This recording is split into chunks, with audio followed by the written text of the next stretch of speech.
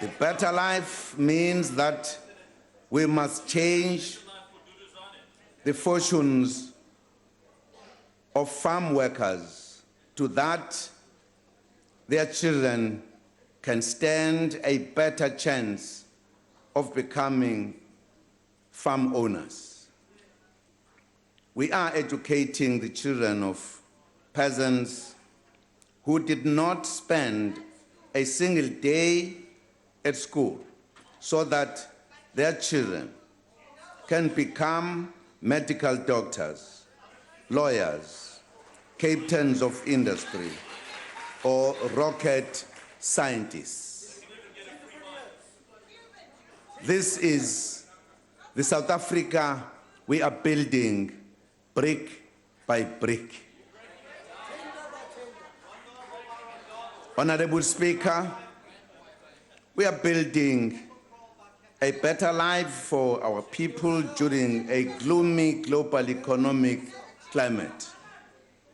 We discussed these difficulties and our response to them in the State of the Nation address in February, and also in the budget speech by the Minister of Finance. We have not sat idly since then, waiting for the storm to pass. We have taken concrete measures to reduce the negative impact of the global economic downturn on our economy and to prepare for robust growth when the economic cycle turns positive.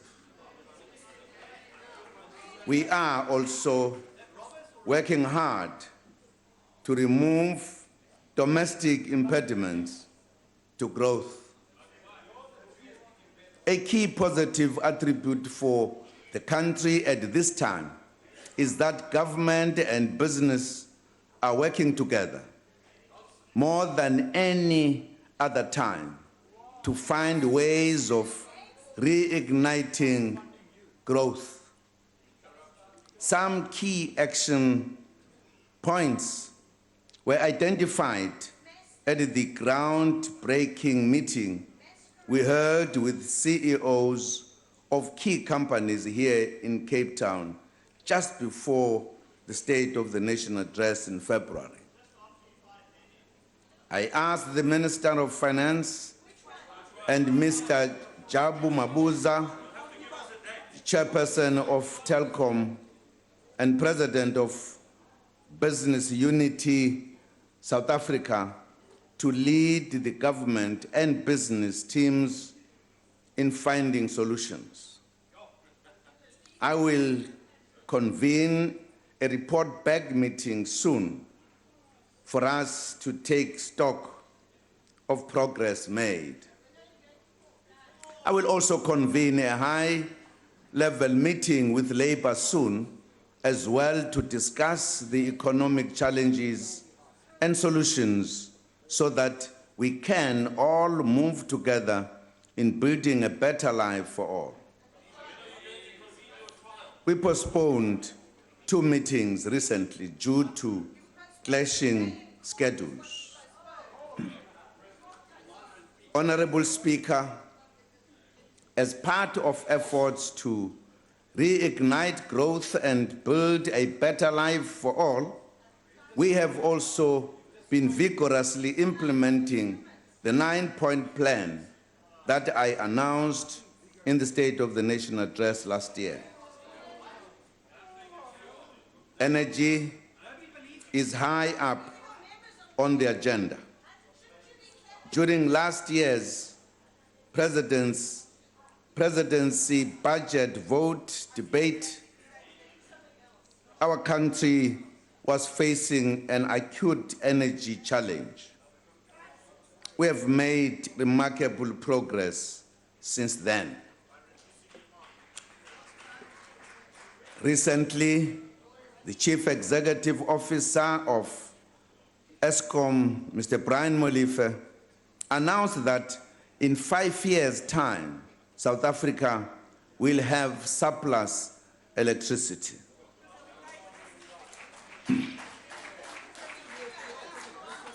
The Minister of Public Enterprises has also announced that Unit 3 of Ingula power plant was successfully synchronized to the grid on the 6th March this year.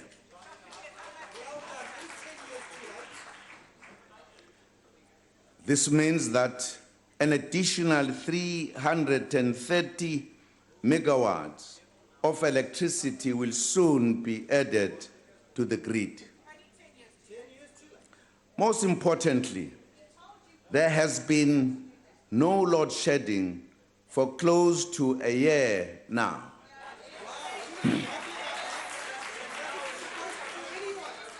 It is clear that the decisions and steps we took are beginning to bear fruit. The Department of Energy is also finalizing the appointment the country's first independent power producer for coal. The process to procure a gas-independent power producer is also underway.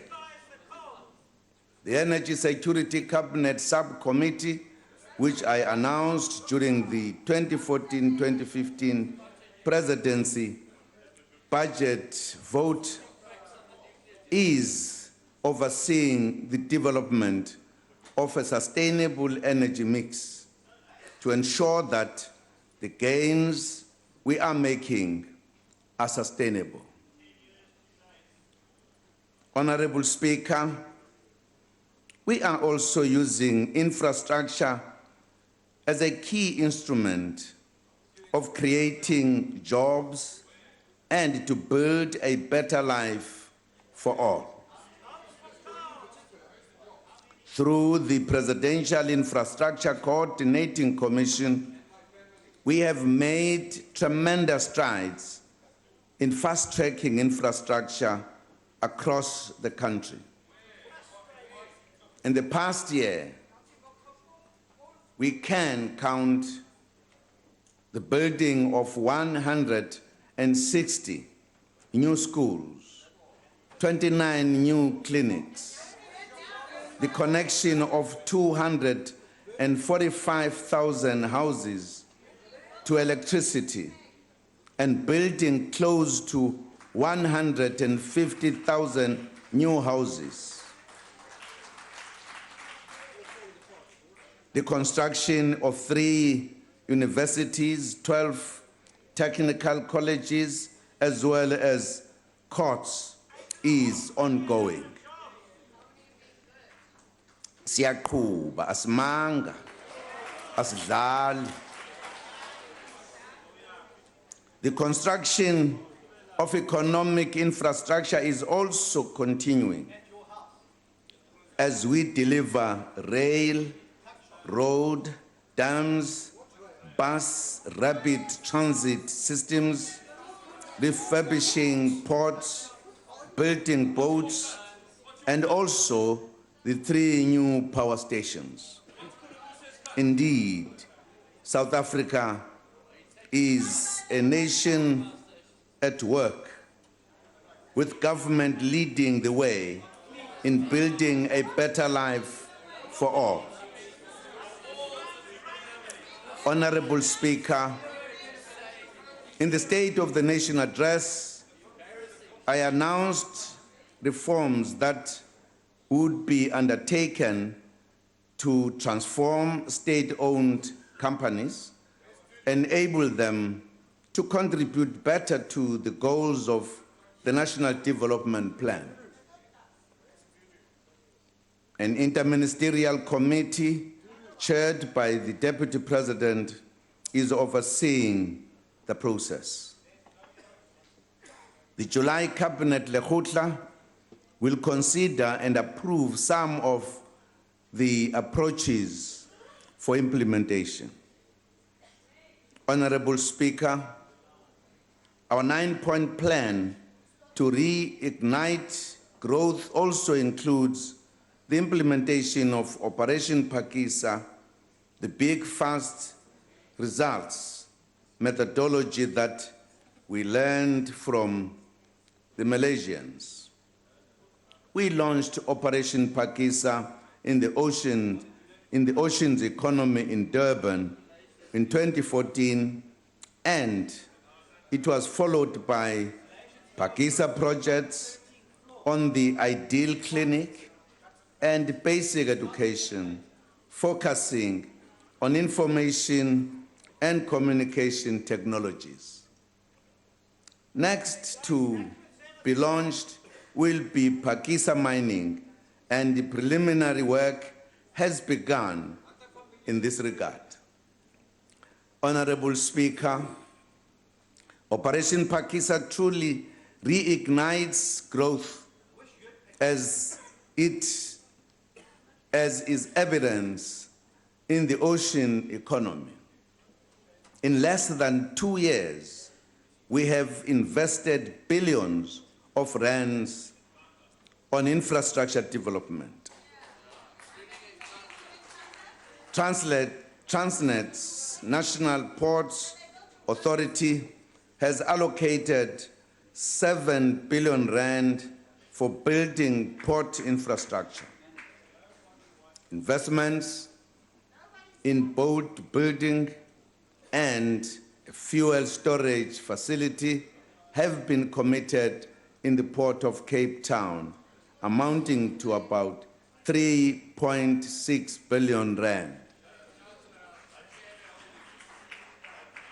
An amount of 80 million rand has also been allocated for the rehabilitation and maintenance of proclaimed fishing harbors in Gans Bay, Saldanha Bay, Stroot's Bay, Gordon's Bay, and Lambert's Bay. The establishment of 3 new harbors in the Northern Cape, Eastern Cape, and KwaZulu-Natal will provide opportunities for local and rural economic development. On Phakisa education, more than 22,000 schools had received electronic administration infrastructure by the end of 2014-2015 financial year. More than 1,500 schools were provided with connectivity through the universal service and access obligation, hence benefiting more than 1 million learners nationally. We are building a better life for our school children with this access to technology, Honorable Speaker. Minister Hadebe is responsible for the overall management of the Phakisa delivery methodology, as well as the mentoring and evaluation of the implementation of this innovative program in the Presidency. Honorable Speaker, resolving workplace conflict and promoting labor stability is one of the key priorities of government as we work towards inclusive growth. Under the stewardship of the Deputy President, work is also underway at NEDLEC to agree on a framework for speedy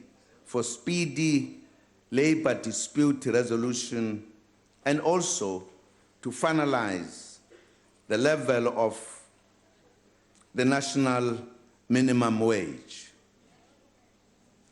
Honorable Speaker, a key instrument of ensuring wider societal participation in building a better life is through the presidential working groups. The Presidency convened several meetings of different working groups in the last financial year. These include the Presidential Business Working Group, the Presidential Youth Working Group, the Presidential Working Group on Disability, and the National Consultative Mining Forum. We also hosted a crucial meeting with organizations representing Black professionals, which will be institutionalized into a working group as well. Honorable Speaker, growing up in a free South Africa should enable our youth to pursue their dreams and undertake any career or career path as artisans, scientists, business leaders, lawyers, or artists. In this regard, we shall not rest for as long as some of our youth still sit in street corners with no jobs and no skills to offer. The public employment program is led at a high level in the Presidency, as the Deputy President is the convener of the Interministerial Committee on Public Employment. We also prioritize skills development. In this regard, the Deputy President chairs the Human Resource Development Council. On youth in particular, Deputy Minister Manamela leads a committee of deputy ministers who form a backbone of the Presidential Youth Working Group.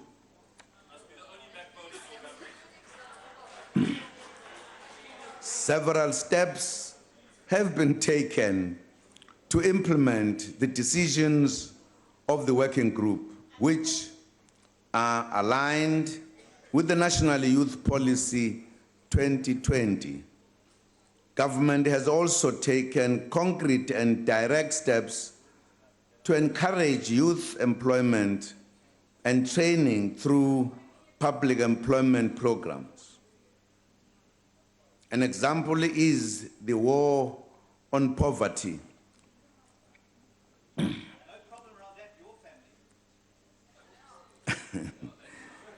An example is the war on water leaks program of the Department of Water and Sanitation, which will draw 15,000 young people to be trained and employed as plumbers, artisans, and water agents. Every government department has been asked with ensuring that its program targets young people for development. We have also urged municipalities to prioritize youth employment programs. Honorable Speaker, on June 16 last year, we launched the Maramento Youth Online Membership Scheme, pairing young entrepreneurs with CEOs of companies. We are encouraged by the uptake. By April 2016, over 340,000 young people in our country were being mentored by 260 169 mentors. We appeal to CEOs and other industry leaders to engage the National Youth Development Agency and avail themselves for this innovative online mentoring. Let us all participate in building a better life for our aspirant young entrepreneurs and professionals. Honorable Speaker, the status of women in the South African economy report produced by the Minister in the Presidency responsible for women has exposed gaps and shows that we must do much more to empower women in the economy. In September 2015, I issued a directive to economic cluster departments to place the empowerment of women centrally in their plans, and in particular in the 9-point plan to further grow the economy.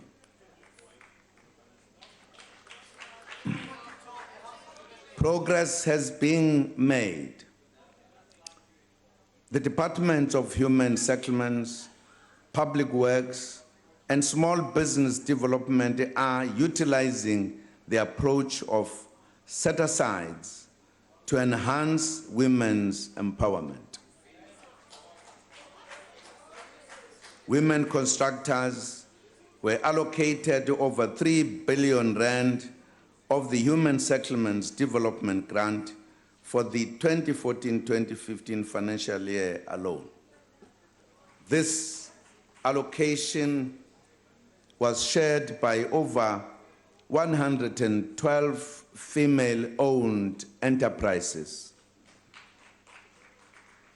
Indeed, we are building a better life for all, especially women during this 60th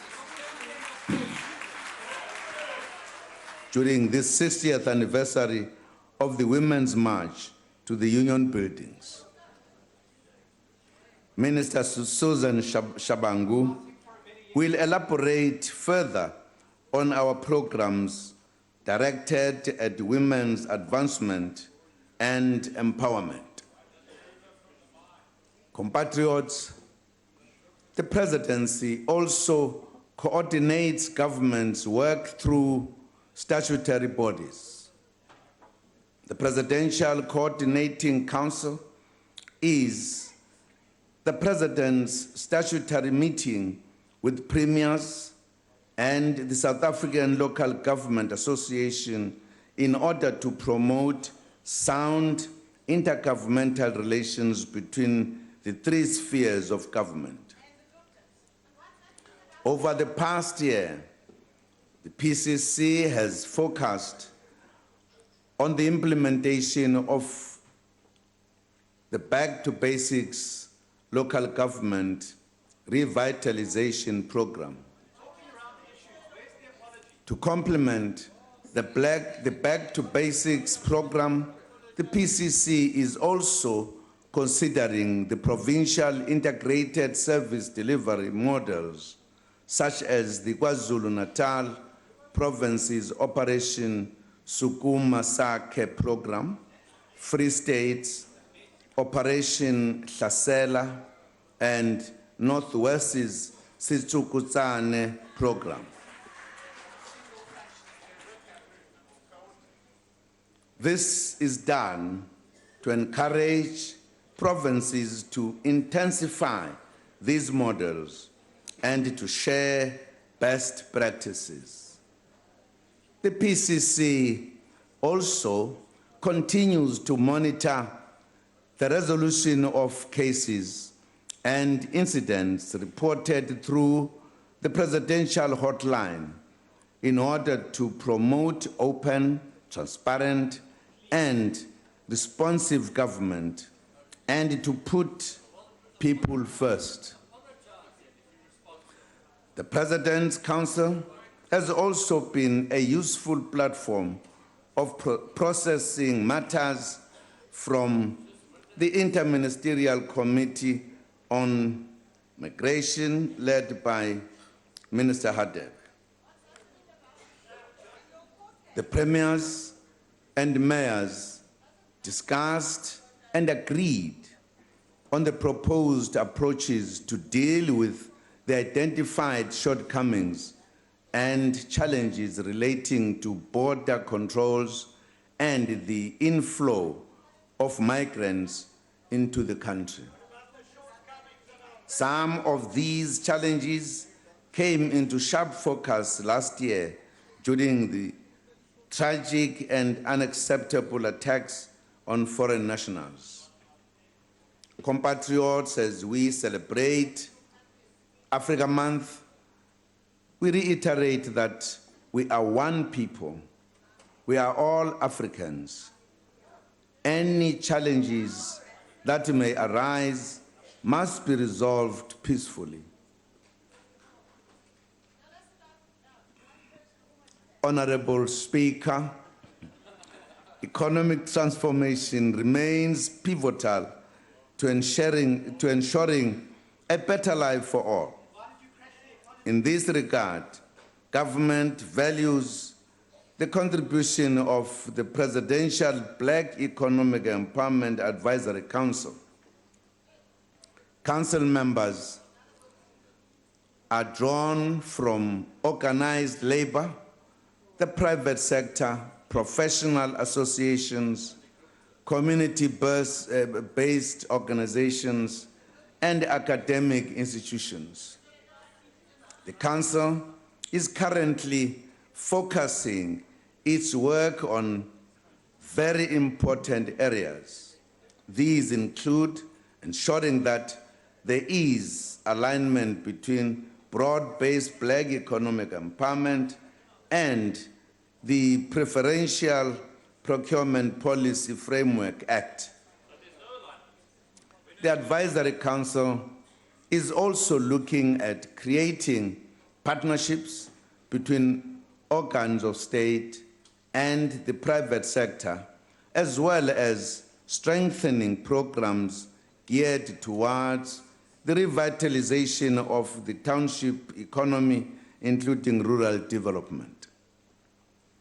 We also appreciate the work of the National Orders Advisory Council. We congratulate all South Africans and foreign dignitaries who were honored on the 28th of April with various national orders. Honorable Speaker, government works better when it works closely with the people. In this regard, the Presidency runs a monitoring program called the Presidential Siyahlola Monitoring Program and the Presidential Imbizo Program. We also run the War on Poverty program, which is led by the Deputy President.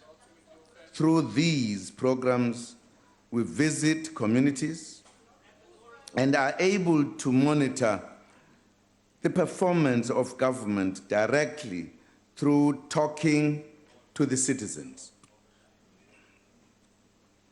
In the last financial year, we conducted Siyahlola visits to East Rust in Pretoria East, the N2 Gateway Housing Settlement in Kwalanga Township in Cape Town, the Tshwane University of Technology in Soshanguve, and Bushbuck Ridge in Mpumalanga. The Department of Planning, Monitoring and Evaluation ensures that undertakings made at these important public engagements are implemented. Honorable Speaker, All the work we are talking about also requires planning. In September 2015, I appointed new commissioners to serve on the National Planning Commission following the successful conclusion of the term of office of the first group of commissioners. We have specifically asked the Commission to urgently focus on the economy. Under the leadership of the chairperson, Mr. Hadebe, the Commission is focusing particularly on speeding up economic recovery, growth, and transformation, infrastructure in particular, water planning, energy, transport, improving food security, easing the cost of living for households, as well as enhancing the capacity and governance of state institutions. Work has begun in each of these areas, and the Commission will report to the nation periodically on progress.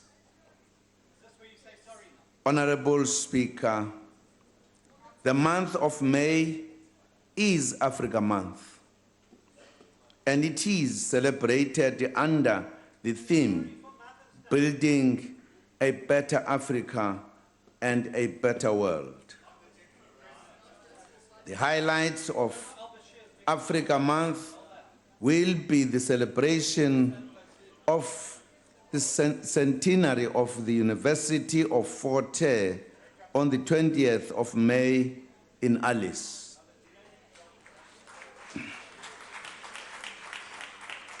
On Africa Day, 25 May, we will reflect on African unity and progress in a gathering with ambassadors and high commissioners in Pretoria. As we celebrate Africa Month, we will be enjoying the work of our performing artists and various other creative industry specialists.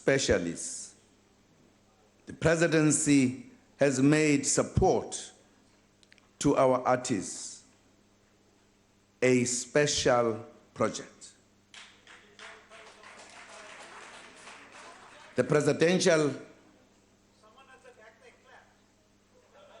Deputy Minister's Task Team for Creative Industries, led by Deputy Minister Manamela, is mandated to promote a better business environment for artists and other practitioners across the broad spectrum of the creative industry. Progress is being made. The Department of Trade and Industry has established the Black Emerging Filmmakers Fund, which aims to assist in bridging the inequality gap for filmmakers in South Africa. In addition, the department will, in the next few months, place 2 bills, the Protection of Intellectual Property Bill and the Performers' Rights Protection Bill, before Parliament.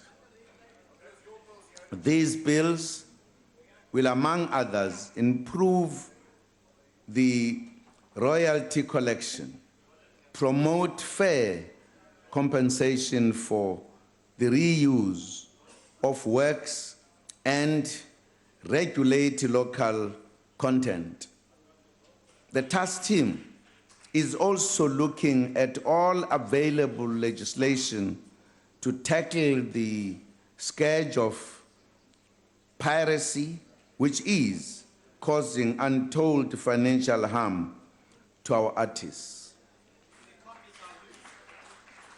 The task team is also working closely with the National Film and Video Foundation to ensure that better structures and systems are put in place to make the South African film industry a global competitor, while telling honest South African stories that are in line with our values as a nation. These are stories that drive social cohesion and our national identity. The long-standing dispute on needle time payment for musicians has finally been resolved. The task team has met with the various collecting societies together with the SABC to develop a process that will lead to the full payment of all outstanding monies to the relevant beneficiaries.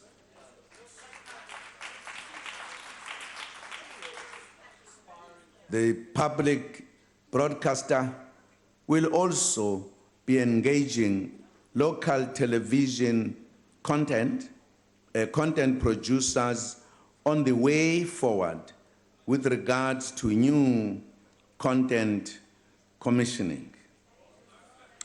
We will continue supporting our artists so that they can continue promoting the arts, culture, and heritage of our country. We are building a better life for our artists.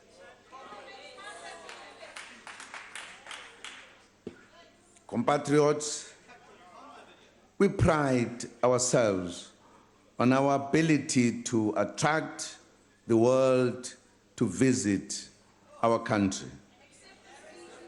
Over 13,000 international delegates are expected to descend on South Africa in July for the International AIDS Conference in Durban.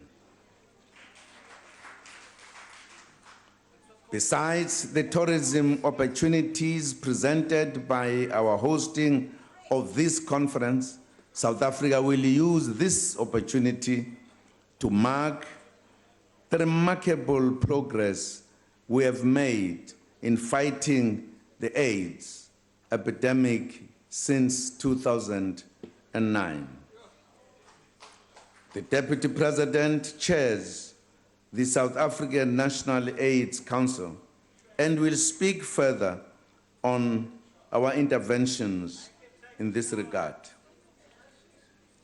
In September, South Africa will host the 17th Conference of Parties to the Convention on International Trade in Endangered Species in Johannesburg. The conferences are an important marketing opportunity for our country and provide an opportunity for our international marketing agency, Brand South Africa, to further promote our country abroad. We recently appointed new trustees for the Brand South Africa Trust last month.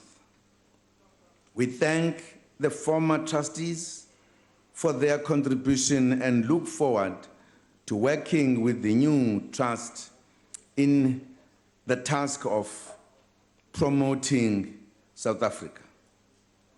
Honorable Speaker, we continue to contribute in various ways to building a better Africa and a better world through participation in various multilateral forums.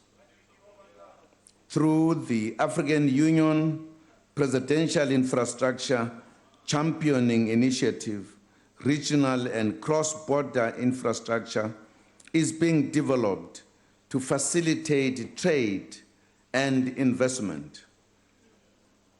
At a global level, South Africa participates actively in the work and meetings of the G20. South Africa is also the co-chair of the G20 Development Working Group and has consistently promoted the mainstreaming of the development agenda in its engagements with the G20. In this regard, South Africa supports the Chinese presidency's overall theme of working towards an innovative, invigorated, interconnected, and inclusive world economy for 2016. The 8th BRICS Summit will take place in India in October 2016. We continue to support the coming into operation of the BRICS New Development Bank, including by hosting the African Regional Center in Johannesburg. The bank recently approved a renewable energy project for South Africa to the value of 180 million US dollars.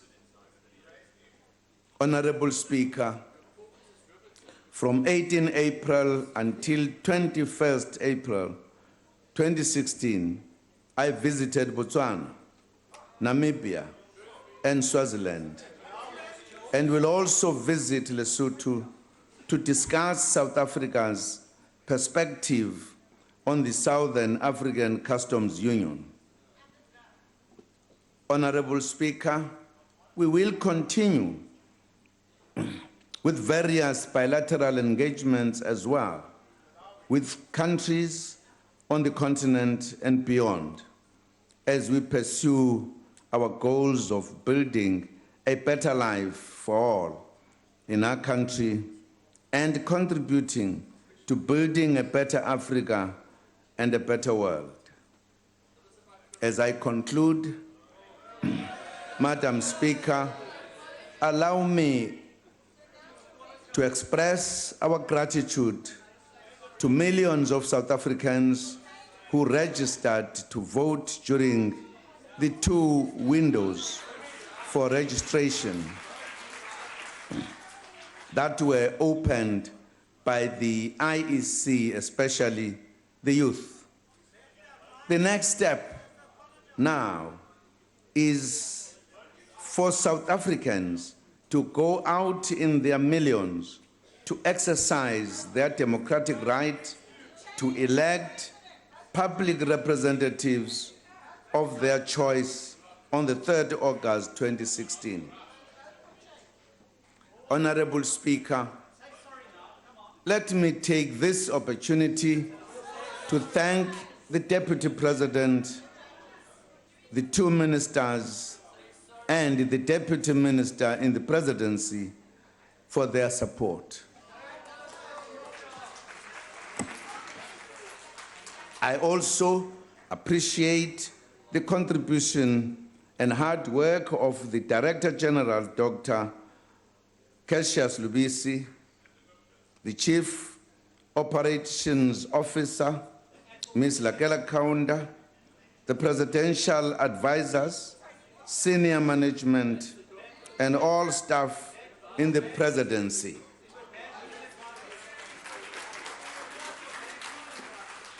We are also grateful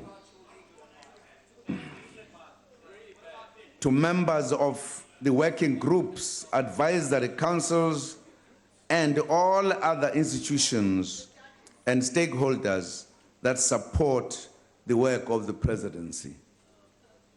It is my privilege, Honorable Speaker and honorable members, to commend Budget Vote 1 to the House, and I thank you very much. Point of order. Thank you very much, Honorable President. The Chief Whip. Point of order, Madam Speaker. What's the point of order, Honorable Steenhuisen? Madam Speaker, it's amazing. The President's never met an occasion that he fails to rise to. And I think it's worth noting that once again, he has cocked a snook at this House. And he must take responsibility for what's happening in this Parliament. Honorable Because it's a Deputy, disgrace Honorable, to come to this House. Honorable It's a disgrace that you can come to this House with your laughter Honorable Speaker, after you've undermined the Honorable Deputy Chief Constitution. Whip, what's that the is point? not a point of It's order. not a point of It's order. not. Well, there should be a point of disgrace because this House Honorable is Steenhuisen, failing please to hold take this your man seat. accountable. He's a disgrace. Honorable Chief Whip, please proceed, and Honorable Deputy Speaker, please approach the chair. Thank you, Honorable Speaker, Honorable President, Honorable Deputy President, Ministers, Honorable Members, guests in the gallery. Let's start by saying asina mona, asina nzondo, siyayidumisa i-ANC.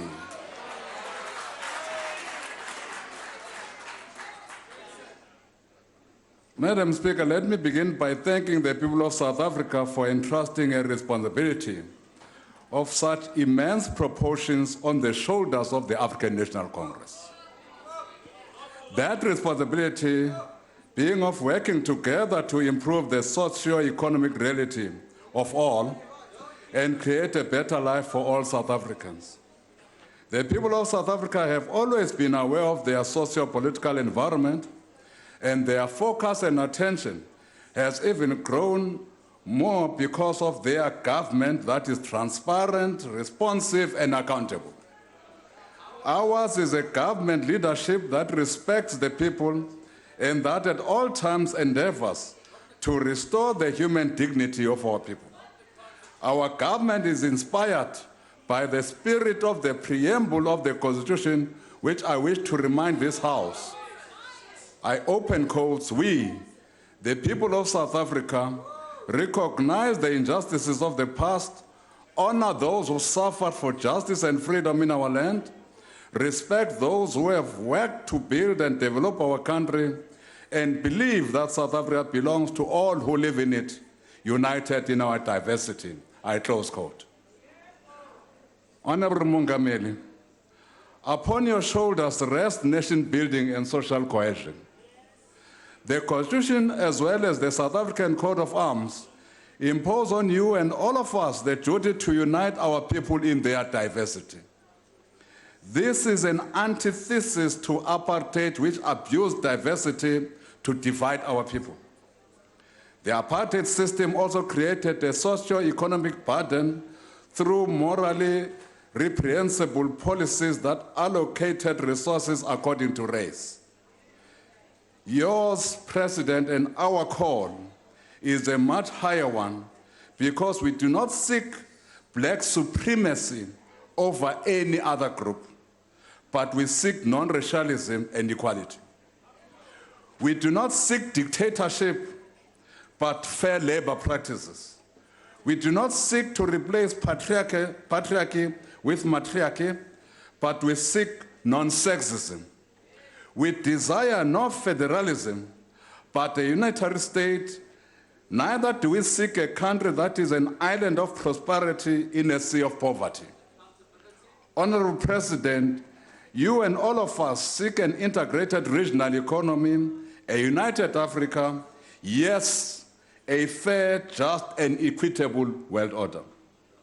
Your calling, Honorable President, is at the time when the socio-economic situation in the country and globally is complex, depressed, and depressing.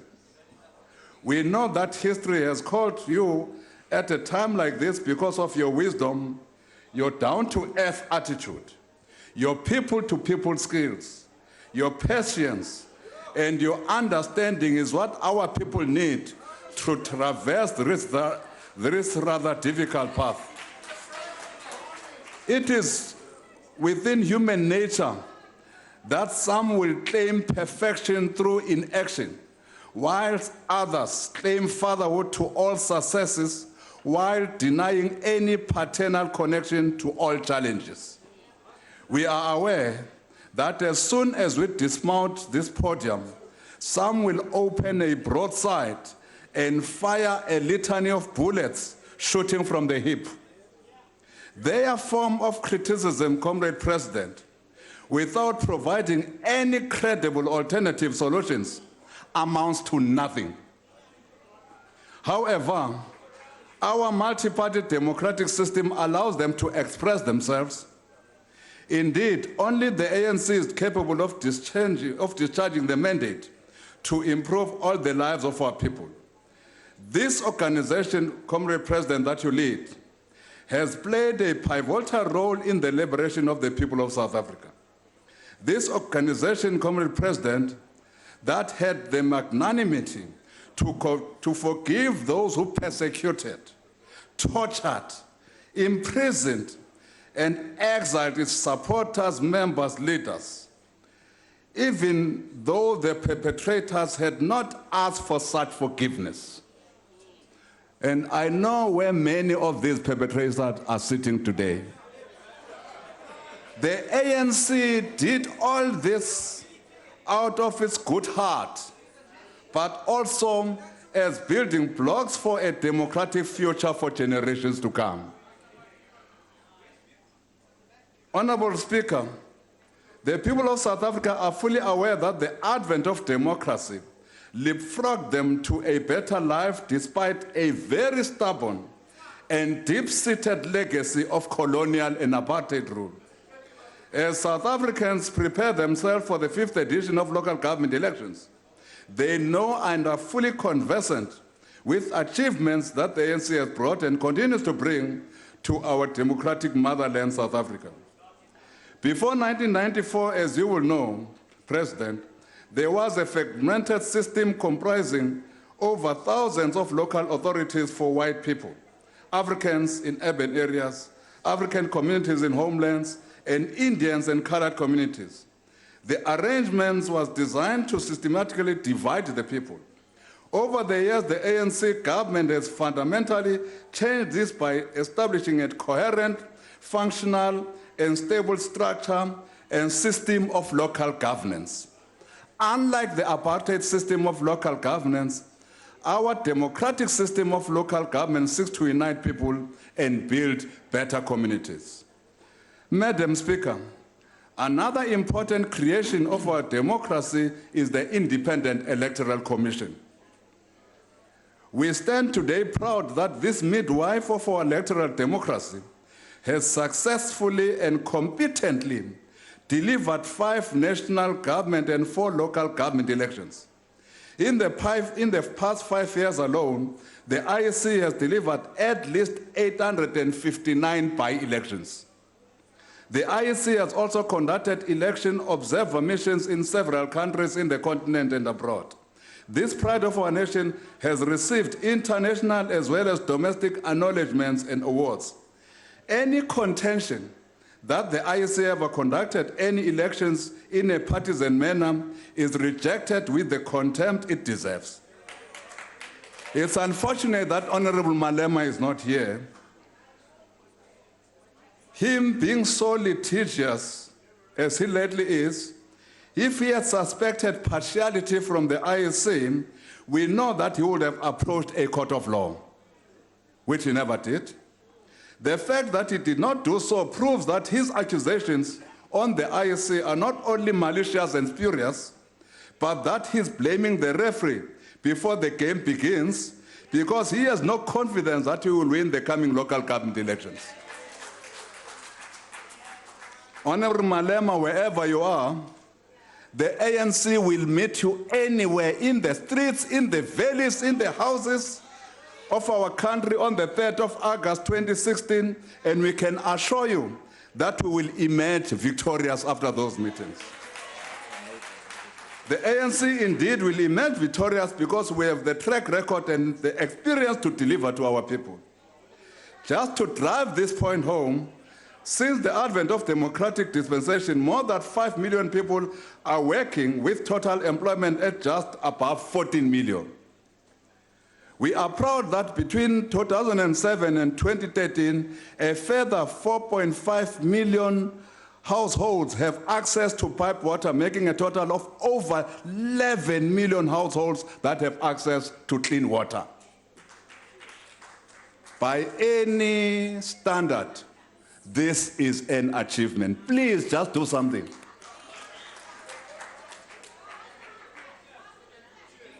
Lastly, the percentage of households that are connected to electricity supply increased from 67% to 86%. We are also more than proud that our ANC government has provided 4.3 million houses over this period to South Africans. Honourable President, if there is one thing that South Africans will remember you for after you have left office in 2019, your legacy will be the lives you have saved since taking office.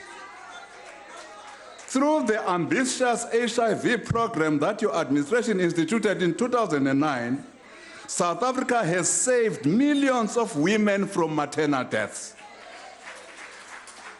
We have saved millions of unborn babies through stopping mother-to-child transmission of HIV. It is also common cause that we have decreased infant mortality significantly. In my own township of Witbank, Lapa KwaGuqa, even weekdays had become burial days before 2009 as a result of HIV and AIDS. Honourable President, that has stopped, and we have to thank you. We also want to remind South Africans that the life expectancy for South Africans through these interventions that we have just spoken to has increased from 53.4 years in 2004 to 62.5 years in 2015. People in South Africa are able to live longer. Mongameli, siyasalute. Flowing from these proven records of service delivery to our people, in the next 5 years, we intend extending piped water and electricity to all South Africans in our country. And we will do it. We don't just talk. South Africa has from 2012 had the National Development Plan designed as a broad set of programmatic intervention.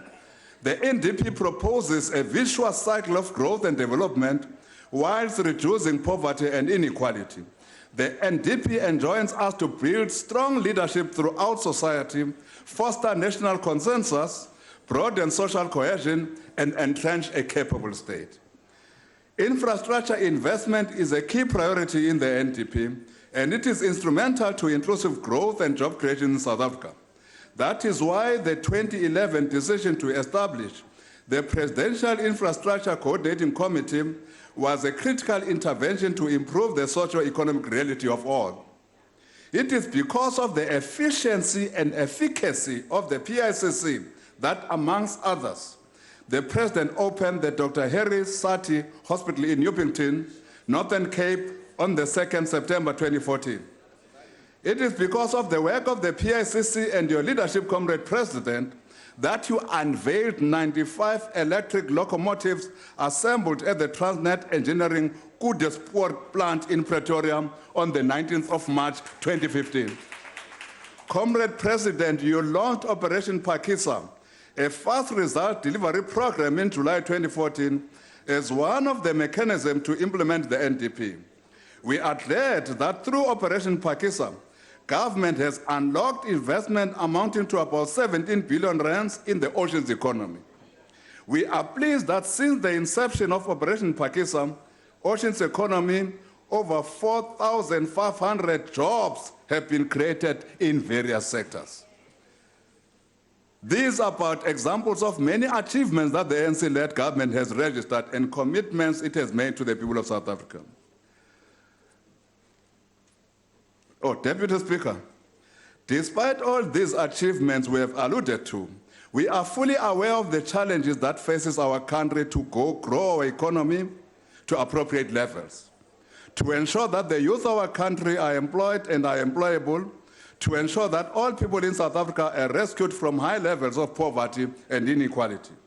We are nonetheless confident, having listened to the various budget speeches by various ministers and yourself, Comrade President, that all these challenges will indeed be a thing of the past during our lifetime.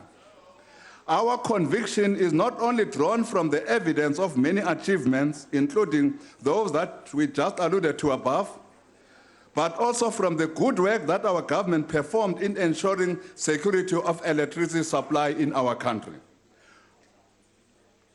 We owe our freedom to countries and people of the continent and the world. That is why, as South Africans, we continue to play an active role in supporting conflict resolution initiatives and post-conflict reconstruction and development processes in Africa and beyond, having learned from our past. We commend our government for sharing our experiences in the truth and reconciliation and constitution development processes with the Sri Lankan government, Ireland, and many others. Let me congratulate you, Honorable President, for being invited by the United Nations Secretary General, Mr. Ban Ki-moon, to serve as co-chair with President Hollande in the High-Level Commission on Health, Employment, and Economic Development. This is in recognition of not only the work of the ANC government, which you lead, but also that of your quiet but compelling leadership. Your work through consultation and collectives demonstrates your conviction in inclusive leadership. In Durban 3 years ago, under South Africa's leadership, world leaders took bold decisions to significantly advance the global effort to address global climate crisis. We set a long-term pathway for development of a fair, ambitious, and legally binding future multilateral and rules-based global climate change system that ensures the fair participation of all countries.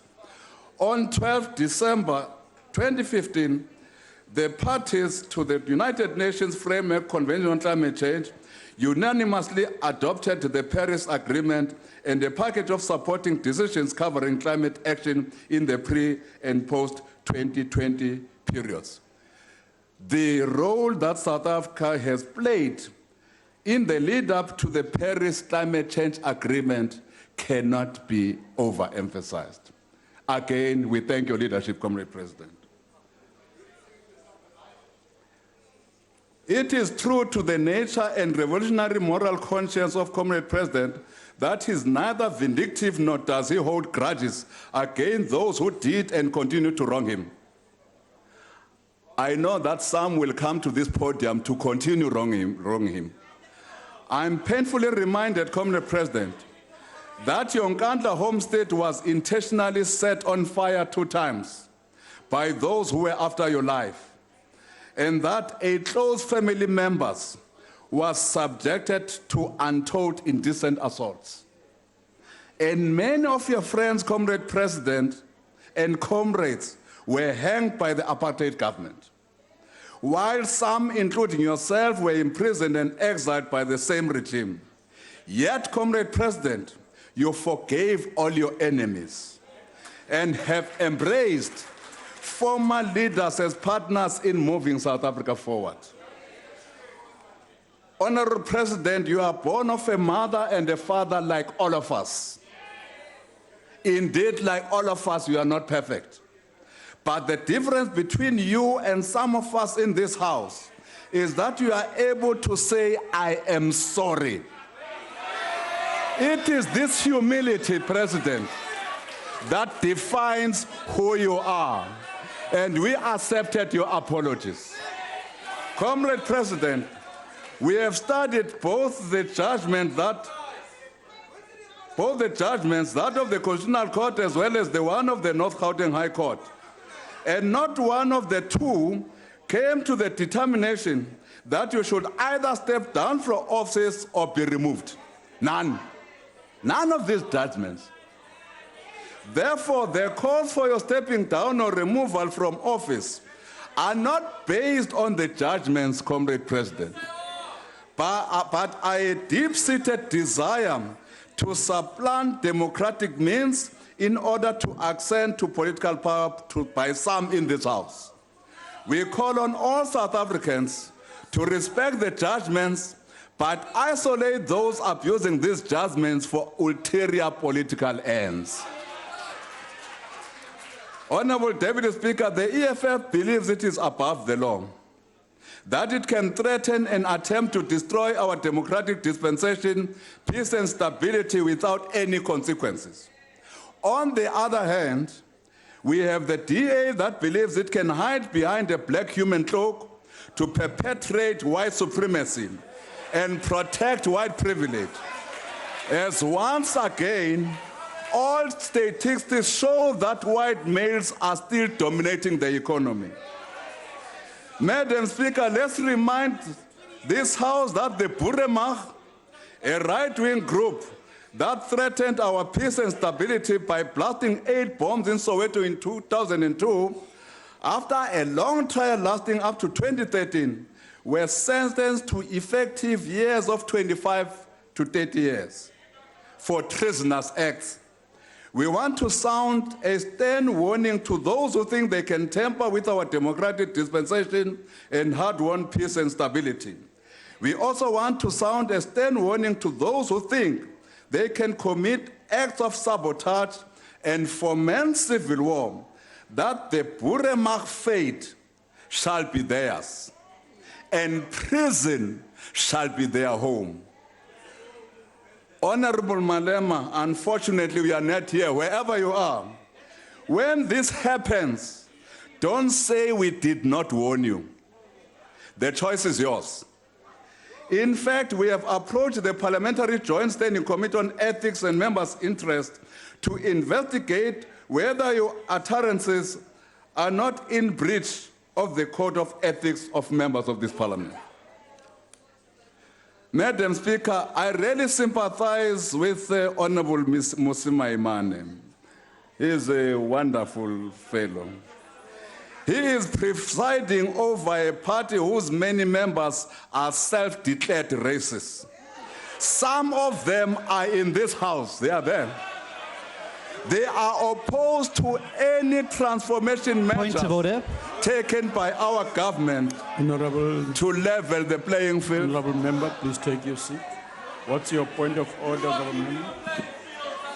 The point of order, Deputy Speaker, is that there have been several rulings in this House that it is unparliamentary to refer to members of this House as racists.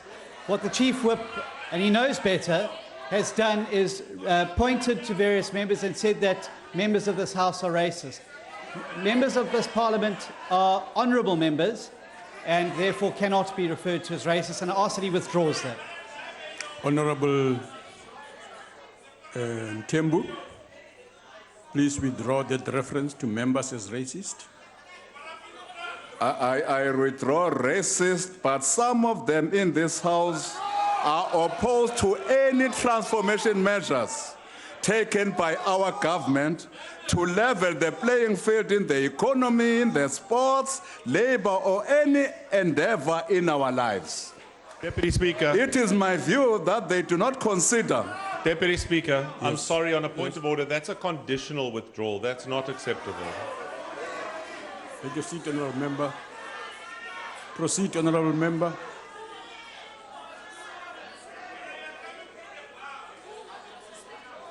It is my view that they do not consider, members on that side, that anything good can come from a black person.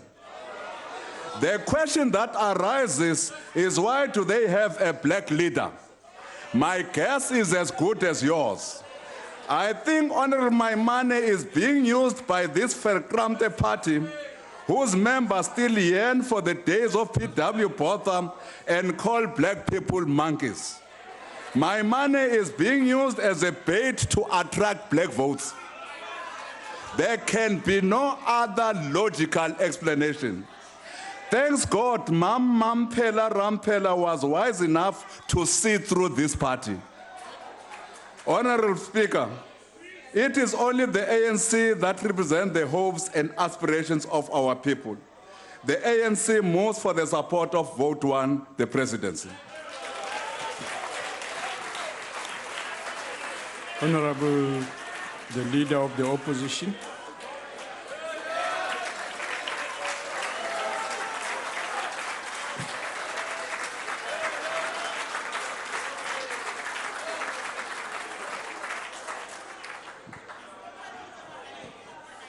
Speaker, honorable members, good afternoon, goeiemiddag, bagaetso, dumelang.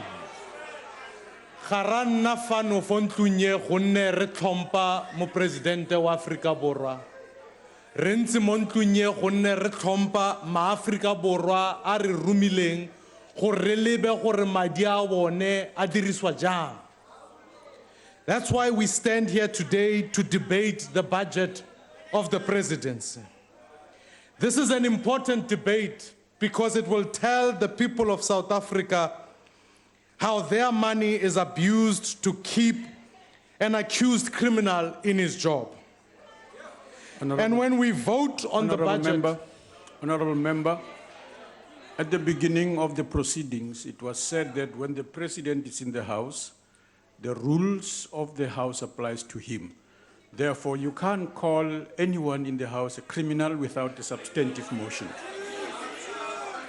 Deputy Speaker. Honorable member, withdraw that. Deputy Speaker. Yes, honorable member. Deputy Speaker, just last week, the High Court reinstated the 783 charges of fraud, corruption and racketeering. The President isn't accused in that matter, and it is fair comment. It can't be right that a newspaper can speculate that I can stand on the street outside in Parliament and say it, but I can't say it in an area where parliamentary privilege is entrenched by the Constitution. Honorable Speaker, can you correct the Chief Whip of the... Want to correct him? Yeah, yes, honorable member. The North Gauteng High Court said the removal or the withdrawal of the charges by the NDP was irrational. Therefore, there was no reinstatement of any charges. Even if, Honorable Deputy Speaker, even if charges were reinstated, the President has not been found by any court of law to having acted criminally. Therefore, you are very correct, Deputy Speaker. Thank you. Deputy Speaker, if I may, I think we've got a better track record in terms of legal judgments, and we get good advice, unlike the bad advice your man gets. Talk about, champagne cost for beer advice. Honorable Steenhuisen. But to say to you that the effect of the North Gauteng High Court to drop the charges, and their judgment was explicit. Those 783 charges now stand. They are reinstated. Perhaps the Chief Whip would like a copy of the judgment, which I'm happy to send across the aisle for him. But that is the thing. The President stands accused in the court of 783 charges of fraud, corruption, and racketeering. He is an accused criminal. Honorable member. Honorable Chief Whip of the opposition party, the President has not been found guilty of those charges. Honorable member, the Honorable Maimani, you can't call someone a criminal who has not been convicted. You know that. Speaker, I said accused, which stands to reason that yes, those charges stand. The withdrawal was a discontinuation. Honorable member, there are rules in this house. Honorable member, the rules require of you to make any such allegations against any member, including the President, in a substantial motion. If you can't do that, then withdraw it until you do that. So withdraw it, please. Deputy Speaker. So that we proceed. Deputy Speaker. Honorable member. Deputy Speaker, you're infringing on the rights of freedom of speech. This House has already been found wanting constitutionally. Honorable Steenhuisen, please, this is your... Please, I'm trying to make a point, if I may. I'm not being disruptive. I'm trying to make a point in terms of the rules. The words the Honourable Maimani used were accused criminal. That is a matter of fact. It's a matter of public record. It's a matter of court judgment. He didn't say the President is a criminal. He said the President is an accused criminal. It is a matter of fact. asking him to Honorable withdraw Maimane, that. I really is advise treading- you, Honorable Steenhuisen, I really advise the leader of your party not to take your advice on that matter. He must withdraw what he is saying here. Deputy Speaker, you are asking him to withdraw something that is within the bounds of freedom of speech in this House. No.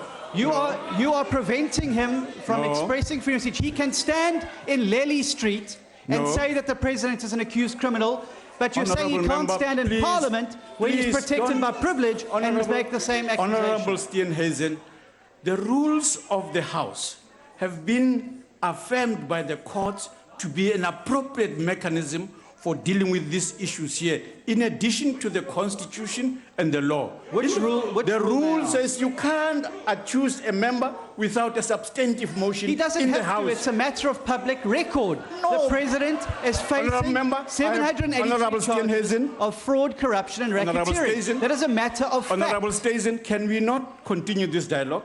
I request you that we not do that, that you take up this thing anywhere else. But for now, I'm making a ruling. You can challenge it. I'm making a ruling. We will challenge it. Even if you think it is wrong, please, let's challenge it. We'll see you in court, Okay. and you'll lose again. Right, okay. Honorable Maimane, can you do what I'm requesting you to do in terms of the rules of the House? We will challenge, I withdraw. Proceed, Honorable Member. And when we vote on this particular budget, the people of this country will see once again that Mr. Zuma and today's ANC are one and the same thing. They will see once again how this mighty liberation movement has fallen. They will see how the ANC protects its looter in chief. And make no mistake, Speaker, this man stole from all of us. Honorable. These aren't just my words. Point of order. Honorable members. Yes. Yes. Honorable. Deputy Speaker, to refer to the president as the looter-in-chief is unparliamentary. He has not been found to have looted anything anywhere by any court of law.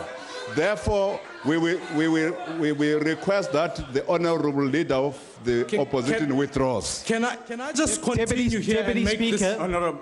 Deputy Speaker, The honorable member is speaking.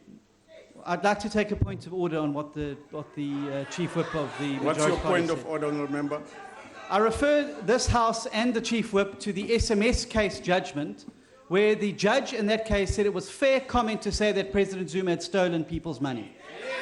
Therefore, it is fair comment, and if you can say it by an SMS, why on earth can't you say it in a parliament that is protected, where privilege is supposed to be protected and entrenched? Honorable Deputy Speaker. Yes, honorable member. Parliament has got rules, has practices, and in terms of our rules, to call any member, including the president as he sits here, to be a looter-in-chief is unparliamentary. I therefore move, Comrade Speaker, that you rule on this matter. Okay. Yes, honorable minister. Thank you, Deputy Speaker. I think it will be fair then if what the Chief Whip of the opposition is talking about fairness, that we can also refer to Honorable Maimane as a drug lord because of the drugs that were found in his church. Thank you. No, honorable member. Honorable members, no. I suggest that we not go that route. It is inappropriate. No, honorable members, let me explain to you. Honorable members,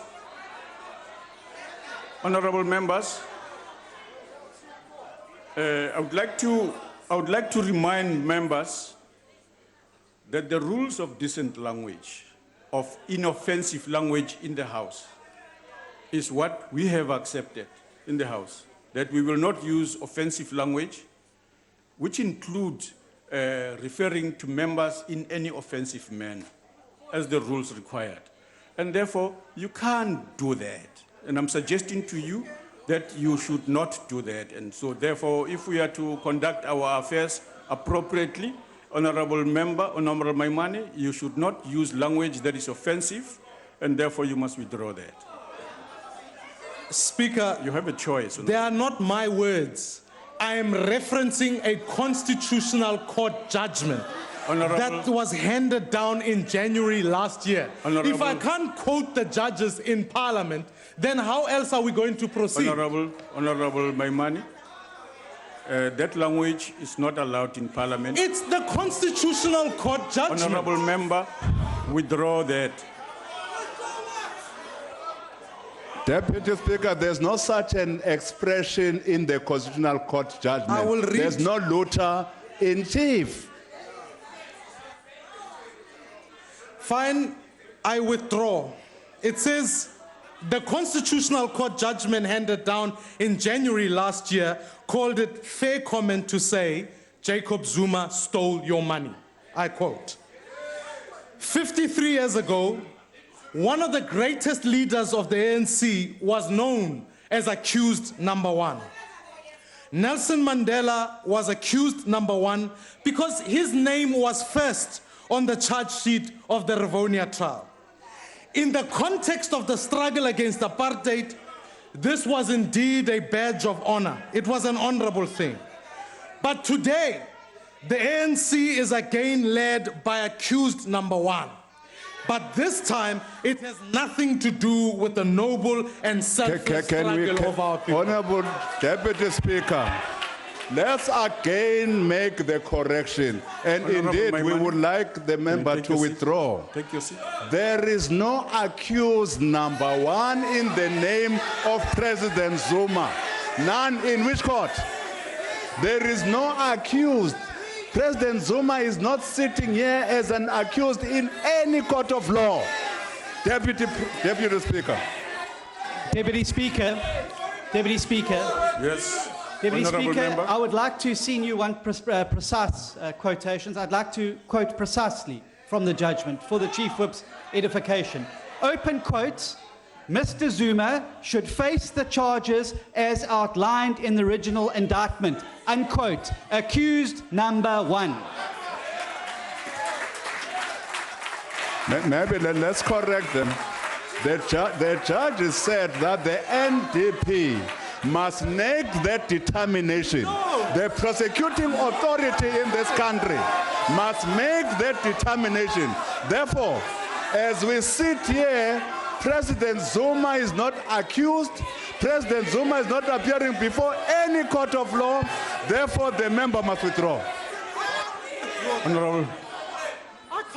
Deputy Speaker, Yes, honorable member. may I ask that the judgment is obtained by the NA table and that you come back with a considered ruling on this? Because what the Chief Whip is trying to do is much like his president did. He's trying to substitute the findings of the court with his own findings that are incorrect. That is a verbatim quote. If President Zuma should face the charges as outlined in the original indictment, unquote, that means those charges still stand. He is facing the 783 charges of fraud, corruption and racketeering. He is an accused. Honorable Deputy Speaker, Honorable Deputy Speaker. Yes, honorable member. I think the DA, they are deliberately misleading this House and the nation. The Gauteng High Court was clear. They said they set aside the decision by Mche to withdraw the charges. So there are no charges that are reinstated on the president. Is with the NPA for consideration. That is what the judgment said. You are misleading the House and the nation. Honorable members.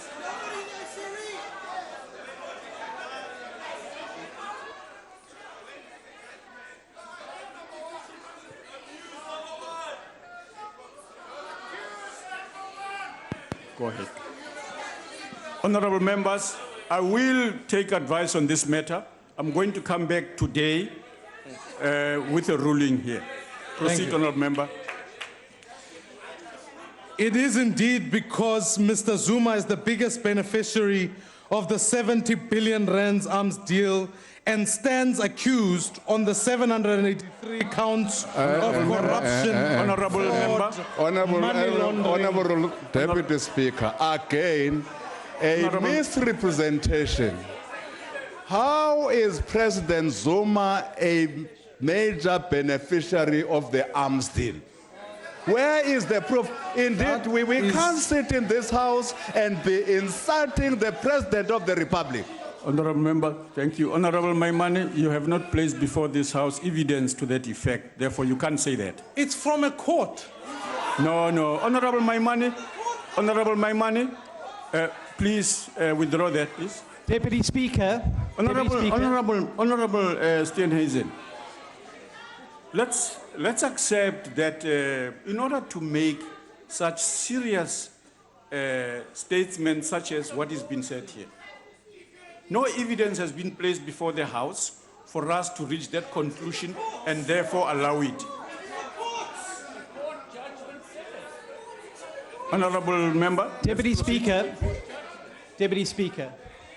we cannot, with respect, and we're not defying your instructions here. We're trying to operate within the rules. Deputy Speaker, it cannot be right that judges like Judge Hilary Squires and Judge Howie can make findings about a generally corrupt relationship that existed. And I can quote from the judgment if you want me to. I don't think the President wants me to do it. But how can it be that in this House, we can't refer to judgments that have been handed down by our courts?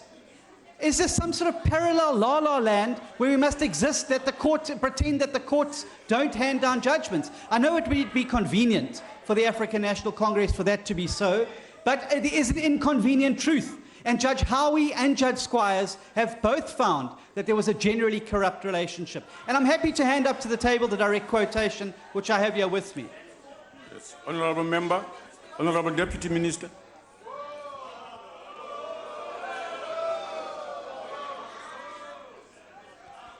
Thank you.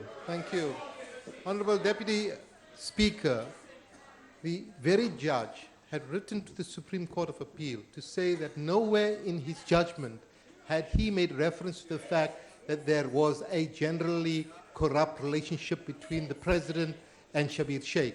Now, I cannot understand why, when a judge who himself makes the statement here, the Honorable Member chooses to distort it. Thank you. Deputy Speaker, because now my integrity has been called into question, may I quote from the judgment for you? This is from the Howie judgment, and I quote, "Between 1996 and 2002, Sheikh and Mr. Jacob Zuma engaged what the trial court appropriately Honourable called Deputy Speaker, on a point of order, which involved frequent payments Honourable by Sheikh Deputy Speaker, on a point of order of Zuma, Honourable and Member. reciprocation by Honourable Zuma Deputy in the form Speaker, of bringing to bear on a of point of political order. influence on Right. behalf of Take your- Sheikh's business interests when requested to do so." Direct quote from Justice Howie. Okay. How can Take that your not seat. be more Take explicit? your seat here. Yes, Honorable Member. Honourable Deputy Speaker, the business of today's House is to discuss the budget of the Presidency.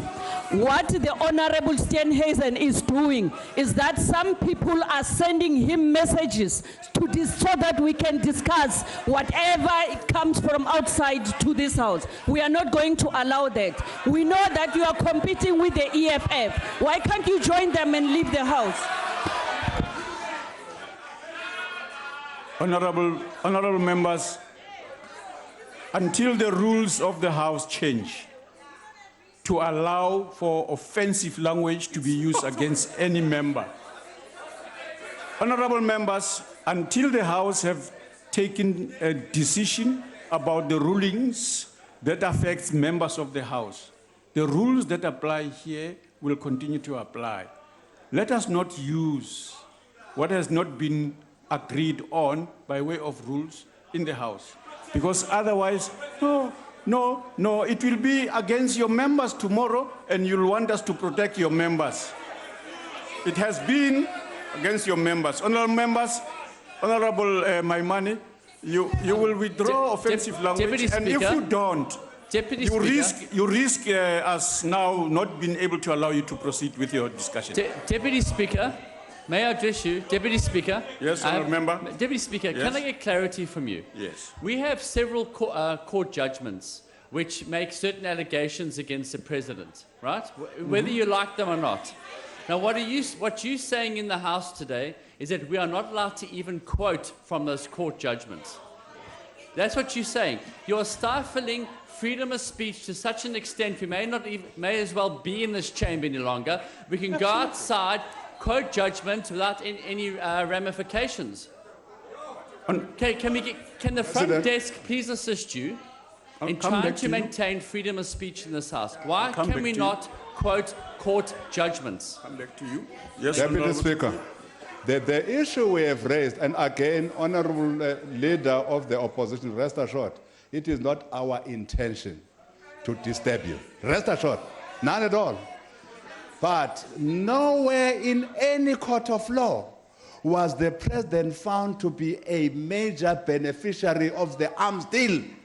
None. And that's the issue we're putting on the table. None. By any judge whatsoever, therefore it is incorrect. It is an insult, in fact, to the president. Deputy Speaker, Mr. Shabir Sheikh, who was found guilty in the Peter Maritzburg High Court, Honourable he member. went to the Constitutional Court. Honourable member. This Howie judgment that I've quoted from, Deputy Speaker, deals specifically with the symbiotic relationship between Mr. Sheikh, who was organising arms deal kickbacks, and Mr. Zuma. That is what the judgment is referring to. It is fair comment. You can't stop fair comment here. We're not saying anything that a court of law, the judiciary in this land, which this House should be respecting after learning our lesson in the 31st of March, we cannot ignore what the courts have said. And we cannot be prohibited from quoting from judgments in this House and bringing the implications of those judgments here. These are allegations which have been tested and have been found to be true. And that, therefore, judgments have been made. If the president wasn't happy with this Howie judgment, he could have appealed it. He has not. Honourable Maimane, I made a ruling on this matter. What's your reaction to the ruling? Speaker, can I ask you that you include that with your investigation and then bring a judgment? I have made a ruling. Can you, on this one? But can you include it as part of the investigation? Because it's the same statement. It's the same statement. I'm requesting you, Honourable Member, I'm requesting you to proceed with your debate by withdrawing that. Okay. I withdraw.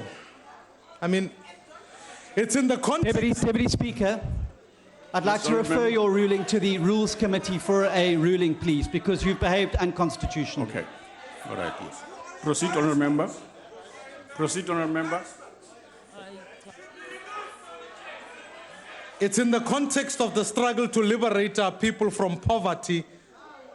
Corruption is unforgivable. Because corruption makes poor people even poorer. You know, I think, honourable members, we've heard today a lot, and we've heard in the past about the Guptas and the president. What we've forgotten is perhaps a man that the chief whip of the opposition raised, a certain Mr. Shabir Sheikh, the original Gupta. You see, we've forgotten how Mr. Sheikh solicited bribes for Mr. Zuma and how he wrote off debt for Mr. Zuma. We've forgotten how Mr. Sheikh, or Shabir Sheikh, was sentenced for 15 years in prison for corruption and 3 years for fraud for what Judge Hilary Squires called a mutually beneficial symbiosis with Jacob Zuma judgment. The appeals court, honorable members, was less diplomatic when it called this symbiosis what it really was, a sustained, corrupt relationship. The only reason why Mr. Zuma is not yet in jail is because he's captured every state institution that has power to put him there. And that's why... Honourable Deputy Speaker, when you don't bring a substantive motion, I'm bringing a substantive judgment. That speaks to the president having captured every institution, then indeed you must withdraw. We'll keep doing this the whole day on this judgment. I withdraw. But even the medical parole system has been defrauded to hand Shabir Sheikh a get-out-of-jail-free card. In fact, for someone who was released from jail more than 7 years ago to die a dignified death, I must say he's doing remarkably well, I must say. In fact, here's the bit that's amazing. It's a miracle. The amazing thing about Shabir Sheikh is that his prognosis is looking so good that he's applied for a presidential pardon from his old friend because he intends living for such a long time.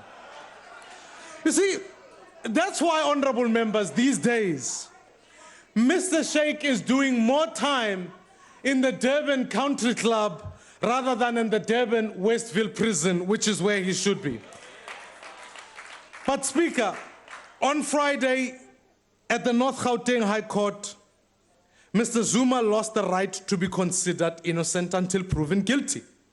I don't say this lightly, because if anyone abuses the power to manipulate the justice system to stay out of jail, does not have the right to remain Deputy Speaker, again. No.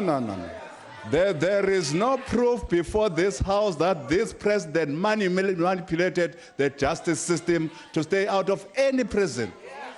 There is none whatsoever, and none before that court. He has spent the last 8 years, 4 months and 6 days. Deputy Speaker, we are requesting him to withdraw.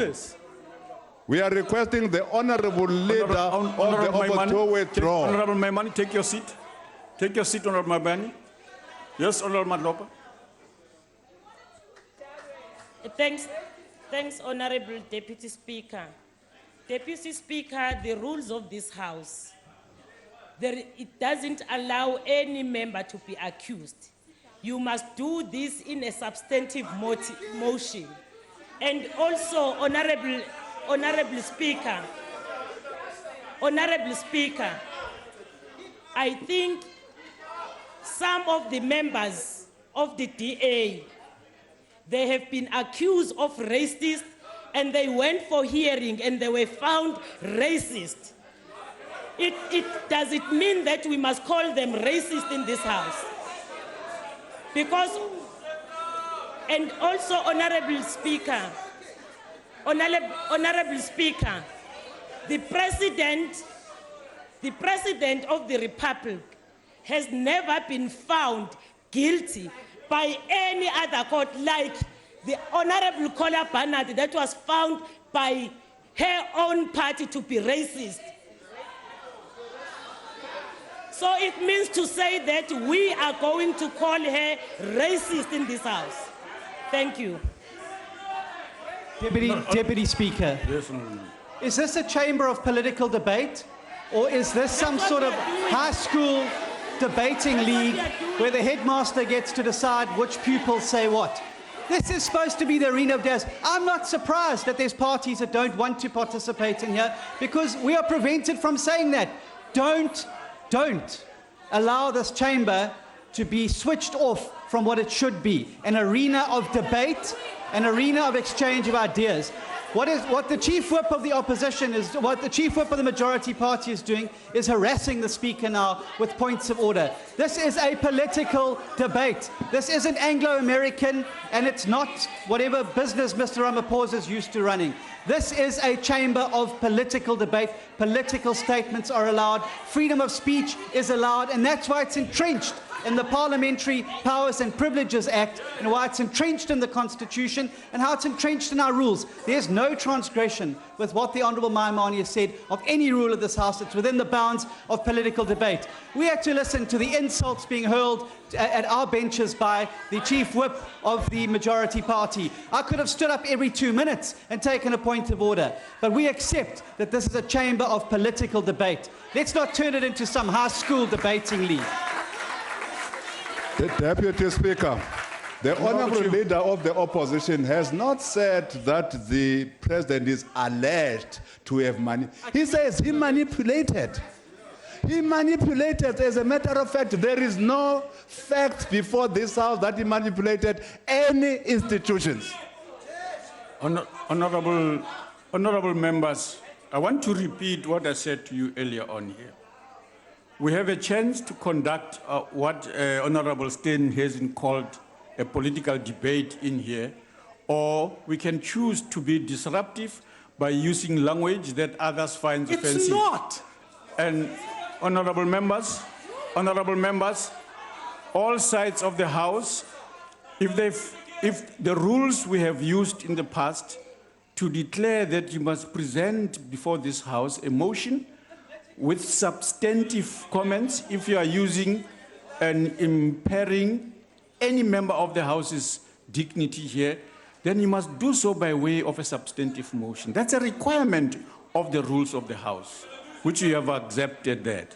Now, that's the choice I'm saying you have. So you can choose to do something else altogether, but then it will not be a debate anymore because you are going to be having what you're doing now, okay? Yeah, exactly. So I'm suggesting to you, Honorable Maimane, I pleaded with you that you have every right to speak. You have a privilege to make your political points, but please acknowledge that there are rules in the House. Unless you acknowledge them, then we are not going to be able to do that. So please. I do feel that my rights... Deputy Speaker, sorry. After that Constitutional Court judgment, what you're doing is essentially kicking sand in the face of the Constitutional Court. No. They found this House deficient in holding the executive account. What these debates are supposed to do is to give effect to 55(2) of the Constitution and 42(3). This, what you're doing now... Honourable Member, Honourable Steenhuisen, can I interrupt you? Deputy Speaker, you have a duty to defend Honourable Maimane, Yeah, I want to and do you have so. a duty to defend me. What you're doing is defending accused number one from any form of scrutiny of this House. That is what... Honourable Member. Accused in which court? Honourable Member, let me... Honourable Member, there's a difference... Honourable Member, please take your seat. Honourable Steenhuisen, there's a difference between debate and insults. Insults are not allowed in the House. Yes. That's a difference. Honourable members, offensive language in the rules prevents that from doing that. Yes.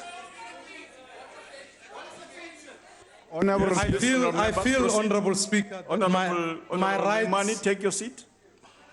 Go ahead, Honourable Member. No thanks, Honourable Chair. One, on a point of order, Chair, we have a problem, Chairperson, that while we are presiding, there are people that speak without your recognition. It poses problem to the House. Number two, Chair, the Chief Whip of the opposition speaks as if it's a fact. There is no indictment on the table of President Zuma. That's one. Number two, the Honorable Deputy Speaker, you can't allow people to make it as a fact.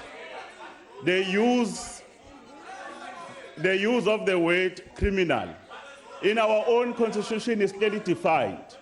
There has to be a verdict and you have to be convicted to use that particular word.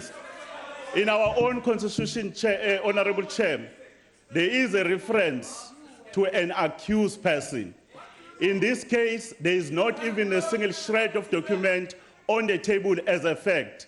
The Speaker can't continue to mislead and insult this House, and you allow under your chairpersonship. Thank you.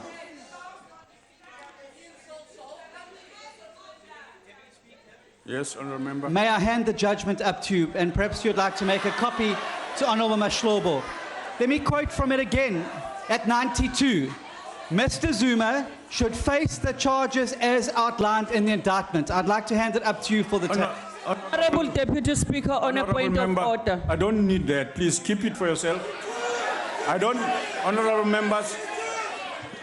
members, I said that I'm going to come back with a ruling on this matter, and therefore I cannot accept anybody continuing to use language that we have said is inappropriate until that further ruling is made. So it's not acceptable that Honourable Maimane continues in the same vein, even when he himself agreed that we should come back to this thing. If he returns to the same thing, he's rendering that process useless. Therefore, we can't proceed on that basis. So I do suggest to you, Honourable Maimane, respect your own recommendation that this must come back with a ruling here, which we will do, and not proceed making the same basic point that we are saying is objectionable. Could I be able to proceed, Honorable Speaker, because my rights are being infringed upon? But I think what is fair to say is that if Mr. Zuma has got nothing to hide, then I'm sure he's not going to appeal the judgment, and he will have what he's always wanted, his day in court. You see, Honorable Speaker, in his judgment on Friday, Judge Ledwaba said there was nothing on the spy tapes recording that justified the dropping of the charges. He said that the NPA head at the time, Mokatedim Chair, had ignored the importance of his oath of office in withdrawing the charges and that his decision was irrational. He also said that Chair found himself under pressure to discontinue the prosecution against Mr. Zuma. Here's the question. It's under pressure from who exactly? I think we know exactly who put him under pressure. It is the same pressure that shut down the Scorpions, the best corruption-busting unit in the country has ever seen. It's the same pressure that saw the Scorpions replaced by the Sweetheart Hawks, who are headed up by a loyal cadre deployed to do the work of Mr. Zuma. It's the same pressure that saw the compromised Nongqobo Jiba parachuted in to the top of the NPA to pursue all of Mr. Zuma's enemies. It's the same pressure that produced the Siriti Commission's whitewash report exonerating Mr. Zuma and his cronies from all wrongdoings in the arms scandal. It is the same pressure that gave Police Minister Nathi Nhleko a discredited Nkandla report along with his very embarrassing fire pool demonstration video. All of this pressure was from number one, or perhaps, as I say, accused number one. Honorable members, we're here today to vote on the President's budget. Deputy Speaker, again, if indeed the Honorable Leader of Opposition were to make that in his view, but he makes it factual, that all these pressures from everybody came from our president. There is no proof before this House. No proof whatsoever. I will rephrase, or should I say, alleged accused number one. Honorable members, we're here today. Again, there is no accused number one. President Zuma is not accused. He is not appearing in any court of law. Yes, Honorable Member. Honorable Maimani, take your seat. Let's hear what the Minister says. No.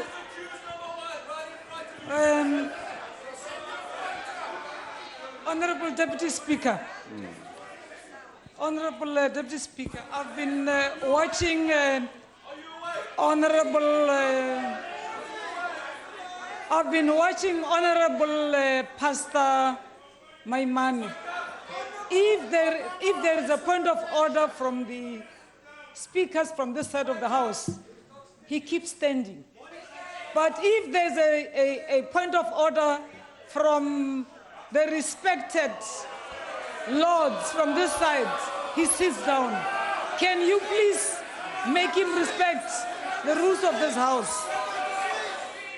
Okay. Deputy Speaker. Yes, Honorable Alice. I'd just like to point out the Honorable Maimani said he withdraws and rephrases and said it's alleged. That is now different, and that should satisfy the Chief Whip. Honorable Maimani, proceed. How can we, in good conscience, say that we will support a budget for Mr. Zuma today? I don't believe that any individual with such a tainted record can possibly represent the office of the President of South Africa. Because, honorable members, this position requires someone with honesty, with integrity, a leader focused on delivering jobs. And what we've seen in the last 7 years are simply lies and deceit. We cannot contemplate the allocation of public money to the presidency until the presidency is headed up by an honorable member. Every cent of public money is spent on his household, his spousal unit, his security, his travel, his home improvements, his legal defense, for simply Mr. Zuma's enrichment. We will not, and I say it up front, be complicit to this issue. We cannot support a presidency budget that saw 110 million rands wasted on an arms deal whitewash. We cannot support a presidency budget that has spent 45 million rands of public money, the equivalent of 375 RDP houses, on legal fees since 2009 to fight Mr. Zuma's court battles. We cannot support a presidency budget. Point of order. Point of order. Yes, honorable member. Honorable Deputy Speaker, I think we are all aware that we should be addressing our president as honorable. If the honorable member is not prepared to address our honorable president in terms of what we require, we should be able then to say we are not going to be willing to listen to him. He is also binded by the rules of parliament. If he's not going to call our president honorable president, we must rule that we are not going to listen to him because he's not going to be honorable himself. I think we have been listening to this thing for far too long, and we are not willing to take this thing any more further. Honorable Maimani, proceed. Deputy Speaker, the Honourable Deputy Chief Whip of the Opposition accused me of receiving SMSs from outside the House. Completely untrue, but what you've just heard now, the words of Atul Gupta, proudly brought to you by Minister Zwane.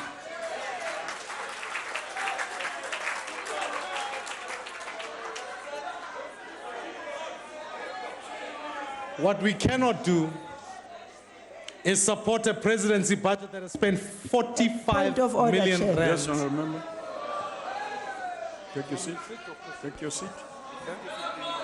It's a point of order. Yes. Honorable Chairperson, why is it that some members think they've got the right to stand up and speak when they've not been recognized? Why is it that some people, why is it that some members of that side of the House think that they can undermine the chair? On what basis do they do that? Honorable members, obey the rules. Honorable members, Honorable Maimani. We cannot support a presidency budget that has spent 45 million rands of public money, the equivalent of 375 RDP houses, on legal fees since 2009 to fight Mr. Zuma's battles in court.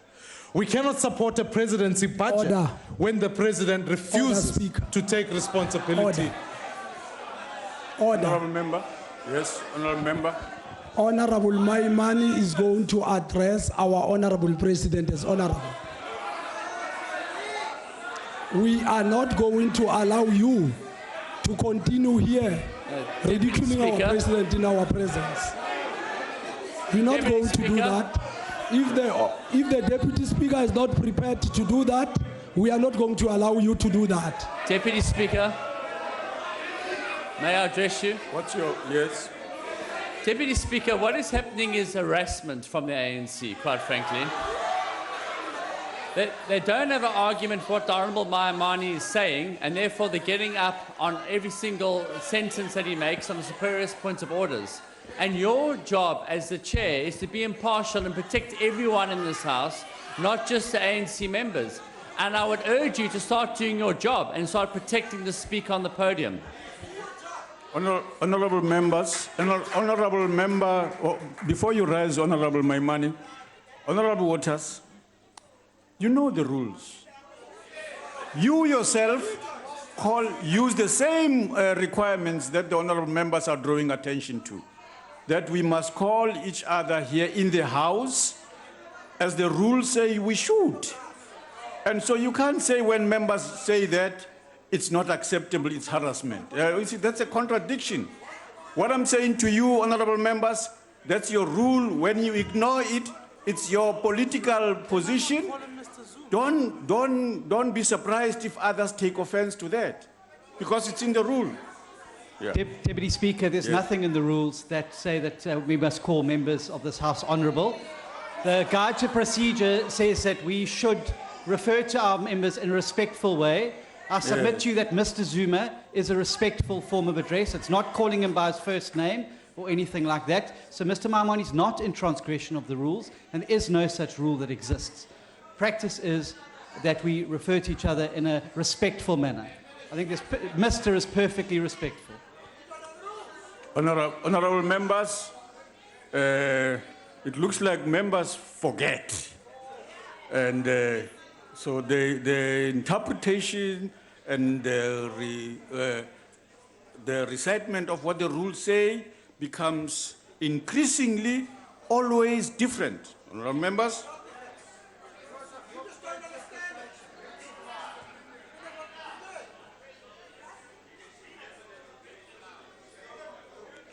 Honorable members, we will continue to call on you to respect the rules. Yes.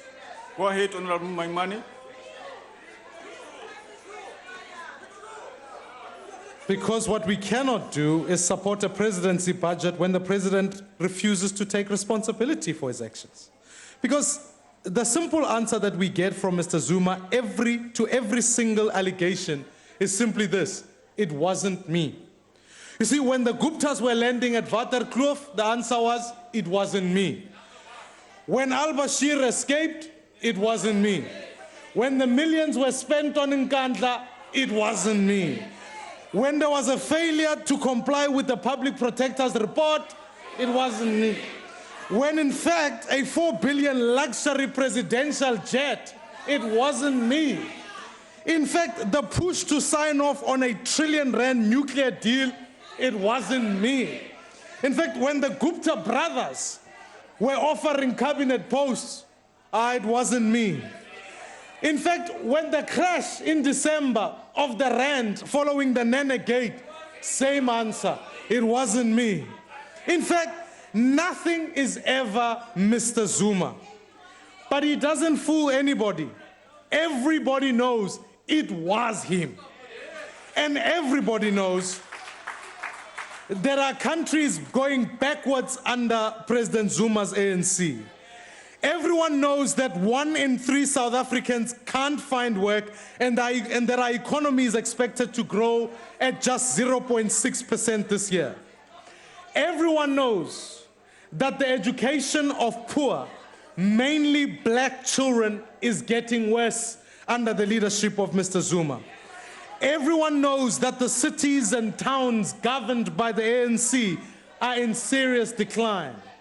And in fact, everybody knows that, as we saw today, the ANC choir will come and protect Mr. Zuma at all costs, beyond irration at some points.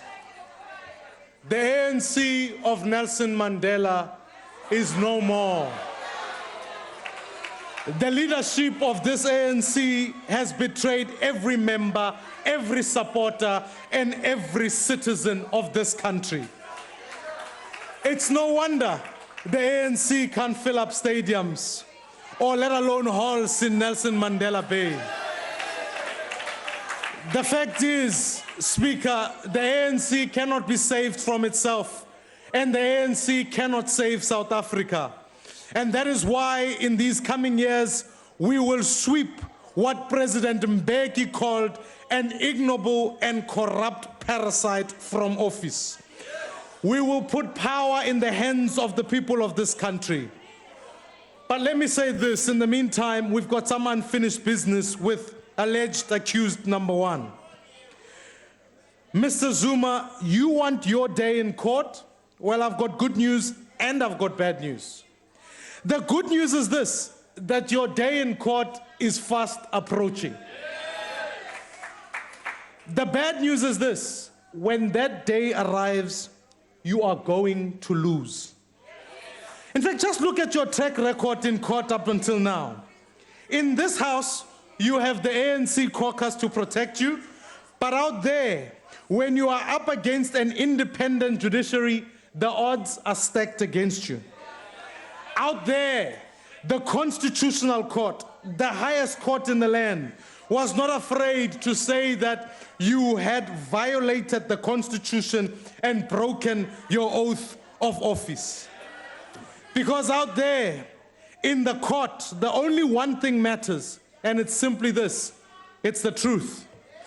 And out there, the people of Nelson Mandela Bay, of Joburg, of Tshwane, are going to vote you and your party out. And ultimately, Mr. Zuma, the truth, honorable members, is that this man is a thief. I thank you. Honorable Speaker, we will say the obvious, that as a point of order, the honorable leader of the opposition has insulted the president by calling him a thief, and he must withdraw. Honorable members, the Rule 51 is always available as to use, and we will use it frequently. Honorable members, yes, honorable member, Honorable Singh. Yeah, thank you, Deputy Speaker. Honorable Deputy Speaker, we as the other parties have endured 15 minutes of a 16-minute debate because of points of order, which are allowed in debates. But, Honorable Deputy Speaker, it's not acceptable that this happens in this House. Some consider some of the things that were said by some members as vitriol. Others consider it as unparliamentary. The ANC has 162 minutes to reply in this debate, and I believe they can call members whatever they want now, whether it's Mr., Honorable, or anything else. But I think it's extremely offensive for the Honorable Maimana to leave the podium saying that the President is a thief. Extremely offensive. It needs to be investigated.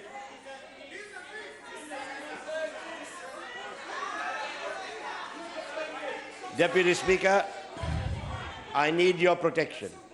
We cannot allow these people on the right here to be just interjecting and hurling when I am making a point which I think is fair, not only to the Honourable President. Honourable members, Honourable Deputy Speaker, be orderly. That honourable member who I'm going to appoint must withdraw. Shame on you. He's done it before. He must withdraw because they come from the local corner here and get hot and they come here and make noise. That's exactly what happens. So he must withdraw. Yeah. He must withdraw, Speaker, and he must withdraw pointing a finger at me. Yeah. And before I continue, I want that member to withdraw. Honorable Singh, I'm going to prevail on you to continue. When I referred earlier on to the Rule 51, is that I made a request to Honorable Maimane that let's stay decent. Let's not use offensive language. And in spite of my having appealed to him repeatedly, he ends it dramatically in his view in the way that I was warning him against to not do so. So I think it's a deliberate defiance of the chair, and therefore it requires to be handled in the way in which the Chief Whip said we should do, and I'm going to follow that up as well. Yeah. Please proceed, Honourable Member. Yeah, thank you, Honourable Deputy Speaker. So the first thing is to examine not an allegation, but a direct statement that the President is a thief. Yes. It could be anybody. It could be me one day. Yeah. That they say Singh is a thief. Yes. And if we accept it now, then we will have to accept it always. Yes. So it needs to be investigated. But Honourable Deputy Speaker, Honorable members, you will be orderly, please.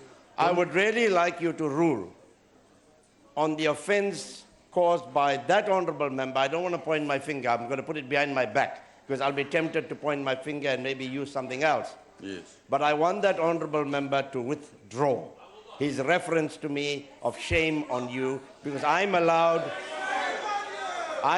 freedom of expression in this house. Yeah.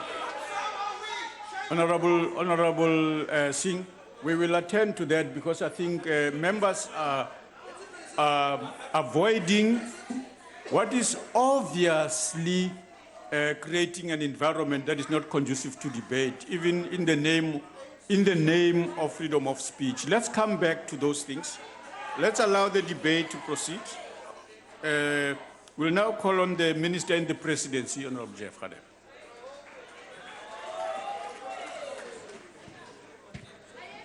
The Honorable Deputy Speaker, His Excellency the President of the Republic, Deputy President, Ministers and Deputy Ministers, and Honorable Members. During the month of May every year, we celebrate Africa Month. We draw inspiration from the progress Africa is making along our post-colonial and development journey. We also use this opportunity to renew our commitment to work together to make the vision of a united Africa to become a reality. The ANC government has been hard at work since we achieved freedom and established a constitutional democracy. We are making progress in building a capable and democratic developmental state and are undertaking comprehensive interventions to radically alter the socio-economic reality of the majority of our people. His Excellency the President has assigned to the Ministry of Planning, Monitoring and Evaluation the responsibility to oversee the implementation of the National Development Plan using the medium-term strategic framework for 2014-2019 as a benchmark. In this, we collaborate with other role players across society because we know that we can achieve more when we work together. His Excellency the President has also assigned us the responsibility to chair a number of inter-ministerial committees which provide political leadership to various critical and strategic matters and undertakings that require oversight at the highest level in government. These include, amongst others, the IMC on prevention of combating of corruption, revitalization of distressed mining communities, on migration, Pakisa, amongst others. Work is in progress in the fight against fraud and corruption, and to date, a total of 203 corruption priority cases involving 1,065 persons were investigated and 116 persons were convicted. Investigations in 11 cases are currently underway in relation to possible contraventions of the OECD Foreign Bribery Convention. Freezing orders to the value of 601 million rand were obtained by the end of the third quarter of the 2015-16 financial year, bringing the cumulative total to 4.2 billion rand since 2009.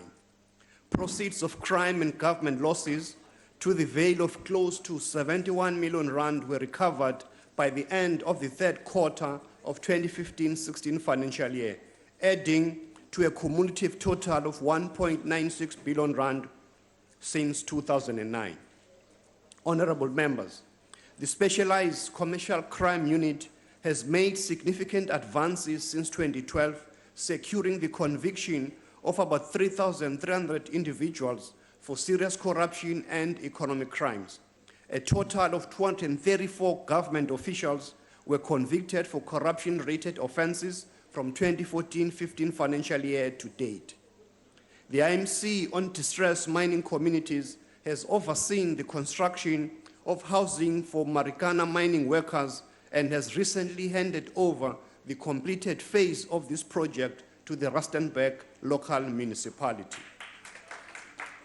Plans, as the President has indicated, for the celebration of the 40th centenary are at a very advanced stage, with preparations being undertaken in partnership with the university's management and council. The celebration of this historic event which is taking place on the 20th of May, will be addressed by His Excellency the President. The ANC, on the 40th anniversary of the Soweto students' uprisings, has engaged in preparations for this event, and the planned activities will be made public at the beginning of Youth Month on the 1st of June.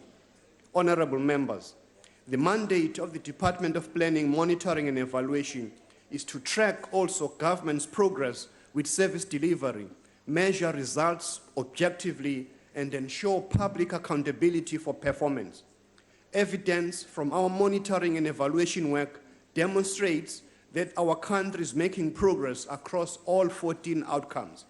This includes improvement in access to and quality of basic education, health status, access to social grants, delivery of housing opportunities and basic services, and reduction in asset poverty levels. Through our national evaluation system, a total of 45 evaluations covering 75 billion rand worth of government expenditure has been undertaken. This allows our government to assess whether its investments are producing the desired outcomes. Addressing unemployment, poverty, and inequality challenges remains a priority of the ANC government. These challenges are exacerbated by the fact that global economic recovery has remained slow following the financial and economic crises that date back nearly 10 years. However, we must not lose sight of what we have achieved in 22 years of our constitutional democracy. The economy enjoyed a real recovery in growth and investment in the post-1994 period, with far more robust and stable growth than in the previous 30 years. From the outset, the main economic objectives of the democratic government has been job creation, the elimination of poverty, and the reduction of levels of inequality, while simultaneously maintaining investment and growth. Since the dawn of democracy, employment, both formal and informal, has grown by around 5-6 million, or by 60%, much faster than previously. Massive investment by government in infrastructure delivery, particularly in the last decade, has injected the much-needed impetus into our economy. The South African economy has remained resilient in confronting the many legacies left by apartheid despite the global economic crisis. Honorable members, going forward, we need to improve on our performance of the past 22 years. The National Development Plan sets a high but absolutely necessary target of investment of at least 25% of the gross domestic product. Greater private sector investment is critical for higher growth, as the private sector accounts for nearly 80% of production and employment.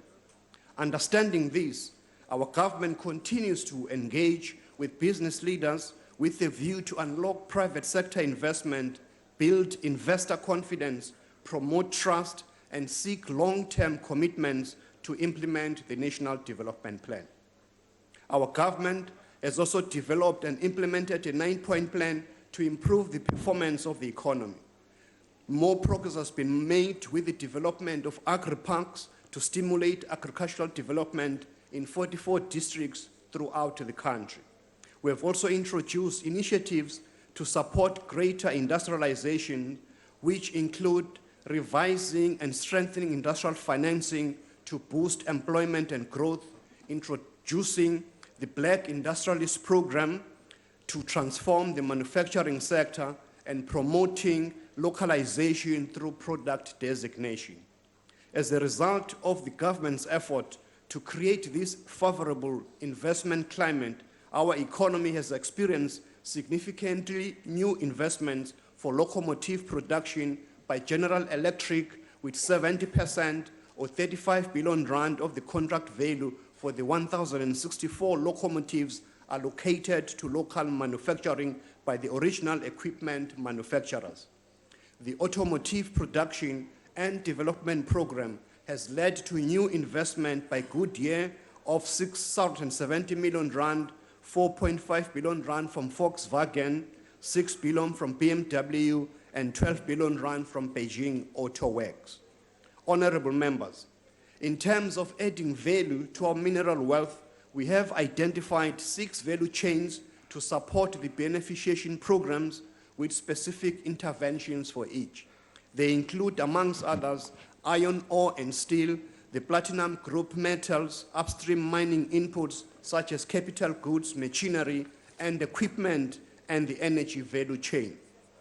Priority interventions to unlock the potential of SMMEs, cooperatives, and township and rural enterprises include working towards the implementation of at least 30% set-aside policy through a public procurement program and process, supporting supply development programs to increase market access, the promotion of greater access to financing, and infrastructure programs that can support the growth of township and rural enterprises, and also a concerted effort to reduce red tape for SMMEs, including a review of existing small business legislation amongst the priorities of interventions that are being undertaken. Honorable members, President Zuma has alluded to the progress that is being made in resolving our energy challenges.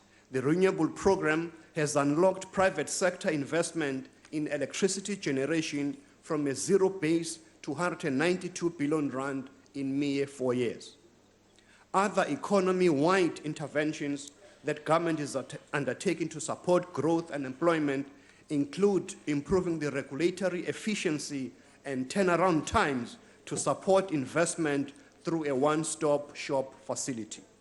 As noted in President Zuma's speech, infrastructure development is a critical lever to support overall economic growth and transformation. In this regard, our government is striving to accelerate the use of ICTs and broadband, attending to the challenge of scarce water resources, supporting the development of adequate transport infrastructure, and using research, development, and innovation to enhance the productivity of priority sectors. Honorable members, as His Excellency has indicated, in less than 2 years of introducing the methodology in the oceans economy of Operation Phakisa, which has unlocked more than 17 billion rand in public sector and private sector investment and creating about 4,500 new jobs in the process. In the health sector of Operation Phakisa, a total of 322 public sector clinics of the targeted 1,083 clinics have been transformed into ideal clinics in only 1 year. Honorable members, we are very serious about addressing service delivery blockages in government.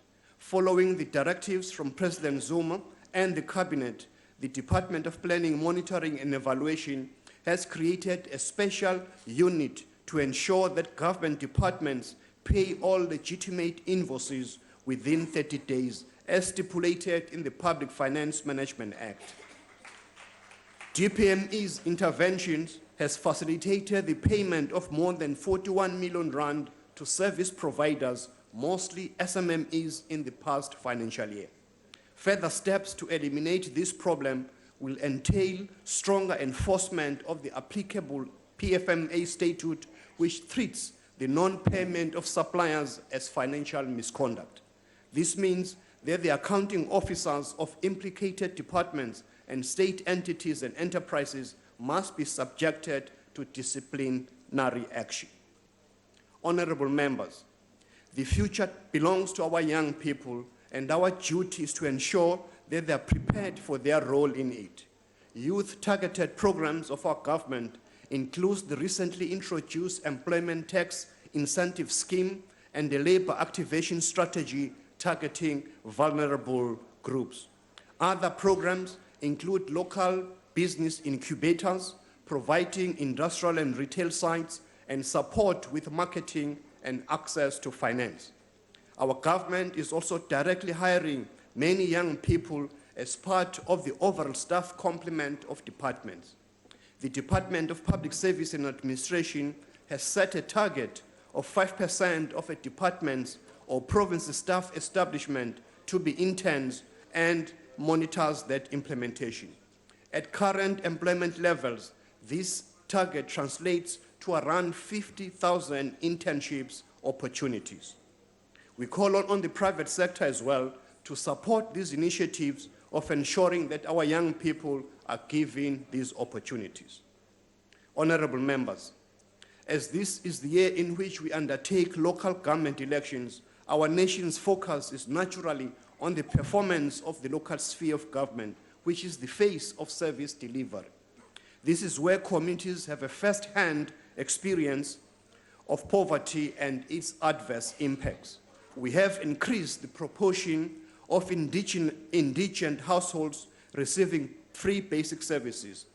Access to free water has improved from 61.8% of households in 2004 to 73.4% in 2013.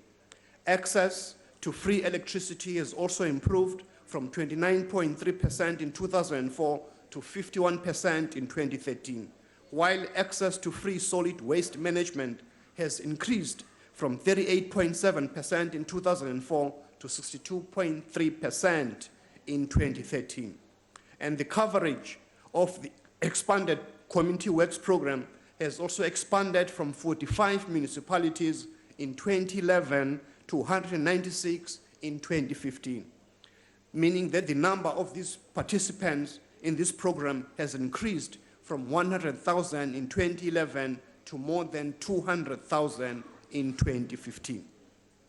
Deputy Speaker and honorable members, let me conclude by reiterating what I've stated in the beginning. We are building a capable and democratic developmental state, striving towards comprehensive interventions to radically alter the socio-economic reality of the majority of our people.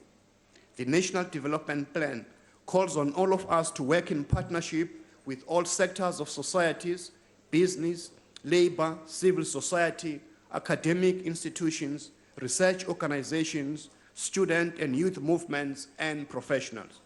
We are deeply committed to doing much more to improve the lives of all South Africans and to contribute to the advancement of the lives of all Africans on our continent. Finally, I would like to thank His Excellency President Zuma and the Deputy President Ramaphosa for providing leadership to the work that we do. Our gratitude also goes to my colleague, Minister Shabangu, and the Deputy Minister Manamela for the support and all the officials in the presidency.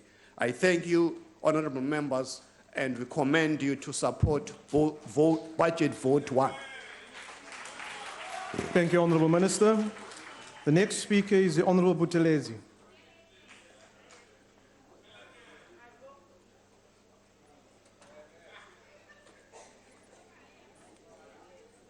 Your Excellency, the President of the Republic, Your Excellency, the Deputy President, Honorable Ministers, Honorable Deputy Ministers, Honorable Members.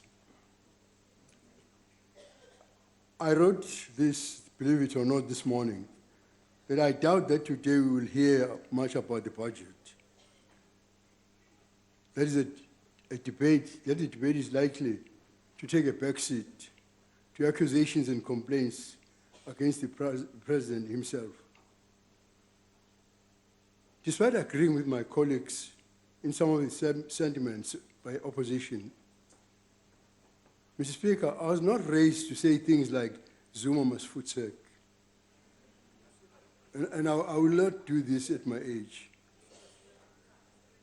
I was not brought up to say that to an adult man, that this man who is older than me, this man is a thief. We as the IFP believe in restoring dignity and honest debate to this House and to politics generally. Thus, we'll speak today about the budget. Mr. Speaker, Your Excellency, while I think we all appreciate so much that has been done, and that Rome was not built in a day, but the failed service delivery has ignited protest across the country. As unfulfilled promises demand answers. It is surprising then when it comes to issues of service delivery. The President conducts only 5 visits per year across South Africa, and just so at a cost of 32.2 million in travel, subsistence and communication services. This speaks volumes about the priorities and costs of the presidency. But the President cannot answer on this budget. It's not his business.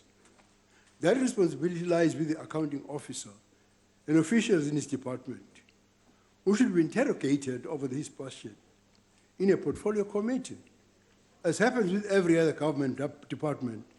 So why not in the presidency? Year after year, the IFE asks the same question. Now it is for the Honorable Speaker and the Rules Committee to take it further. And I think my colleagues will remember my failed bill when I wanted us to separate the position of the head of state from that of the head of government, precisely because some of the things that are said to the head of state, not necessarily the leader of the ANC, cannot be actually be tolerated. The turnaround strategy at the South African Post Office saw well over 5,000 employees retrenched. For overseeing that strategy, technical officials have been seconded to the presidency.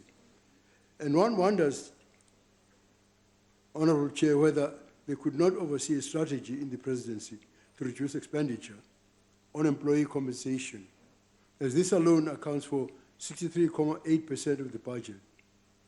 Despite Cabinet recommending reductions in the budget for compensating employees, spending is set to increase at the average annual rate of 8%. Rather than reducing staff, which is the logical way to reduce expenditure on staff, the presidency is increasing the number of personnel by 35 posts. There is a clear contradiction between what the Cabinet seeks to achieve and what is being done. It is simply not sustainable to keep growing the number of staff and growing the budget for staff compensation at a rate that outstrips inflation. Apparently, the presidency intends to reprioritize internally and develop a plan to stay within the budget. But in the meantime, it keeps going in the wrong direction. And I'm reminded of the IFE's warning to government in 2011 that within the next 5 years, national debt would grow to 1.5 trillion. We were mocked for that prediction at that time. Yet today, national debt exceeds 2 trillion. The IFE warned that we cannot keep borrowing with no real plan of how we'll pay it back. I'm shocked, for instance, that our neighbor, Mozambique, is now looking in the direction of the IMF because no country or entity abroad is prepared to help them because of the debt. This government seems to believe that so long as it intends to find a solution sometime in the future, it is feasible to keep moving in the wrong direction now. It is not said that the road to hell, is it not said that the road to hell is paved with good intentions? The biggest budgetary increase in the presidency is in the executive support. And the reason put forward is that there will be more cabinet meetings in a non-election year. As the budget puts it, quote, the 2014 elections interrupted the normal schedule of meetings. This is a concerning statement, for it suggests that the running of the country takes a backseat to campaigning for votes. Unfortunately, the line between the president's roles as our head of state and the political leader is often transgressed, which is why I suggested that we should separate these two positions. Within the presidency, 9.1 million will go into leading the agenda on nation building and social cohesion. How much of this will be undone by irresponsible political statements or careless political statements? Social cohesion was set back, for instance, Your Excellency, when the president said that black South Africans must vote for a black person lest the whites take back the country and keep blacks in poverty. When the president speaks, he should do so as the president of all in South Africa, not just of the ANC. However, the IFE accepts this budget, but clearly we have strong reservations over the kind of leadership it supports. I thank you. Thank you, Honourable Member. I now invite the Deputy President of the Republic.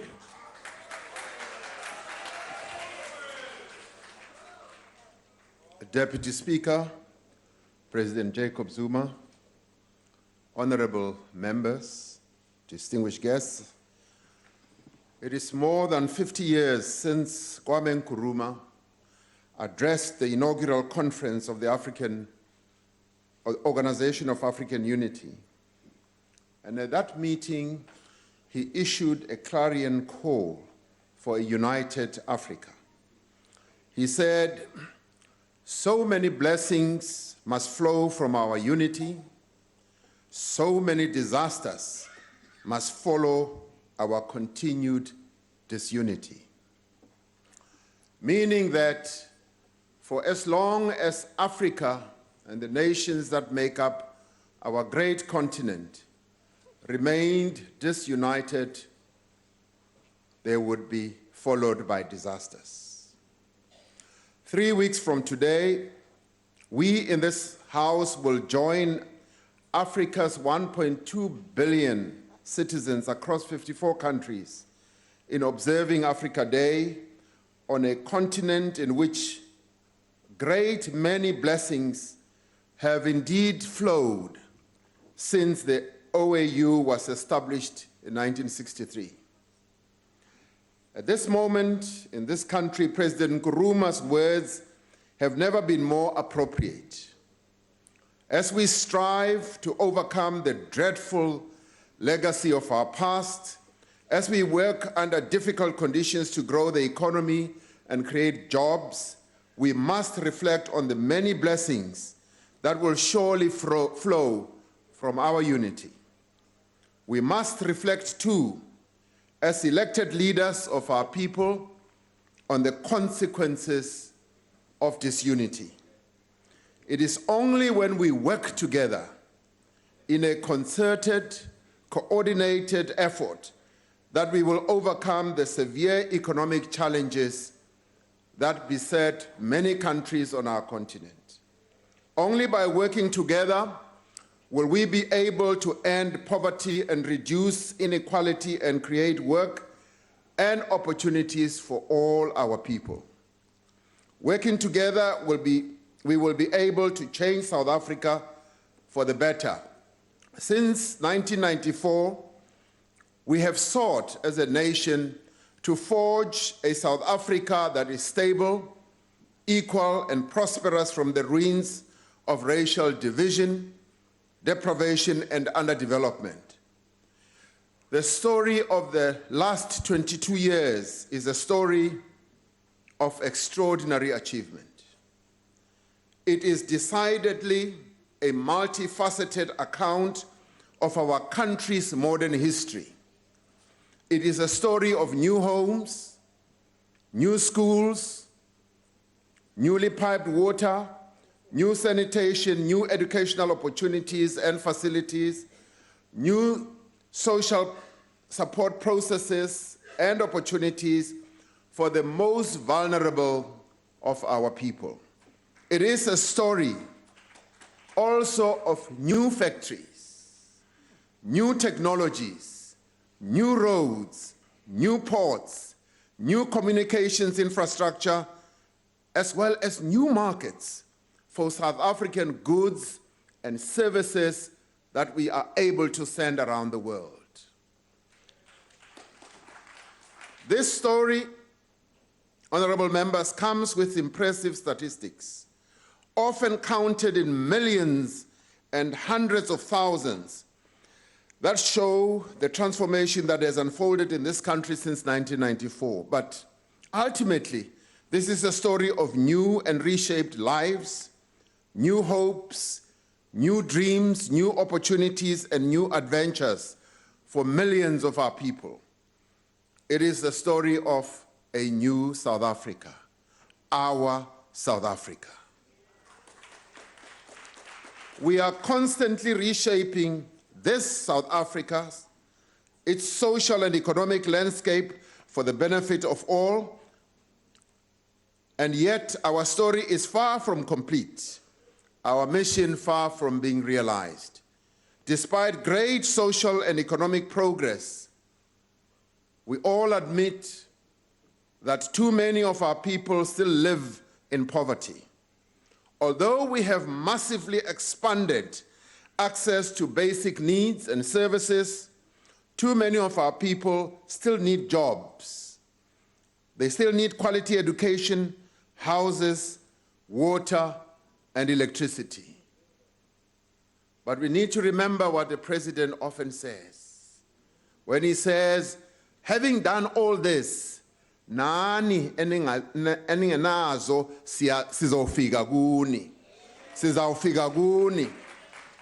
This story is being written by millions of ordinary South Africans who are working together with government, with many social partners to better their own lives. In so doing, they are giving meaning to the fundamental declaration that the people shall indeed govern. As the father of our nation, Nelson Mandela, said, our people must be the agents of their own liberation. They must do more. This they do more effectively when they work with government and other social partners. It is the responsibility of the presidency, through its position at the apex of government, to see that all South Africans have the means to achieve their potential. It is the responsibility of the presidency, through the institutions of state, working with social partners and in concert with the people, to ensure that South Africa continues to move forward. Agbare Speaker, Ajang Speaker, ek sien meneer Wilgemoed is nie hier vandag nie. I wanted to address him in Afrikaans. Een van die bewyse van hoe Suid-Afrika vooruit beweeg het my 'n paar dae gelede opgeval tydens my besoek by die Noord-Kaap, waar ek mevrou Dineo Bushane van Kuruman ontmoet het. Dineo Bushane is deel van die Rooting Out the Dust program in Kuruman. During this visit, I was accompanied by a number of deputy ministers, as well as some ministers. Dit is 'n projek van die Noord-Kaap regering waar 'n klein aantal inwoners stene maak. Hulle maak self stene. Hulle lê hierdie stene om stofstrate te vervang in Kuruman en baie dorpe daar by daardie gebied.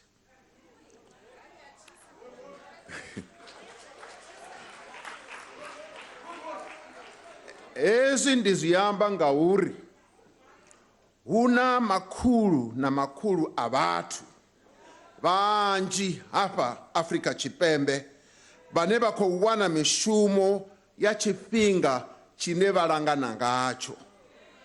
Hei mishumo ndi hei mishumo ine ra i vhidza uri ndi EPWP ine ya khou rangiwa phanḓa nga dzi department mbalwa dza muvhuso, public works, environmental affairs na dzi ministara dzavho. Vari vha tshi wana hei mishumo vha gudiswa vhukoni ha zwithu zwinzhi.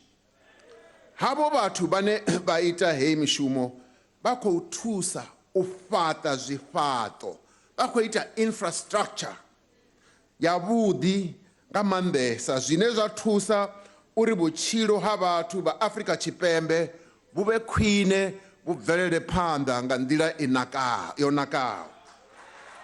Hei mishumo vha dzhena khayo naho miholo yavho ine vha i wana i miṱuku. Zwivhuya zwine vha zwi wana ndi zwa uri hezwi mishumo hei i tshi fhela vha vha vho wana vhukoni, dzi skills dzine vha nga kona u dzi dzhia vha dzi shumisa huṅwe fhethu. Ndori ndo dalela ngei Kurumani nda ṱangana na vhaswa na vhafumakadzi vhanzhi vhane vha khou foroma zwidina. Vha ri u fhedza vha ita dzi nḓila dza zwidina zwo nakaho nga maanḓa. Ke ile ka fumana hore batho ba ko Kurumane ba ikgantsha ka nnete le ha ba etsa mesebetsi e rona ba bang re ka e shebelang ko tlase. Ba ikgantsha ka hobane mesebetsi e ba fa selo se ba se etsang letsatsi le letsatsi, ba kgone hape o kry-a di-skills, mme o Boshwane ka nnete o ile a re kgatla kaofela ka bane mme Boshwane o ntse a etsa mosebetsi o. La mosebetsi wa teng o le boima, empa o ile a re jwetsa ke na le Deputy Minister Cronin, a re nna Deputy President ke na le ngwana o kenang university, ke mo thusa ka tšhelete e ke e kgolang mo. Ha ke fetsa mo, ke batla mmuso o nthuse le di-company tse le di tsebang di nthuse gore ke lo bula cooperative ke ise mosebetsi pele. Ke ntho e ntle yona eno. Across the country, millions of people's lives are changing as a new generation seizes opportunities that were denied to the generation before. There are the active citizens of our land who dream of a better life for themselves and their children. These are the students who demand, yes, that fees must fall, because they are desperately thirsty for education and the change it can bring to their lives and their own communities. These are the communities who protest poor service delivery and do so peacefully without damaging property, because they understand only too well the need for an engaged citizenry. These are the people who want to get involved in finding solutions. That is hoe Zuid-Afrika vooruit beweeg. Elke uur, elke dag, elke maand, elke week en elke jaar. Ons gaan voort. And it is through partnerships and collaboration that South Africa grows and develops and thrives. It is through the unity that Nkrumah spoke about that we can truly build a winning nation. As the Office of the Deputy President, we are involved in coordinating and guiding such partnerships as the Human Resource Development Council, the South African National AIDS Council, deliberations in NEDLAC, and a range of interministerial committees. Honorable members, ho isa mesebetsi ena pele ya ho matlafatsa batho ba rona, re sebetsa le ba kgwebo, re sebetsa le mekgatlo ya ba setjhaba, ehlile re sebetsa le ba mekgatlo ya basebetsi, re phete hape re sebetse le makala a mmuso wa rona hore re fumane re thuse bana hore bona bana ba banyane ba fumane tsebo, ba fumane thuso e nepahetseng e tla ba ntshetsang ko pele bophelong ba bona le mo bokamosong ba bona. Re ile ra tshwara, kopa le mamele hantle, re ile ra tshwara ditshebeletso tse kgethehileng ka nnete tse ntle mo ne re mmemme batjha ba balwang ka dikitikiti dibakeng tsena tse latelang. Re qadile ditsobotlo provinceng ena ya Bokone Bophirima, ra ya Ndwedwe KwaZulu Natal, ra tloha mono ra ya Soshanguve, ra re ha re fetsa mono ra ya Soweto. Ho mesebetsi ena kaofela re ne re na le batjha ba bangata ka nnete. Ndwedwe mane o na le batjha ba 15,000, Soweto o na le batjha ba 17,000, Ditsobotlo o na le batjha ba 10,000. Batho bana ba batjha ba tla mesebetsing ena ka hobane ba nyoretswe ke tsebo. Ditshebeletso tsena di bula batjha dikelello tsa bona, ehlile di ba thusa ho ikgethela seo se ba tshwanetseng hore ba ithute sona. We have forged many partnerships with the private sector, civil society, and government agencies to organize youth expos that promote youth development and career opportunities for young people. And each time we've had this, we've had up to 70 government departments, private sector, and non-governmental organizations participating. These expos open young people's eyes to diverse opportunities that are available for them in a democratic South Africa. We value these events as part of the Presidency's participation program. One of those that we want to have, Mr. President, is to have you at one of these so that young people can come and meet you, so that young people can show their enthusiasm for the work that we are doing. And when they come, they are eager. These learners are eager. They queue up for information kiosks. And the one kiosk where they go to in large numbers is the HIV testing kiosk, which is fantastic indeed. Obviously, they also go to kiosks where they look for opportunities for training, and many of them go away having opened their minds in terms of what is possible to take their lives forward. There we meet people like Bontle Chomela from Klipspruit West, confident young girl, dynamic, with big dreams. She appeals to us as elected representatives to help underperforming schools like hers, where parents show a lack of interest and where drug abuse is rife. In the course of the work of the Human Resource Development Council, we also meet a young girl, Pale Sahlaleli, a highly motivated 20-year-old girl from Ekurhuleni, TVET College. She studied mechanical engineering. Do you know what she wants to do? She wants to be a diesel mechanic.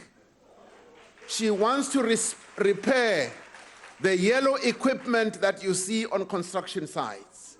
And indeed, we found her under a huge machine. She takes out the engines with great ease. She just blew our mind, all of us. Her story of determination and sacrifice reinforces the importance of the significant investment that this government is making in TVET colleges. It reinforces the value of our TVET college adoption program, which establishes partnerships between companies and specific colleges to equip young people with skills and experience that they need to find employment and succeed in the workplace. Really muso, re hatela pele, re etsa mesebetsi ena kaofela ka mantswe a mang a re beha hantle pepeneneng re ka re siya qhuba a se jegi. Honorable members,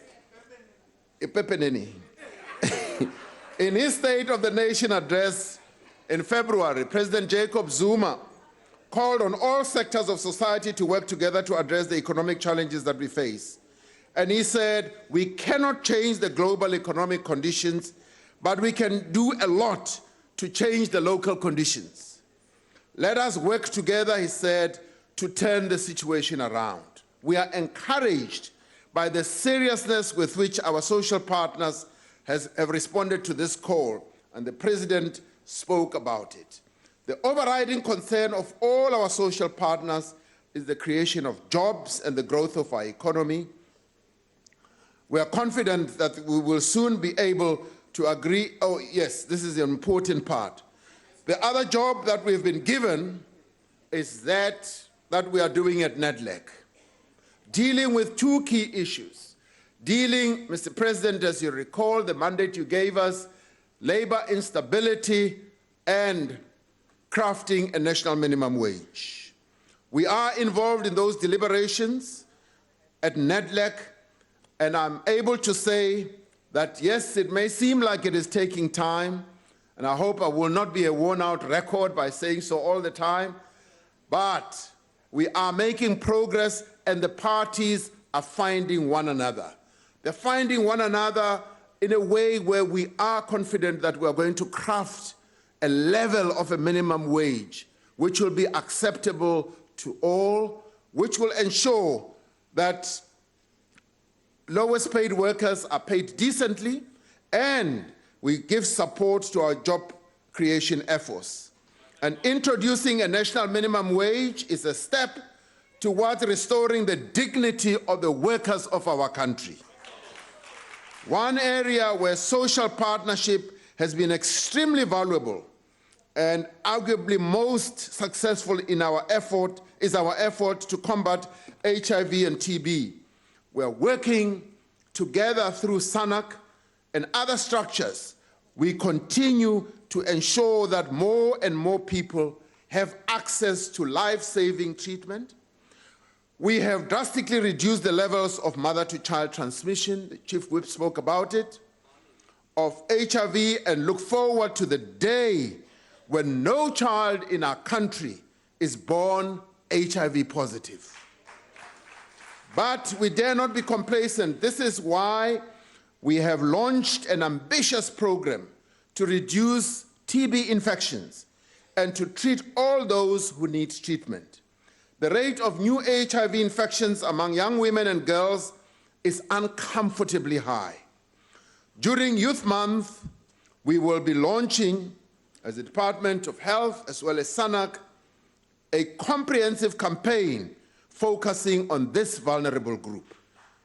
We call on all sectors of society to join us in this campaign, understanding that the future of our nation's youth depends on the success of this campaign.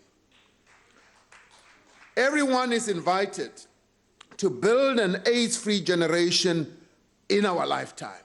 And we believe it is possible that we can have an AIDS-free generation in our lifetimes as we are still alive. South Africa will host, as you heard from the President, the International AIDS Conference in Durban in July, providing us with the opportunity to learn from the rest of the world and share our lessons with others. And we announce conferencing ending AIDS as a public health threat is in our hands. Central to the success of our efforts in the deepening of our institutional capacity as a state and as a country to drive economic growth and social development. We are therefore engaged in an extensive program to strengthen and, where necessary, reform our state-owned enterprises under the guidance of the Interministerial Committee, chaired by the Deputy President. A task were given by the President. We are working to stabilize those SOEs that are experiencing challenges. We are working to strengthen transparency, accountability, and good governance, and to ensure that these critical institutions are able to fulfill their economic and developmental mandate. We are, as we do all this, drawing a lot of lessons from a number of comparator countries, and we are also drawing a lot of lessons from our own mistakes and shortcomings and successes, and we are learning from each other. The Presidency is working across government and across spheres of institutional best practice models to deliver services, fight hunger, and create opportunities. Now, here is something really fantastic which the President spoke about. Isifundazwe sase KwaZulu-Natal senze into enhle ngempela. Senze i-campaign ebizwa Operation Sukuma Sakhe. Lolu hlelo lwe-OSS luhlonishwa izwe lonke nakwanye amazwe, liyaziwa le model esiyakhe eKZN. And each time mangihlangana nabo ngithi sinishayela izandla ngoba nenze into enhle ngempela. Le OSS abayiqalile yenza imisebenzi enhle ngoba bakwaze ukuthi balwise iHIV kanye nezinto zokungabi nemisebenzi bayahlangana ku war room ku community ne community kune war room abakwazi ukuhlangana kuyo umphakathi wonke amakhosi abasebenzi ama organization wabantu bayahlangana bonke bakhulumisane ngezinkinga abanazo emphakathini. And mabenza njalo, they find solutions. They find good solutions. Baze bayenza ukuthi namanye ama-province ayamukele. IGauteng seyinentirisano. INorthwest bona banesitsukutsane. The Free State bona bane Operation Hlasela. In Northern Cape bane balelapa. Mpumalanga bathi yabo ivuka sisebente. Yabo. Kwenza umsebenzi omuhle ngempela. Manje abaningi bahlala le phezulu emahovisi. Ababoni ukuthi umphakathi uyaqhubha. Umphakathi uyasebenza. Kunezinto ezinhle ezenzwa abantu bakithi. With the support of the presidency, provinces are now sharing. The president allowed this model to be demonstrated at the PCC, and the president fell in love with it. And he now wants it to be replicated all over. Because, colleagues and honorable members, it is the one instrument that we have of connecting with our people, of giving meaning to what transformation and development is all about. The unity of purpose we seek should start in this house. It was President Nelson Mandela who said, shortly after the inauguration of our first democratically elected parliament, let us make sure that we build a parliament that unites our people. That should remain our overriding objective. Indlu leyi ya parlamente leyi swa endleka kuri hi nga hambana hi timhaka to tala swa endleka swaleswo hi nga va hi hambana hi mavonelo a hina ako swo tala na hambi swi ri tani swa fanela kuri hi hanyisana kun'we hi khomana mavoko hi endla kuri Afrika-Dzonga ya hina iya mahlweni. Hi nga endli leswi swa ku lwa nkarhi un'wana na un'wana. Vanhu le handle loko va languta va lava ku vona ku ri ha tirha i ntiyiso. As a leader of government business, it remains my wish that we should foster wonderful working relations.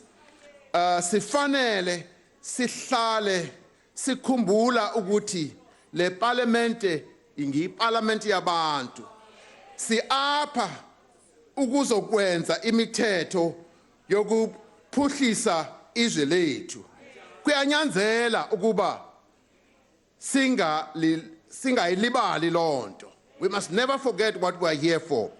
It is precisely because of our ability as a nation to foster unity and purpose and promote democratic values that we continue to be seen as a global partner. Siyahlonitshwa kwamanye amazwe. President noma yahamba kwamanye amazwe uyahlonishwa. Honorable members, sisebenza neSADC, sisebenza no-OAU, umsebenzi esiyenzile eLesotho yaqhubeka, umsebenzi esiyenza eSudan na yaqhubeka. They have now formed a transitional government, and we are going to be visiting them in a few days to see how they are proceeding.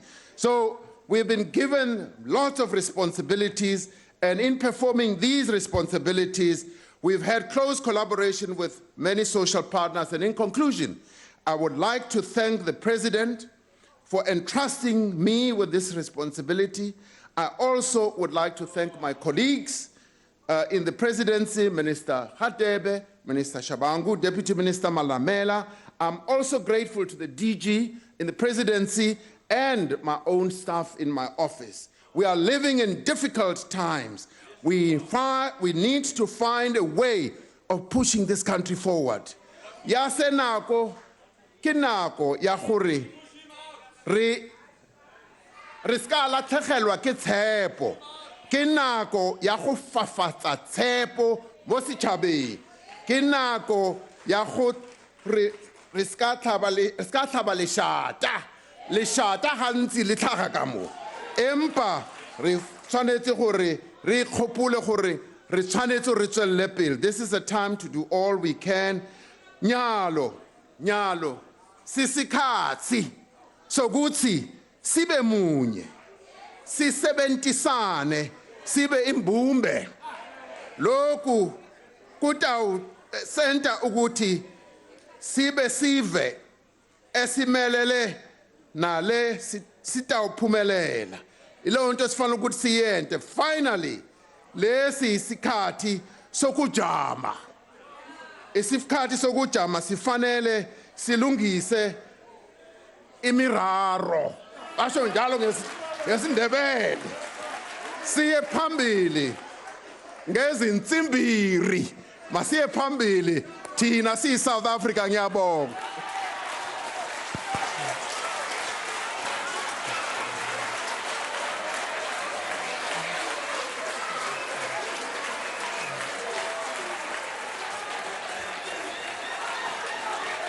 All the honorable members.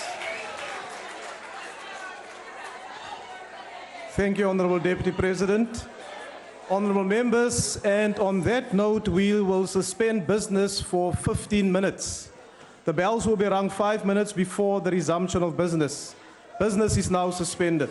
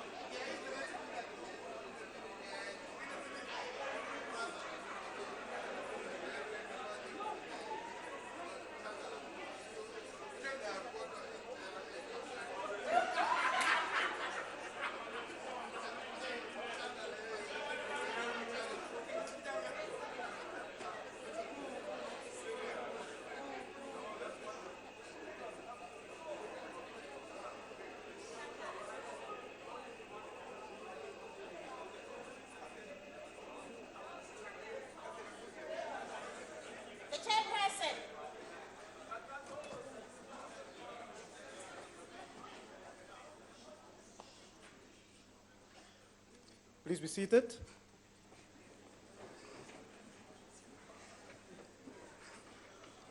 Honourable members, we shall now resume with the debate on the Presidency's budget vote. And the next speaker I want to invite to the podium is the Honourable Shelembe.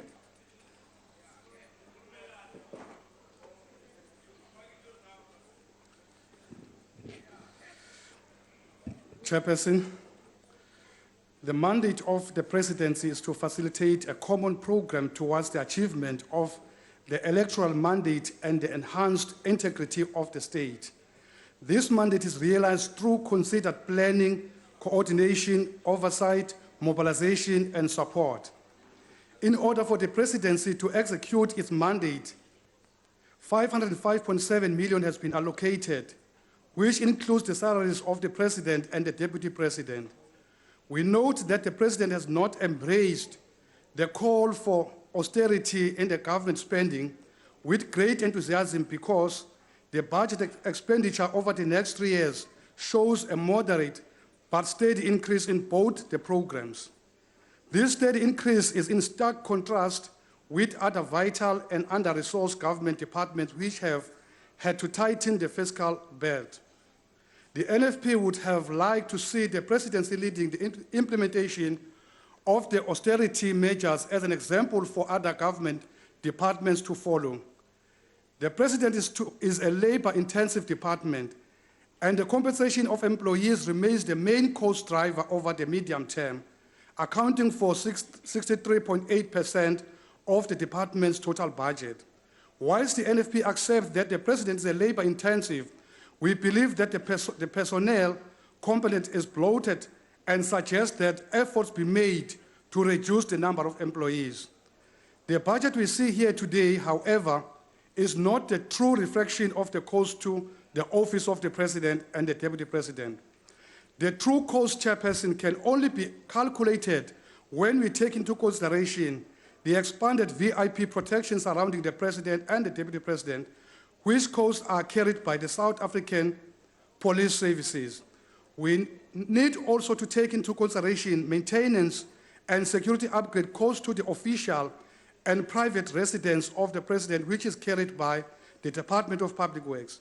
We can add to this the estimated 4 billion, which is going to be spent on buying a new airplane from the Defense Force budget to transport the President and his large entourages all over the globe. Once these and other hidden costs are taken into consideration, only then can we start to see the real cost to the office of the President. Iningi lemali eningi lana ayiveli ukuthi kodwa ithukusiwe intungweni ukuze ikwazi ukusetshenziswa ngenye indlela. Ngabe iyasiza le mali kakhulukazi ngoba amahostela exakekile kanye nabantu abaningi abahlala emkhukhwini. Ultimately, we must ask ourselves, can South Africa afford the true cost of the Presidency? The NFP believes that the answer is no. With this, the NFP does not support this vote. I thank you. The next speaker is the Honourable Mantashe.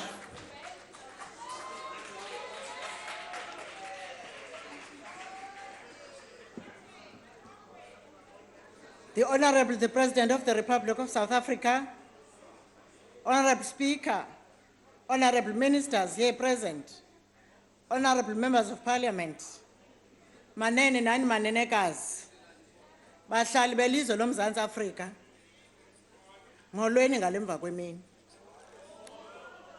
Ndiza kuni namhlanje ndizokuthetha ndichaze eminye imisebenzi enziwa yi-Office kaMongameli welizwe ekuphuhliseni isizwe soMzantsi Afrika.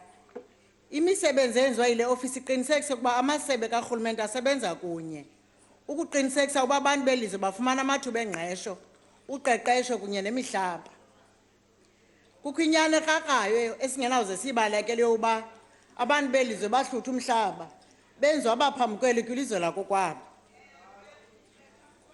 Mandiqale ngokuchaza isimo sezoqoqosho kweli lizwe. Isimo soqoqosho siso esibangela ukuba ibe khona okanye ingabikho imisebenzi nophuhliso lwabantu. In the past few years, the global economic growth has been lower than expected. The global economic growth has been slowing down from 2.6% in 2014 to 2.4% in 2015. Some of the factors that had negative impact on economic growth included the decrease in commodity prices, macroeconomic uncertainty in many countries, and geopolitical crises. Ilizwe lethu kunyanzelekile linxibelelane namanye amazwe ngoba siphila kwi-global village. Koko ke isimo soqoqosho kwihlabathi siyasichaphazela isimo soqoqosho lomzantsi. For example, China restructured its economy, and this led to uncertainties due to reduced demand for commodities and decrease in economic growth. Loo nto ichaphazela ilizwe lethu ngokumandla kuba impahla eninzi esiyithengisa kumazwe ngaphandle siyithengisela ilizwe laseChina esikunye nalo kwi-BRICS. Xa sebethenga kancinci imveliso zethu ziyehla kwakunye noqoqosho ethu ngokunjalo. In the meantime, South Africa has experienced the bad effects of drought and energy supply constraints. This, coupled with long-standing challenges of high unemployment rate and low economic growth and growing inequalities, shows that the country really, is the test of times for this country. Despite all these challenges, Comrade Chairperson, South Africa is minimizing the impact mainly due to the government's prudent fiscal and monetary policies. The government is determined to ensure the development of our people through skills development, employment creation, and education. Hence, the Presidency focuses on interventions that aim to coordinate the implementation of projects across departments. The Presidency is an overarching body that ensures that the departments work together for the development of our people, because people development is the business of the African National Congress government. Interventions by the Presidency that will continue to be implemented in the financial year 2016-17 include areas of infrastructure and investment, amongst others. On infrastructure, for example, electricity constraints continue to limit output. However, government's plan to reduce electricity shortage has made substantial progress. In August 2015, the first unit of Eskom's Medupi power station began operating, adding 800 megawatts of energy to the national grid. Government has established stabilized Eskom's financial position with 23 billion equity investment. Siyaqhuba.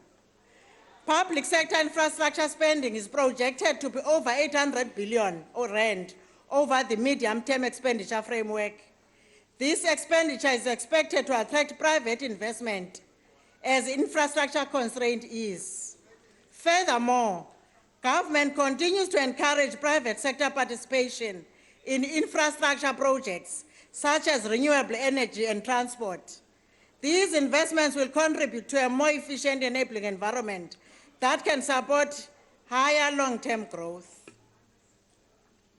Infrastructure development is critical for South Africa, and work in all provinces and municipalities and metros is coordinated through the Presidential Infrastructure Coordinating Committee, which is led by our President.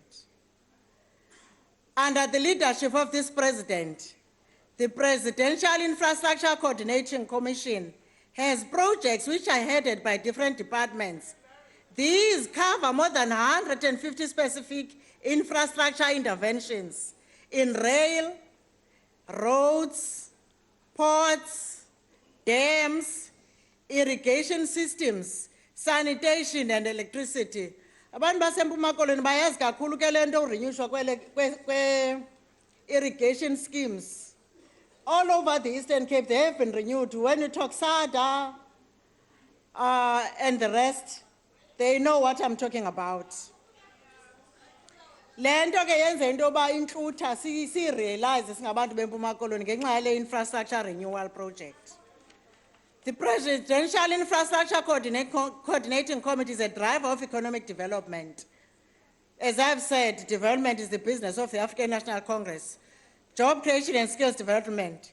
PICC unblocks bottlenecks and accelerates accessibility of services to communities.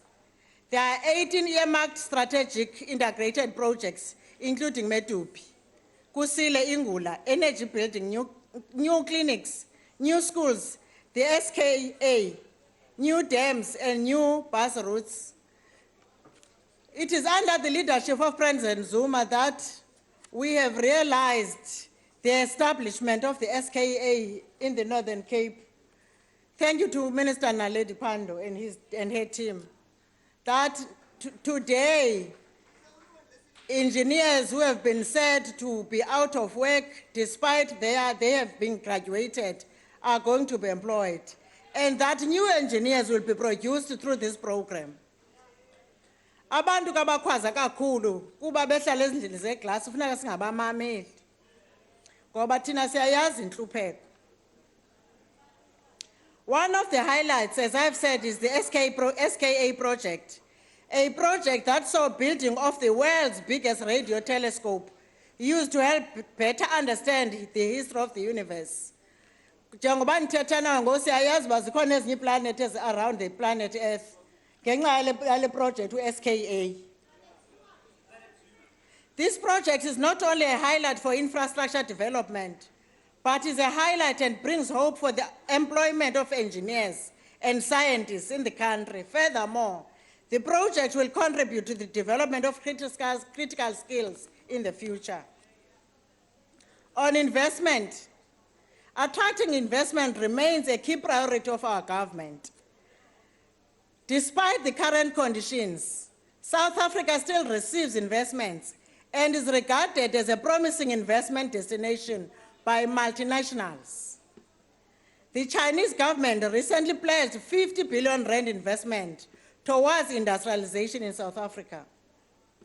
In the green economy, 190 billion rand of investment has been attracted due to the Renewable Energy Independent Power Producer Procurement Program, which is globally recognized as a model for renewable energy. Siyaqhuba. This affirms that foreign investors believe in the potential of the South African economy, whereas the prophecy of dooms have been saying investment have lost your trust in the South African economy. Furthermore, the President Jacob Zuma recently established an interministerial committee on investment promotion to further improve the investor climate and support. The interministerial committee is tasked to ensure overall coordination, alignment, and policy coherence on economic policy and regulatory framework, thereby providing clarity and certainty to investors. Improve South Africa's investment climate, in particular, the ease of doing business and competitiveness of South Africa. There will be no bottlenecks in those who want to do business with South African government. In his SONA 2016, the President called for the establishment of a one-stop shop to further facilitate investment,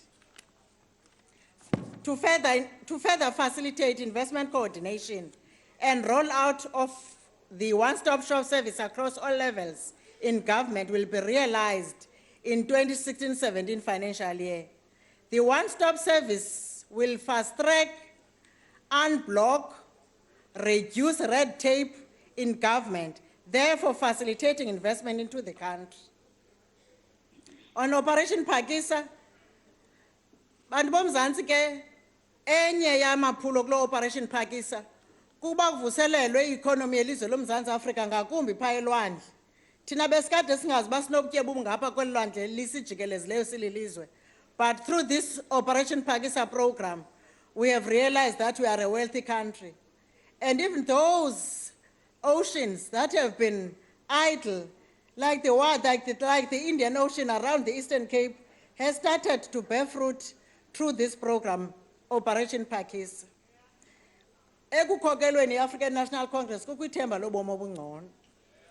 These are sectors that have a potential to create jobs. For example, the Marine Phakisa noted that the ocean's economy has the potential to contribute up to 177 billion rand to South Africa's GDP. In his State of the Nation address last year, 2015, the President introduced the 9-point plan to boost economic growth and create jobs. Most of the points in the plan relate to rural development and land reform. Hence, we have to address the land question, which is a sore point for us as Black South Africans in particular. As a country, we cannot address poverty, inequality, and unemployment without addressing the land question. The question that I want to pose, in particular to those who are our opponents, how do we develop smallholder farmers and ensure that our people are involved in agricultural activities that will end poverty when they have no land? How do we address the issues of unemployment when we do not grow the agricultural produce that is needed in agro-processing where jobs are created? How do we ensure equality when the majority of our land is owned by the minority of our country? The answer is we develop priorities and policies that are based on the mandate of the governing party's manifesto 2014 to 2019 and the National Development Plan Vision 2030. And it is under this government, this current government, that South Africa has a plan that can take it forward.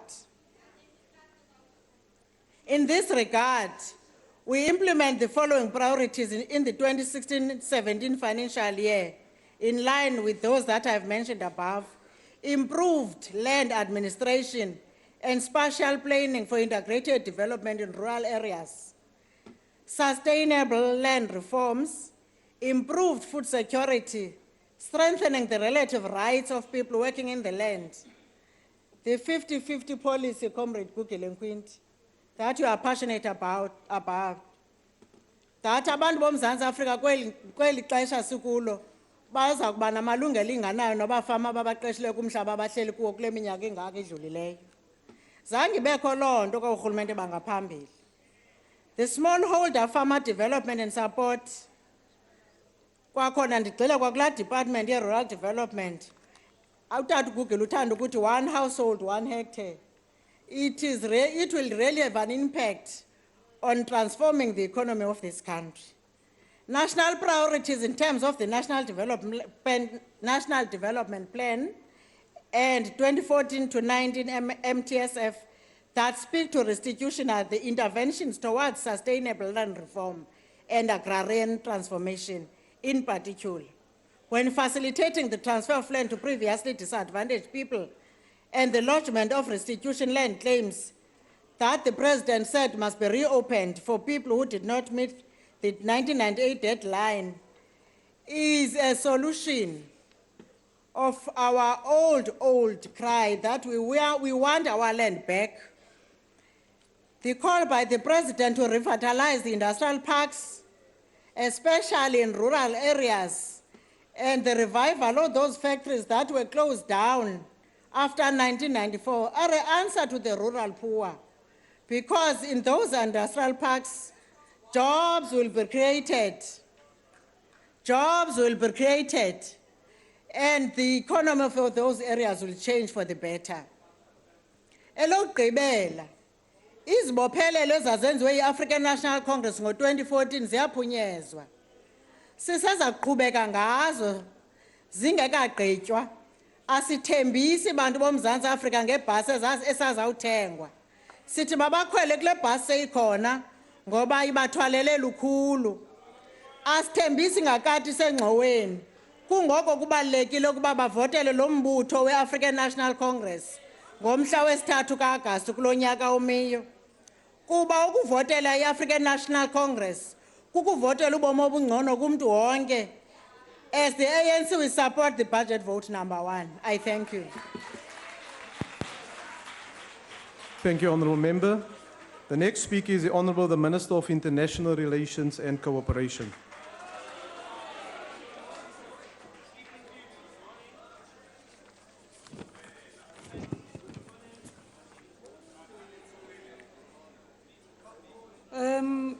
Your Excellency, President Zuma, Deputy President Ramaphosa, honorable ministers, colleagues, deputy ministers. It is indeed an honor for me to participate in the deliverance of the President's budget speech together with his deputy.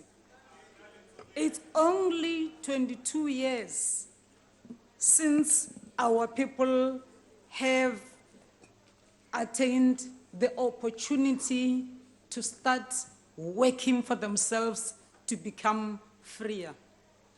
Today, I would like to spend a little bit more time talking about what freedom is about.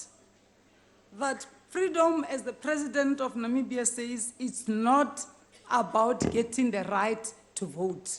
That's what we got 22 years ago. Now we are all working as our President, Honorable President, and Honorable Deputy President for real economic transformation for our people, which they waited for 300 years. For the speeches that were made in this house this afternoon, it was so painfully clear that those who read about poverty and those who have lived it are telling two different stories in the same country. They are impatient with the ANC that has been in government for 22 years, but they were fine with apartheid for more than 300 years. I wanted to cry on Saturday when I saw a young South African man, I beg not to mention his name, who is trying to call upon our people to vote for his party that has hired him, because other parties you apply for jobs, and then that's how you become a candidate.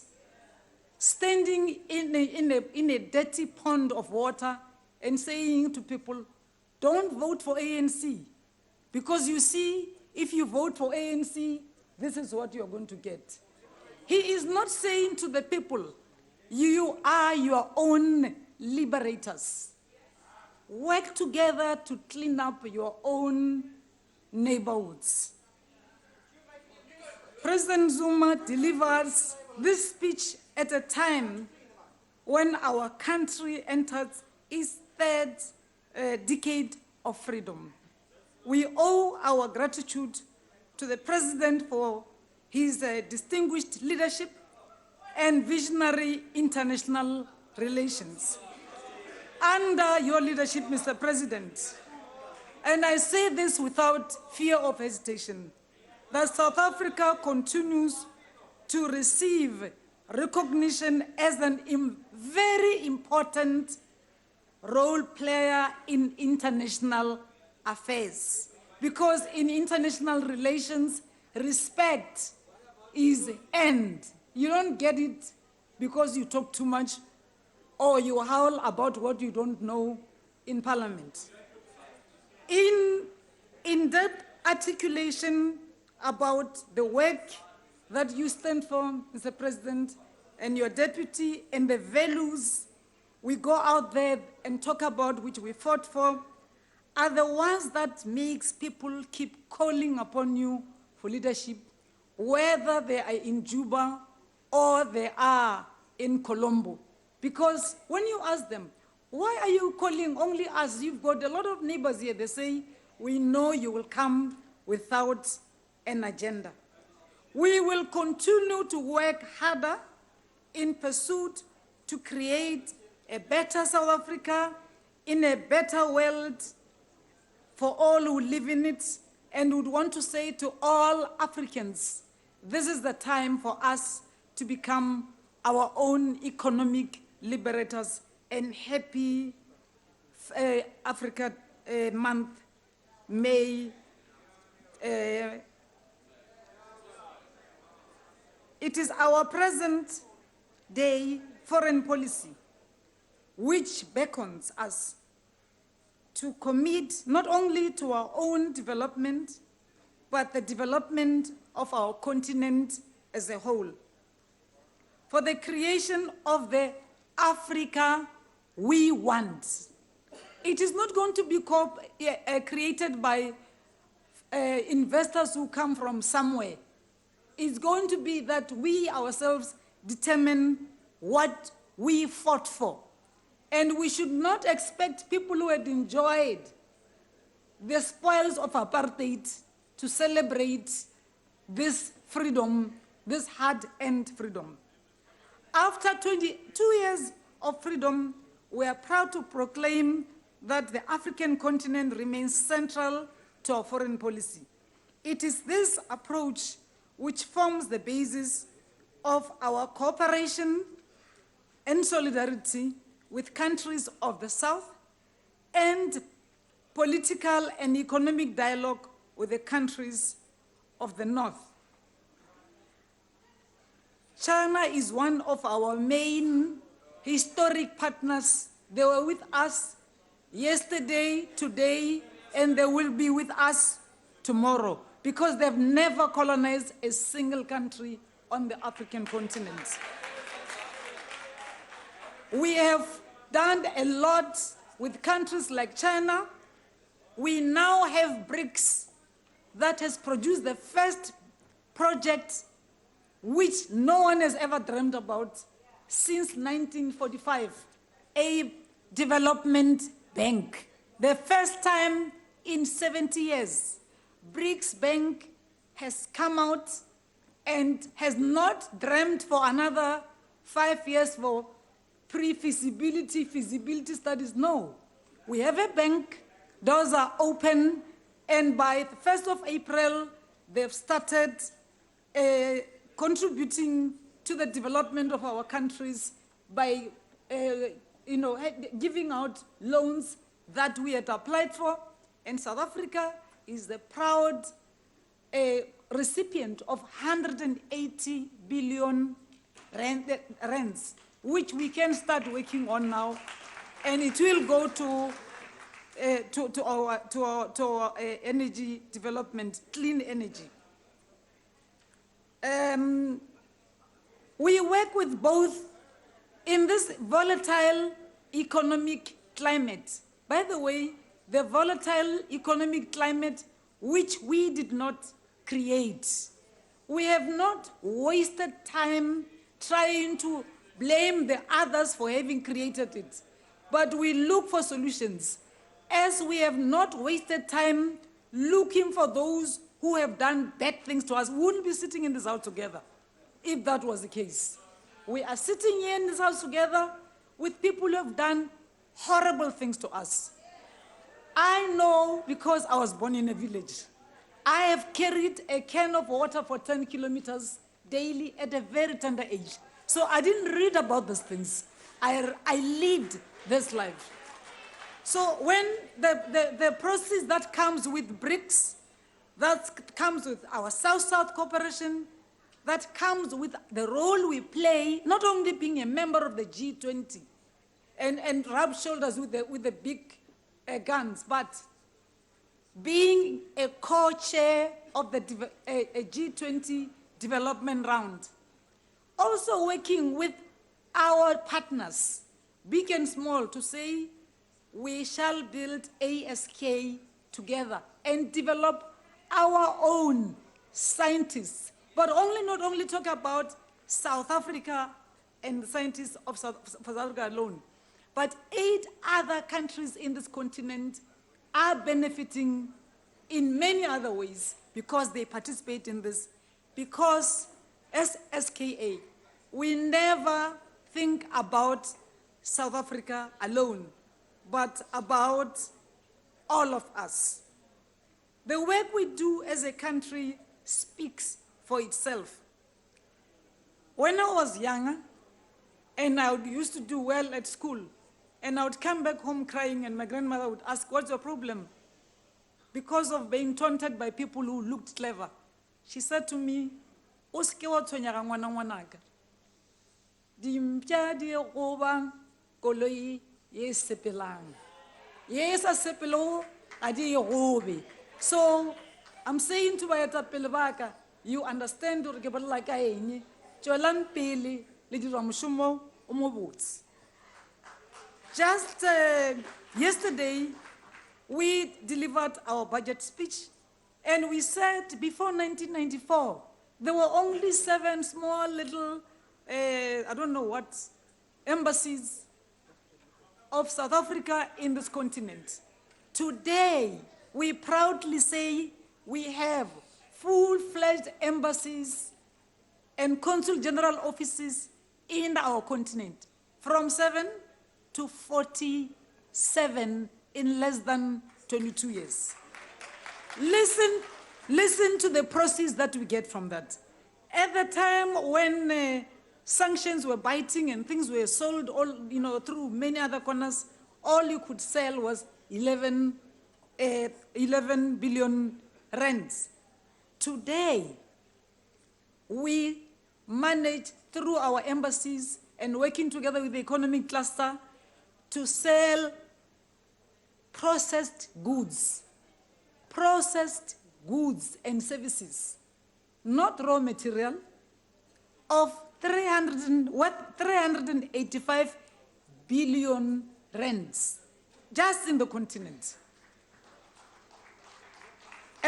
And as at the end of 2015, 20% of our processed goods were sold in our continent from the time when we would sell less than 5%.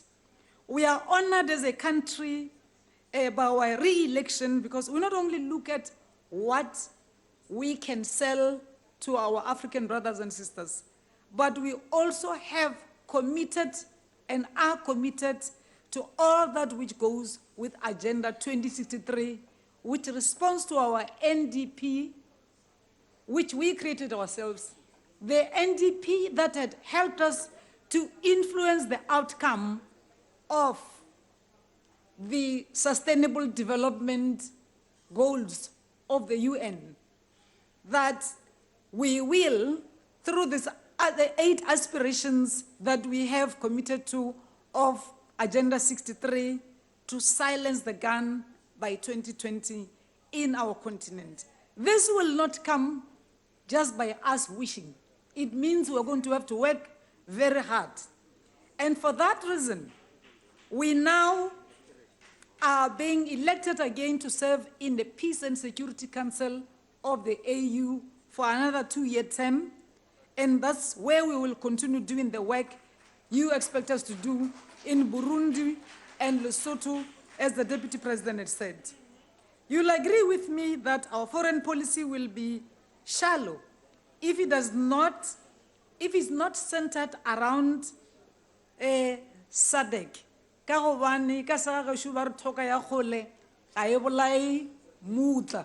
So if our neighborhood is not happy and cannot sell something to us and we cannot integrate our economies, then we cannot then build a better Africa, which we should be celebrating during the course of this month.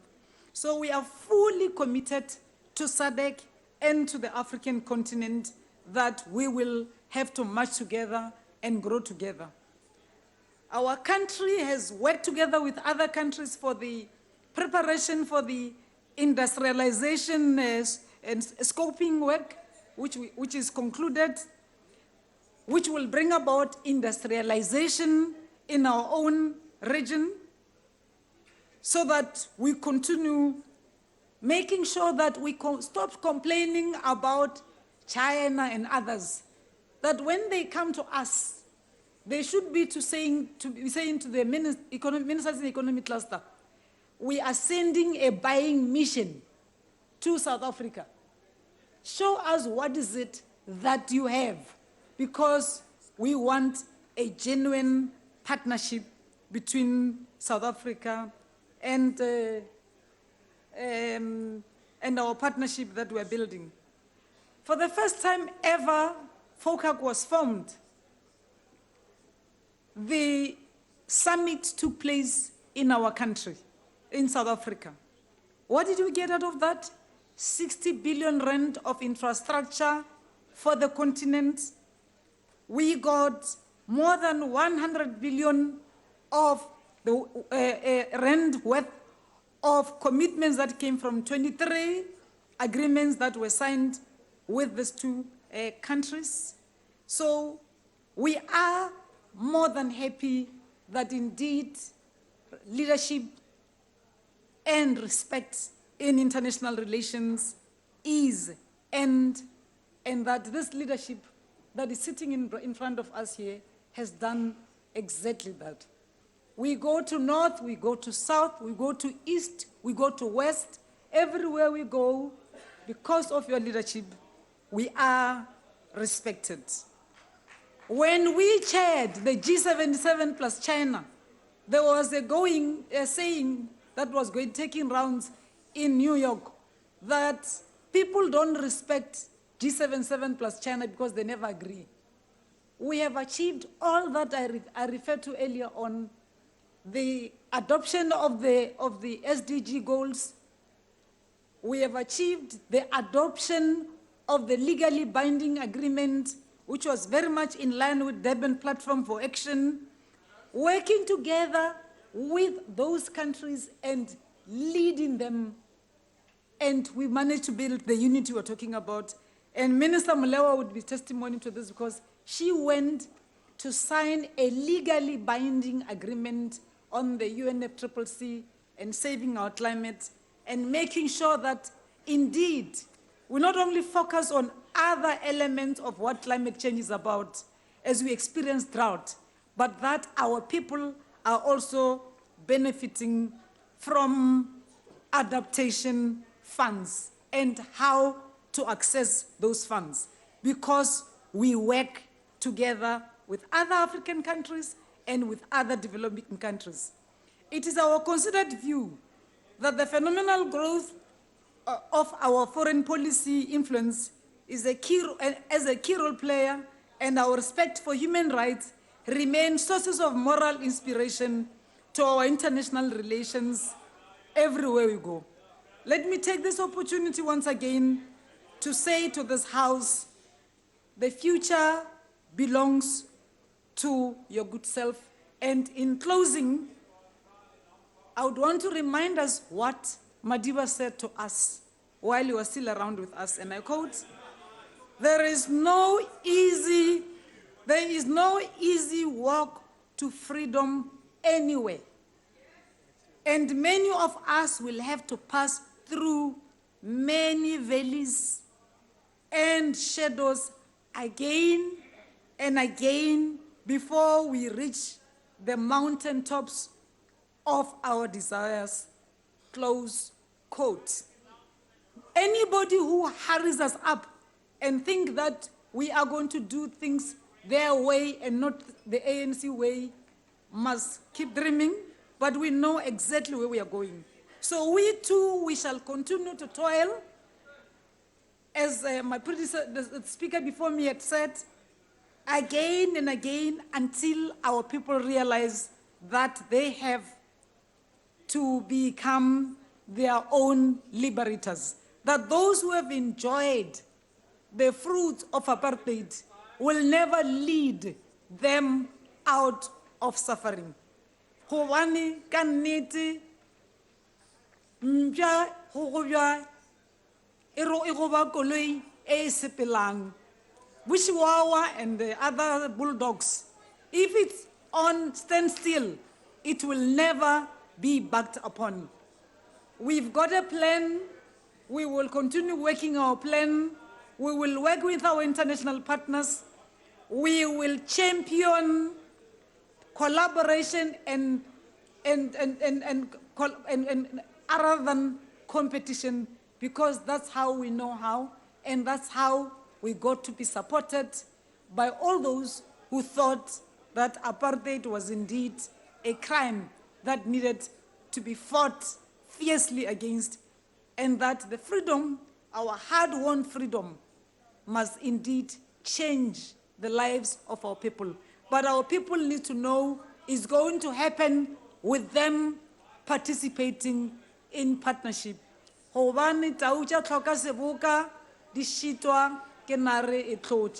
thank you. Thank you, Honorable Minister. Honorable Mutau, before you come, Honorable Mutau, allow me, as I promised, to return to give a ruling, and then I'll ask you to proceed with your order.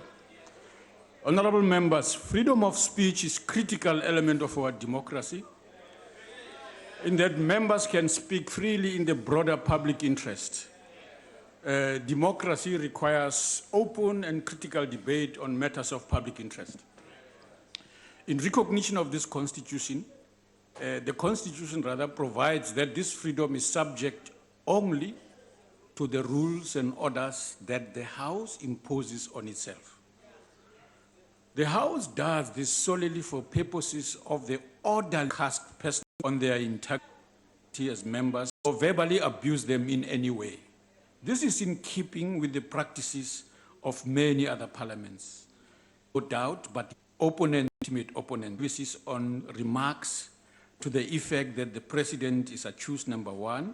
Members know that we are a constitutional democracy and we work within the ambit of the rule of law, which requires, amongst others, that we adhere to due process.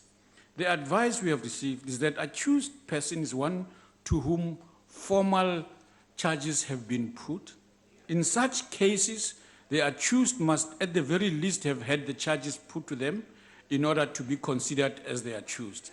If charges have not been put to that person, then there will always be the possibility that these charges could either be dropped or not proceeded with.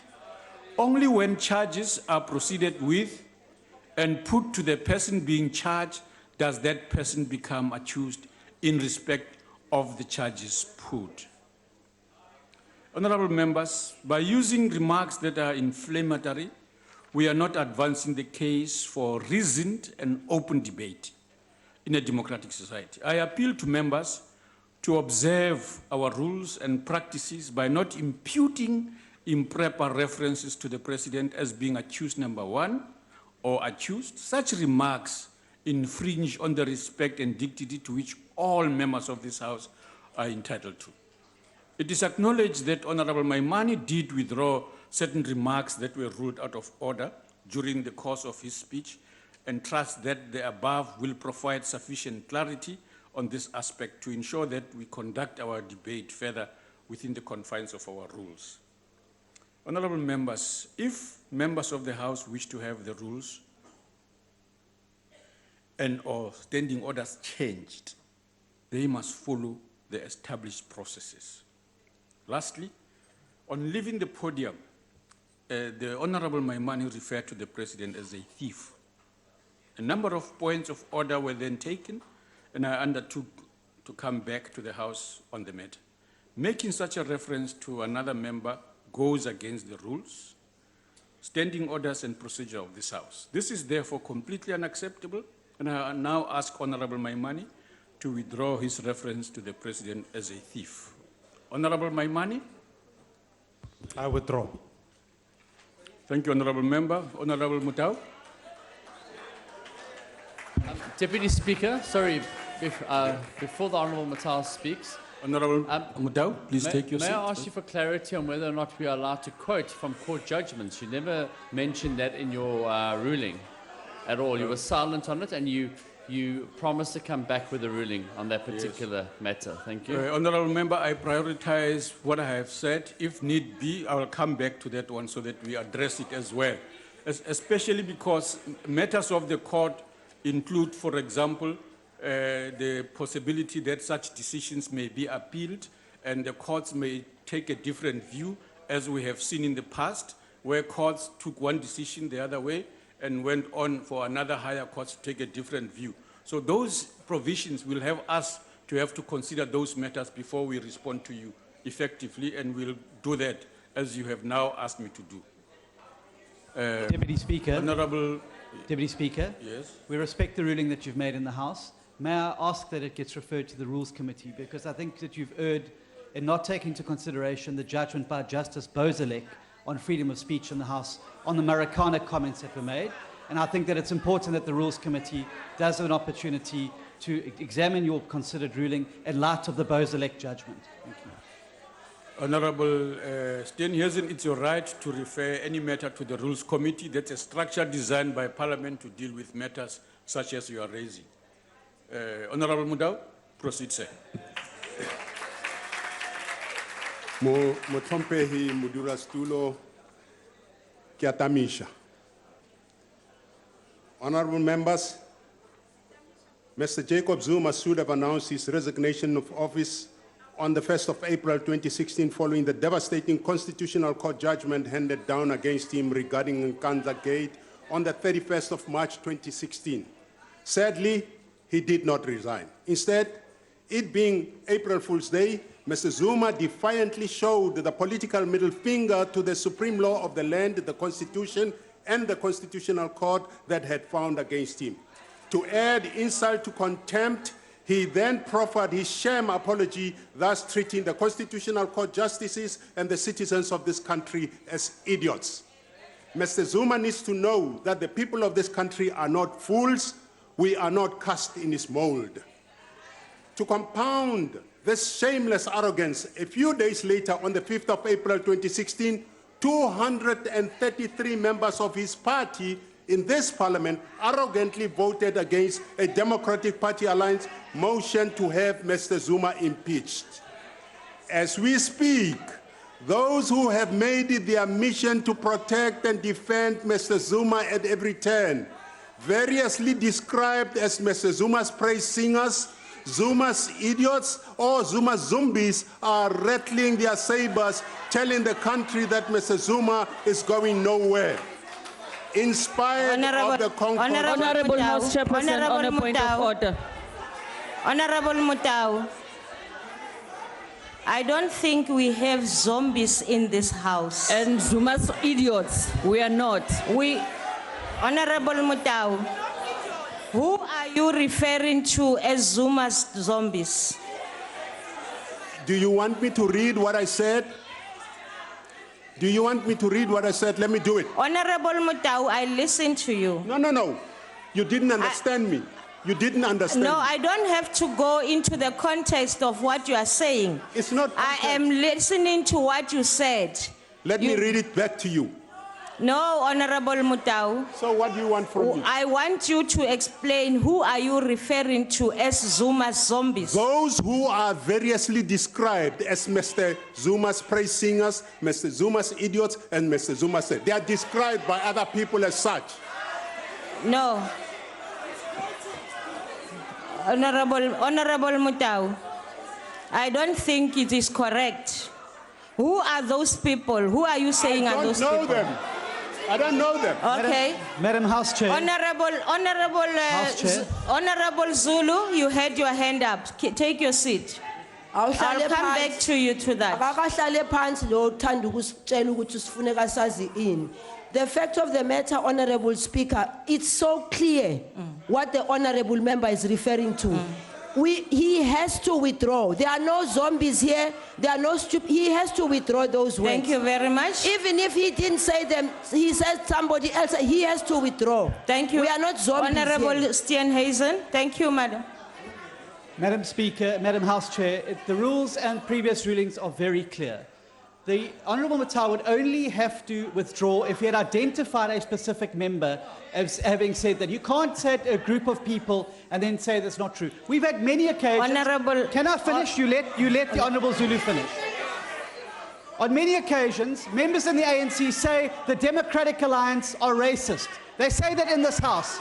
They're not asked to withdraw because they're not naming specific members of the House. Thank you. That is the rulings that has taken place. If Honourable Mutau does not have to withdraw, it's not unparliamentary. Honourable Steenhuisen. He's referring to a group. He's not referring to specific members. Steenhuisen, take your seat. Honourable Steenhuisen, you are not going to direct the chair as to whether... Order!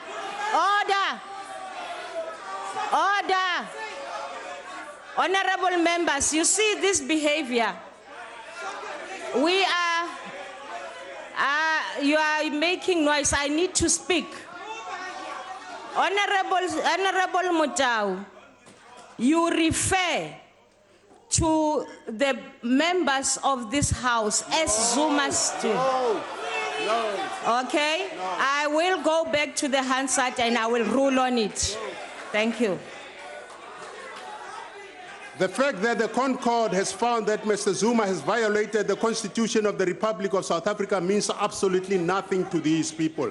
This parliament is now being asked to approve a budget of 491 million rand for the year 2016-17 financial, rising to 526 million by 2018-19 under budget vote 1, the presidency. The budget also provides 3.3 million rand for the salary of Mr. Zuma for this financial year, growing to 3.6 million by 2018-19. For the deputy president, the corresponding numbers are 2.8 million and 3.1 million. Travel and subsistence will gobble up 53 million rand for 2016-17. Support services to the presidency will cost 118 million rand this financial year, growing to 121.5 million rand by 2018-19. In the context of South Africa's serious problems with poverty and unemployment, these are significantly high costs for the presidency's salaries, travel, and subsistence. Meanwhile, the presidency continues to pile up huge amounts in unauthorized expenditure. Since Mr. Zuma took office in 2009, the presidency incurred unauthorized expenditure of more than 45 million rand, mostly in legal fees, by the end of 2010-11 financial year. The amount spent since then is unknown. Most of these millions of rand can be booked as fruitless and wasteful expenditure. The presidency has yet to pick up the tab for the Nkandla Gate litigation as ordered by the Concord judgment. The spy tapes litigation will also have to be paid for as per order of the High Court in Pretoria last Friday. This is how the Sunday Independent put it on Sunday, and I quote, "The toll has been enormous. Not only has Zuma fought this battle every inch of the way at taxpayers' expense, retaining the services Honorable of his..." Mutau, we have agreed, we accept that you may call Honorable President Mr. Zuma. You cannot just say Zuma. I'm quoting here.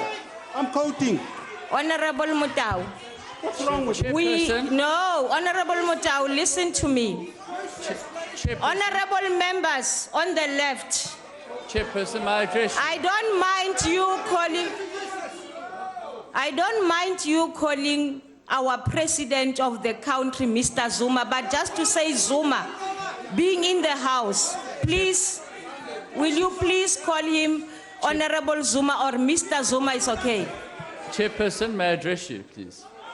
On what point, Honorable Member? On clarity, Chair. Yes. Chair, the Honorable Natal was quoting directly from an article. So you can't insert words into a quote. You can't. If you're quoting from an article, you quote it verbatim. Honorable Mutau, if you have to quote, we must know you are quoting. I said so. Continue. Continue. Order! Order! You, honorable members, order. Honorable members. Honorable members, order. Listen, if you want me, order, honorable members. Hey, hey. Listen, honorable members. If you want me to rule correctly, you must be able to keep quiet so that I can hear the person on the podium. Honorable Mutau, continue. Please be, don't overcloud her with noise. I can't hear him. Continue. The DA calls on Mr. Zuma to stop wasting the nation's money, accept the High Court's judgment, and explain himself before a court of this country. Meanwhile, what has South Africa to show for these huge sums of money expended on Mr. Zuma's never-ending court cases and to support his wasteful and lavish lifestyle? When Mr. Zuma makes a monumental blunder that costs the country's economy billions of rand in lost asset value, as was the case when he fired former Finance Minister Nhlanhla Nene, we are told to lump it because it is his presidential prerogative. Presidential prerogative cannot and must never be exercised to the detriment of the country's economy and at the expense of the more than 8 million unemployed and millions more poor South Africans. Prerogative is a privilege. It comes with responsibility and respect. A day before Mr. Zuma took his oath of office for the first time at the Union Buildings on the 9th of April 2009, the dollar-rand exchange rate was $1 to 8.5 rand. 1 euro was worth 11 rand. 1 UK pound was worth 12 rand. And 1 Botswana pula was worth 86 cents. Last night, the corresponding values were rand dollar 14.62, rand pound 21.28, rand euro 16.85, and the pula only buys 76 South African cents. Order, honorable members. Order. This means that South Africans are getting poorer on Mr. Zuma's watch.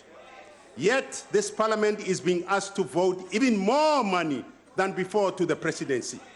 Honorable members, one of the most important jobs of the presidency is to nurture and promote nation building, social cohesion, and national identity.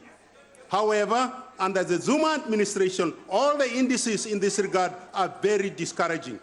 When was the last time you heard of the rainbow nation of the people of South Africa?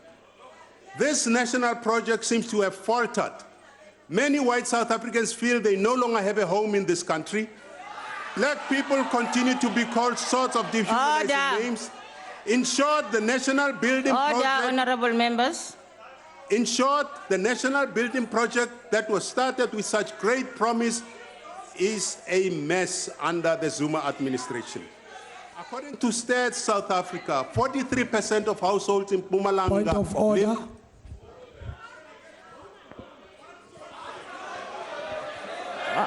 Can you take your seat, Honorable Mutau? Honorable member.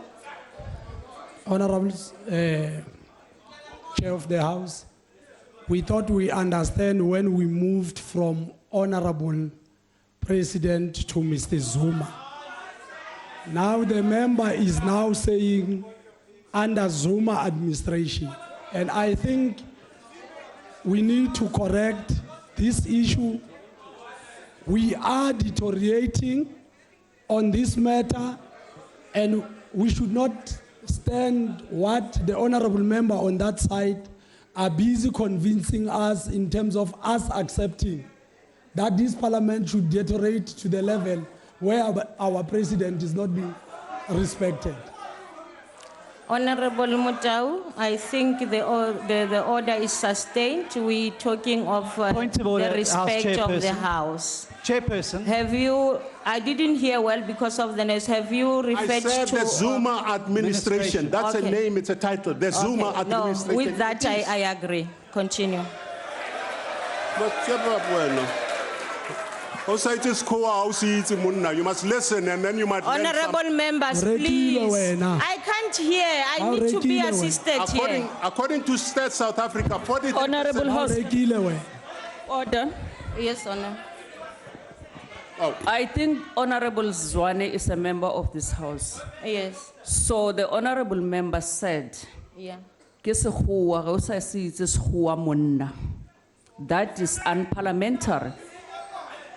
And I will propose to Parliament that the bar that side be closed.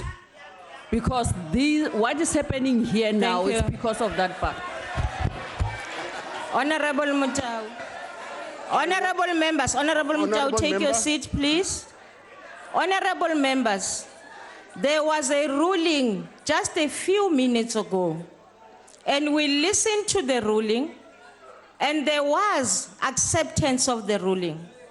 And the ruling is about the offensive language, the behavior that is happening in this House.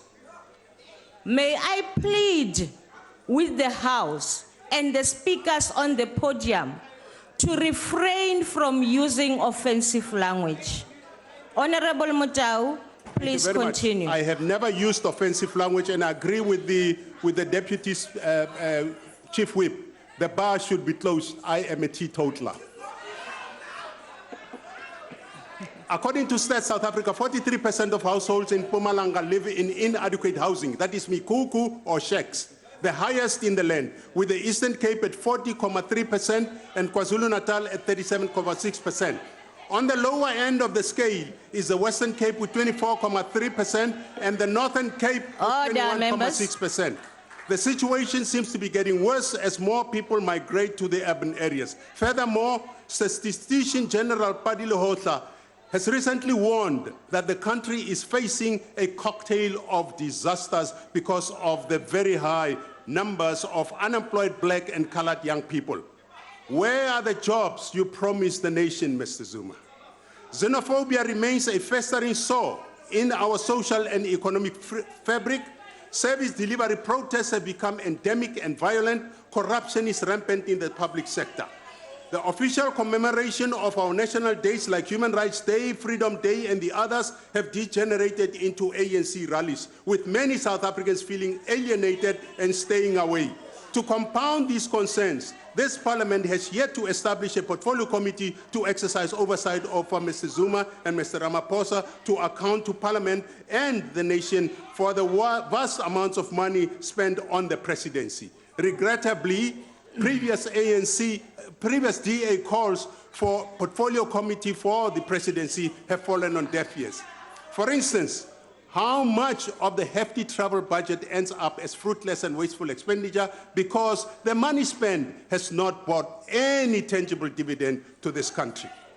Honorable Chairperson, I would now like to turn to the so-called apology by Mr. Zuma regarding the Nkandla scandal, the public protector's remedial action, and the related Concord judgment. In his statement to the nation on the 1st of April 2016, Mr. Zuma used the word apologize only once. The rest was fudge, self-justification, or worse. And I quote, the matter has caused a lot of frustration and confusion for which I apologize on my behalf and on behalf of government, close quote. There has indeed been lots of frustration regarding this matter. However, any confusion was concocted by Mr. Zuma and his advisors for their own ends. There was never any confusion on the part of the public protector regarding the remedial action or on the part of the Democratic Alliance regarding the responsibility of Mr. Zuma on the matter. During the State of the Nation debate on the 19th of June 2014, I made the following points in this regard from this very podium. During the State of the Nation debate on 19 February 2013, I urged Mr. Zuma, and I quote, show leadership and take ownership of the Nkandla scandal because no amount of talk or spin would explain the scandal away. There is no way in which Mr. Zuma can distance himself from the Nkandla scandal. The buck stops with you, Mr. Zuma, I said, close quote. And what was Mr. Zuma's response? He laughed at us and called us howlers. Now the chickens have come home to roost. As they say, ka Setswana, le ga o ka buela lengopeng, magoko o bua tla o bona. Fellow South Africans, instead of attempting an egg dance on the 1st of April 2016, Mr. Zuma should have said the following to the nation. Fellow South Africans, I apologize for failing to comply with the remedial action taken against me by the public protector. I apologize for failing to uphold, defend, and protect the Constitution as the supreme law of the land. I apologize for violating my oath of office. I apologize for treating you like fools. I am sorry. I resign. Good night. That would have been a real apology, but that takes true leadership, something that Mr. Zuma does not seem to have. John, you got 2 minutes. Thank you. Achbarelet, Groenewald.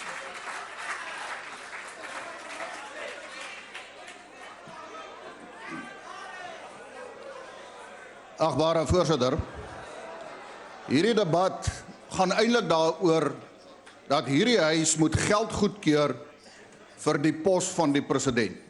Dis waaroor hierdie debat eintlik gaan. Met ander woorde, dis eintlik 'n debat wat daaroor gaan dat belastingbetalers se geld aangewend moet word vir die president om te funksioneer.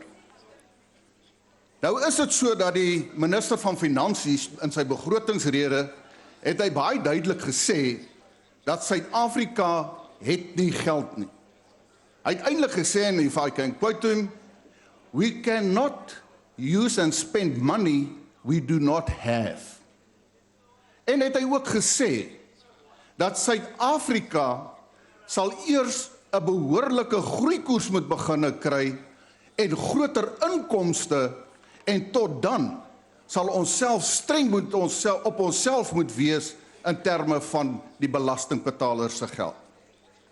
Now, Honorable President, you are number one, maybe if you don't know, but as number one, you must set the example.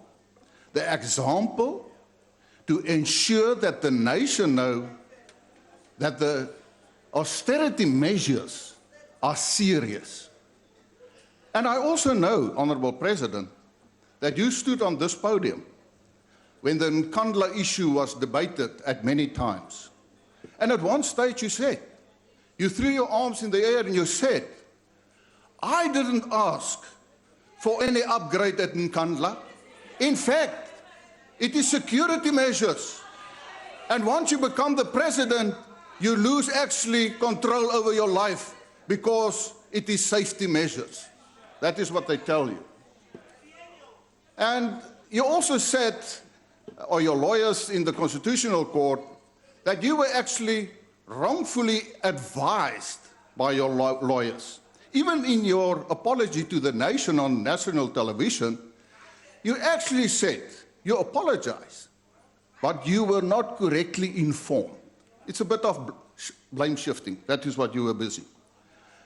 Now I want to say to the Honorable President, I want to inform you tonight that you are not ill-informed. The Department of Defense is in the process of buying you a new aeroplane of 4 billion rand. Nou wil ek vir die agbare president sê. Agbare president, as u besparing wil toepas, dan moet u daardie proses stop. U moet dit nou stop. Want ek kan vir u sê, die vereistes wat gestel word, kom daarop neer dat u gaan 'n Boeing 787 kry. Dit is wat ontwikkelde lande, ryk lande kan bekostig vir hulle president. Ons is 'n ontwikkelende land. Ons groeikoers is onder 1%. Maar daar wil vir u 'n vliegtuig gekoop word van 4 miljard rand. U kan omtrent 15.000 na 20.000 huise, afhangende van die prys, bou vir arme mense met daai geld.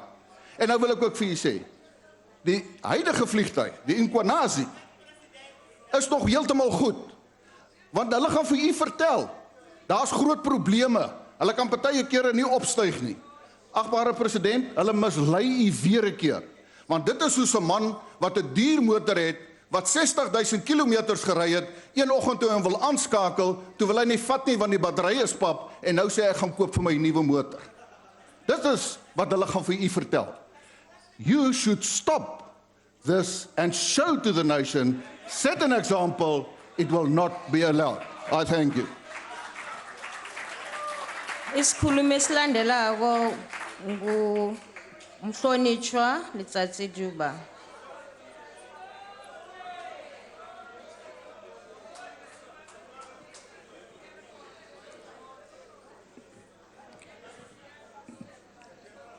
The President of the Republic, Honorable Jacob Zuma, the Deputy President, Cyril Ramaphosa, the honorable members,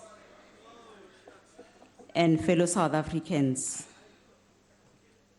Comrade President, I feel challenged by the Deputy President by speaking 11 languages in the hour he was allocated to. I'm going to challenge him. I'm going to also speak 11 languages.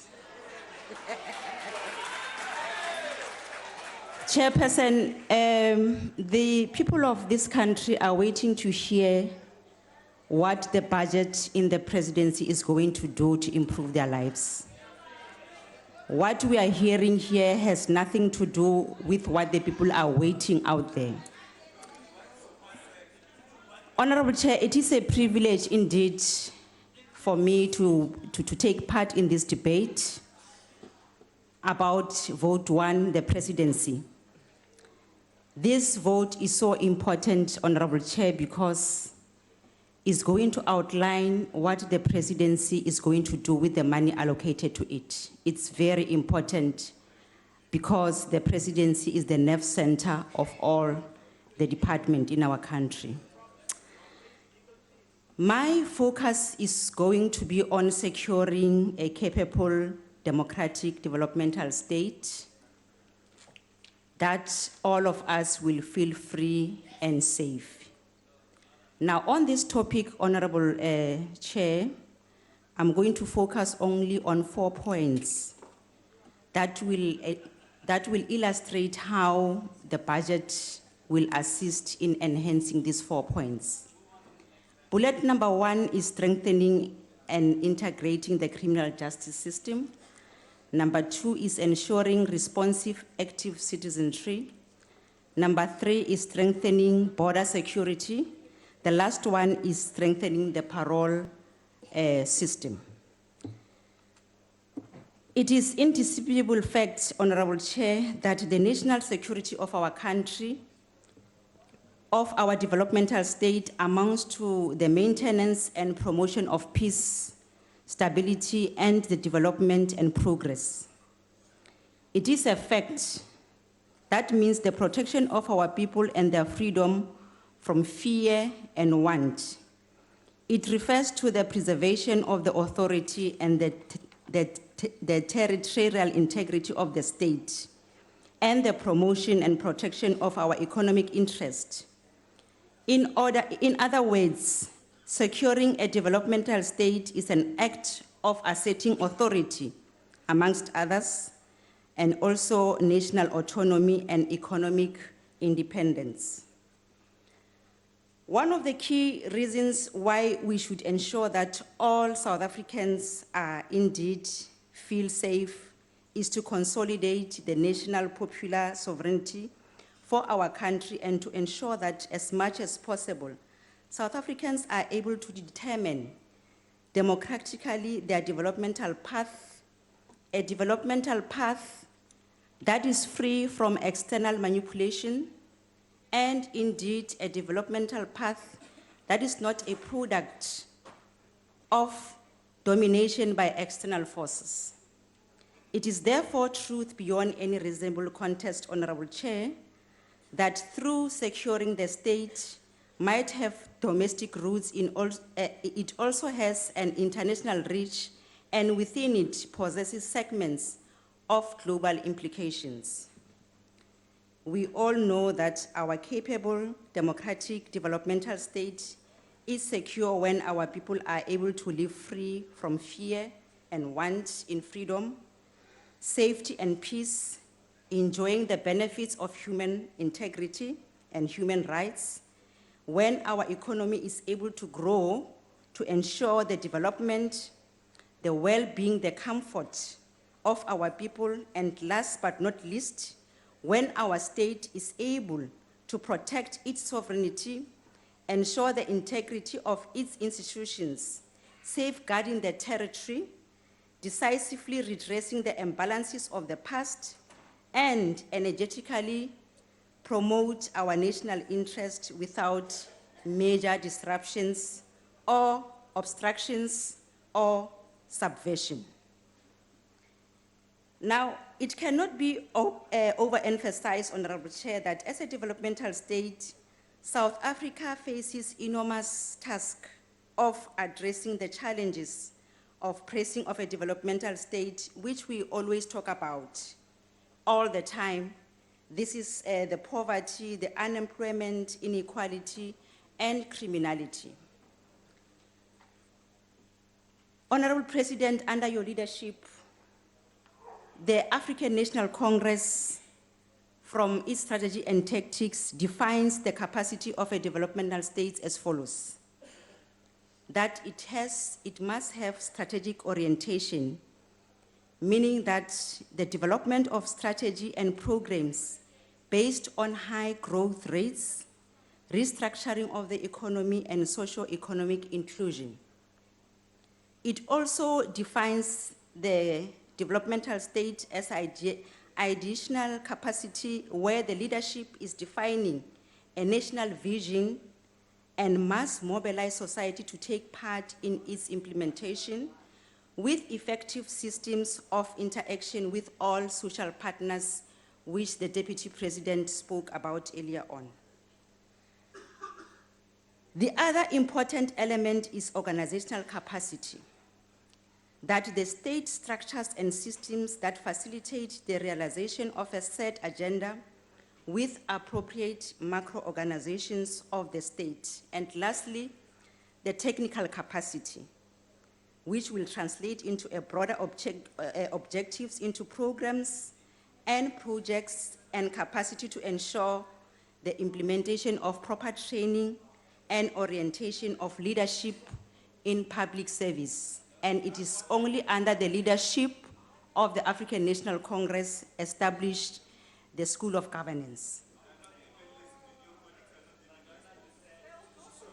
There is a concern, Honorable Speaker, that a developmental citizenship is not an immediate and automatic consequence of high rates of economic growth.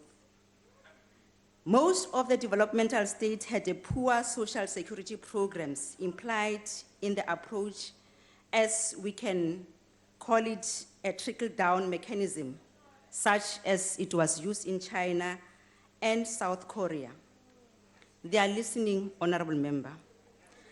The ANC strategy and tactics documents further states that, and it is the only African National Congress which have these documents to guide the country. Others, they don't have. Documents further states that besides constitutional imperatives, given our levels of inequality and history of racial exclusion, such an approach will be unsustainable to this country, as the poor will still remain excluded. Now we need to combine the best attributes of a social democracy, which will include social issues in health, education, and social safety. Under your leadership, Honorable President, we were able to strengthen and integrate the criminal justice system. The Freedom Charter states explicitly that all people shall have the right to live where they choose, the decently housed, and to bring up their families in comfort and security. The National Development Plan, again, Honorable President, crafted under your leadership and adopted by the people of this country, envisage that in 2030, people living in our country will feel safe and have no fear of crime. The people will be safe in their homes, they will be safe in school, our children, they will be safe at work, and enjoy a community life free of fear. The police service will be a well-resourced professional institution staffed by highly skilled officers who value their work, serve with the communities, safeguard lives and property without discrimination, protect peaceful protesters against violence, and respect the rights of all to equality and justice. The National Development Plan also notes that inspiring public confidence in the criminal justice system is a necessary tool to prevent crime and increase safety. Public confidence, Honorable Chair, is eroded by perception that criminals escape the law, that the arrests do not lead to convictions, or prisoners escape easily from courtrooms or facilities. Most deterrent to the criminal is an efficient and effective criminal justice system. The 2007 review of the South African Justice criminal a 7-point plan adopted by Cabinet. The plan set out a modernized, efficient, and transformed system. It is at every level from national to local. It also, amongst other issues, includes the judiciary and the magistracy, the police, the prosecutors, correctional services, and the legal aid board, and initiatives such as empowering community policing forum. The Office of the Criminal Justice System began implementing the plan. You are saying bye because you are bored, you don't know these things. The plan contains, it's not in your interest to see how this government has done. The plan contains 7 transformative changes to the criminal justice system and require full, integrated, and holistic implementation to achieve the stated outcomes. In any way, we are not addressing you, we are addressing the members, the public out there. The Planning Commission, under your leadership, Honorable President, has made these recommendations, and I'm going to go through them so that people can understand the work we have done so far. Department in the JCPS cluster immediately aligned their strategic plans with a 7-point plan. The project manager appointed to the Office of the Criminal Justice System Reform coordinates the plan's activities and programs to ensure that the JCPS departments implement the 7-point plan in sync. Dedicated budgets for each participating department can be established and outcomes reported in relation to this plan. Continuous monitoring by the JCPS cluster and regular reporting on the plan itself. Through the interaction and the implementation of this recommendation, Honorable President, it is an indication of the hard work of the ANC-led government that the serious crime has decreased. And this has, in the main, attributed to huge investment in policing and criminal justice system. You don't know the statistics. You are asking since when. The President has lended much needed support to crime combating effort when he called for a more active and rigorous citizenry to enhance the quest to fight all types of crimes that endanger and undermine human rights. He indicated, Honorable President, that in our country, in the context of our country, active citizenry was yet to be fully exercised to advance the cause drastically to curb crime. It is also key at this stage to be reminded that the African National Congress that took the decision to restructure the judiciary and integrate the courts, it is now common knowledge that the decision was affirmed by the Superior Court's Bill and the 17th Constitutional Amendment Bill, which the President both signed into law during 2013. Even when there were skepticism as to the ANC commitment to the independence of the judiciary, we should be reminded that the 17th Constitutional Amendment Act has paved the way for the Constitutional Court to be the apex court on all matters. This act has also enhanced the independence of the judiciary and strengthened the separation of power. This has happened under your leadership, Honorable President. Now, the last point I want to talk about is ensuring responsive citizenry. The right to assembly, the right to demonstrate, the right to picket and petition must be exercised peacefully and unarmed. These rights, like all other fundamental human rights, form part of the Bill of Rights and as it is entrenched in the Constitution, should be respected. In this regard, Chair, government is enjoined to respect, to protect, to promote, and also to fulfill the right to assembly and the right to picket and the right to demonstrate peacefully. It is in this nature of our democratic dispensation that citizens should bring their dissatisfaction to the attention of their government. However, the manner in which grievances is brought to the attention of government is as important and critical as if not more than the grievances itself.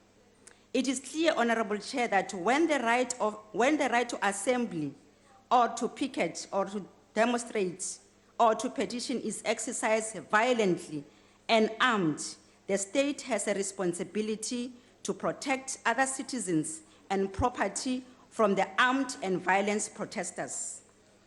Armed and violent protesters lead to instability in the country and therefore affects national security. Domestic instability is a serious challenge that, if it is left unabated, Chair, will undermine the democracy. It will also undermine the rule of law and our developmental trajectory. Issues that contribute to this instability are a growing culture of lawlessness in this country, impunity, violence in industrials and service delivery related process, as well as disrespect of authority and other matters related to security issues.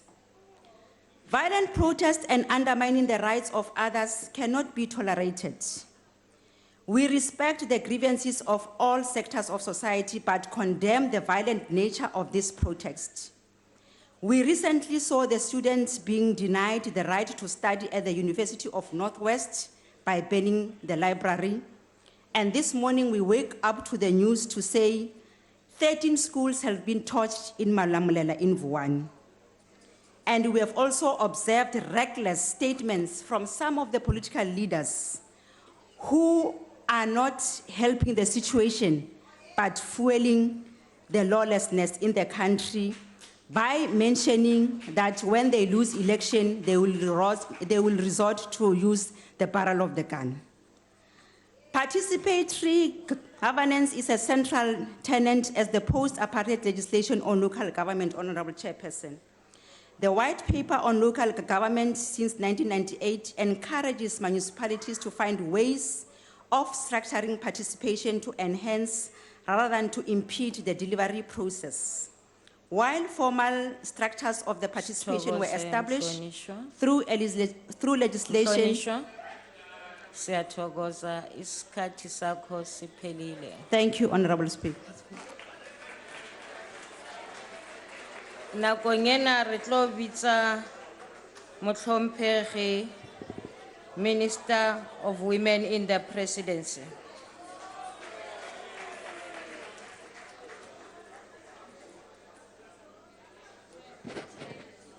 Honorable Chairperson, Your Excellency President Zuma, Honorable Deputy President, Honorable Members of Parliament, distinguished guests. 2016 is an important year for us. It marks the 60th anniversary of the 1956 March, 40 years since the 1976 uprising struggle against oppression and enforced Afrikaans as a medium of instruction.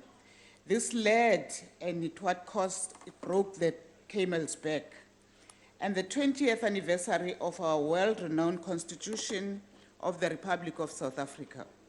1996, incidentally, it also marks the beginning of the countdown to 2030, to the future we want, in which no one is left behind.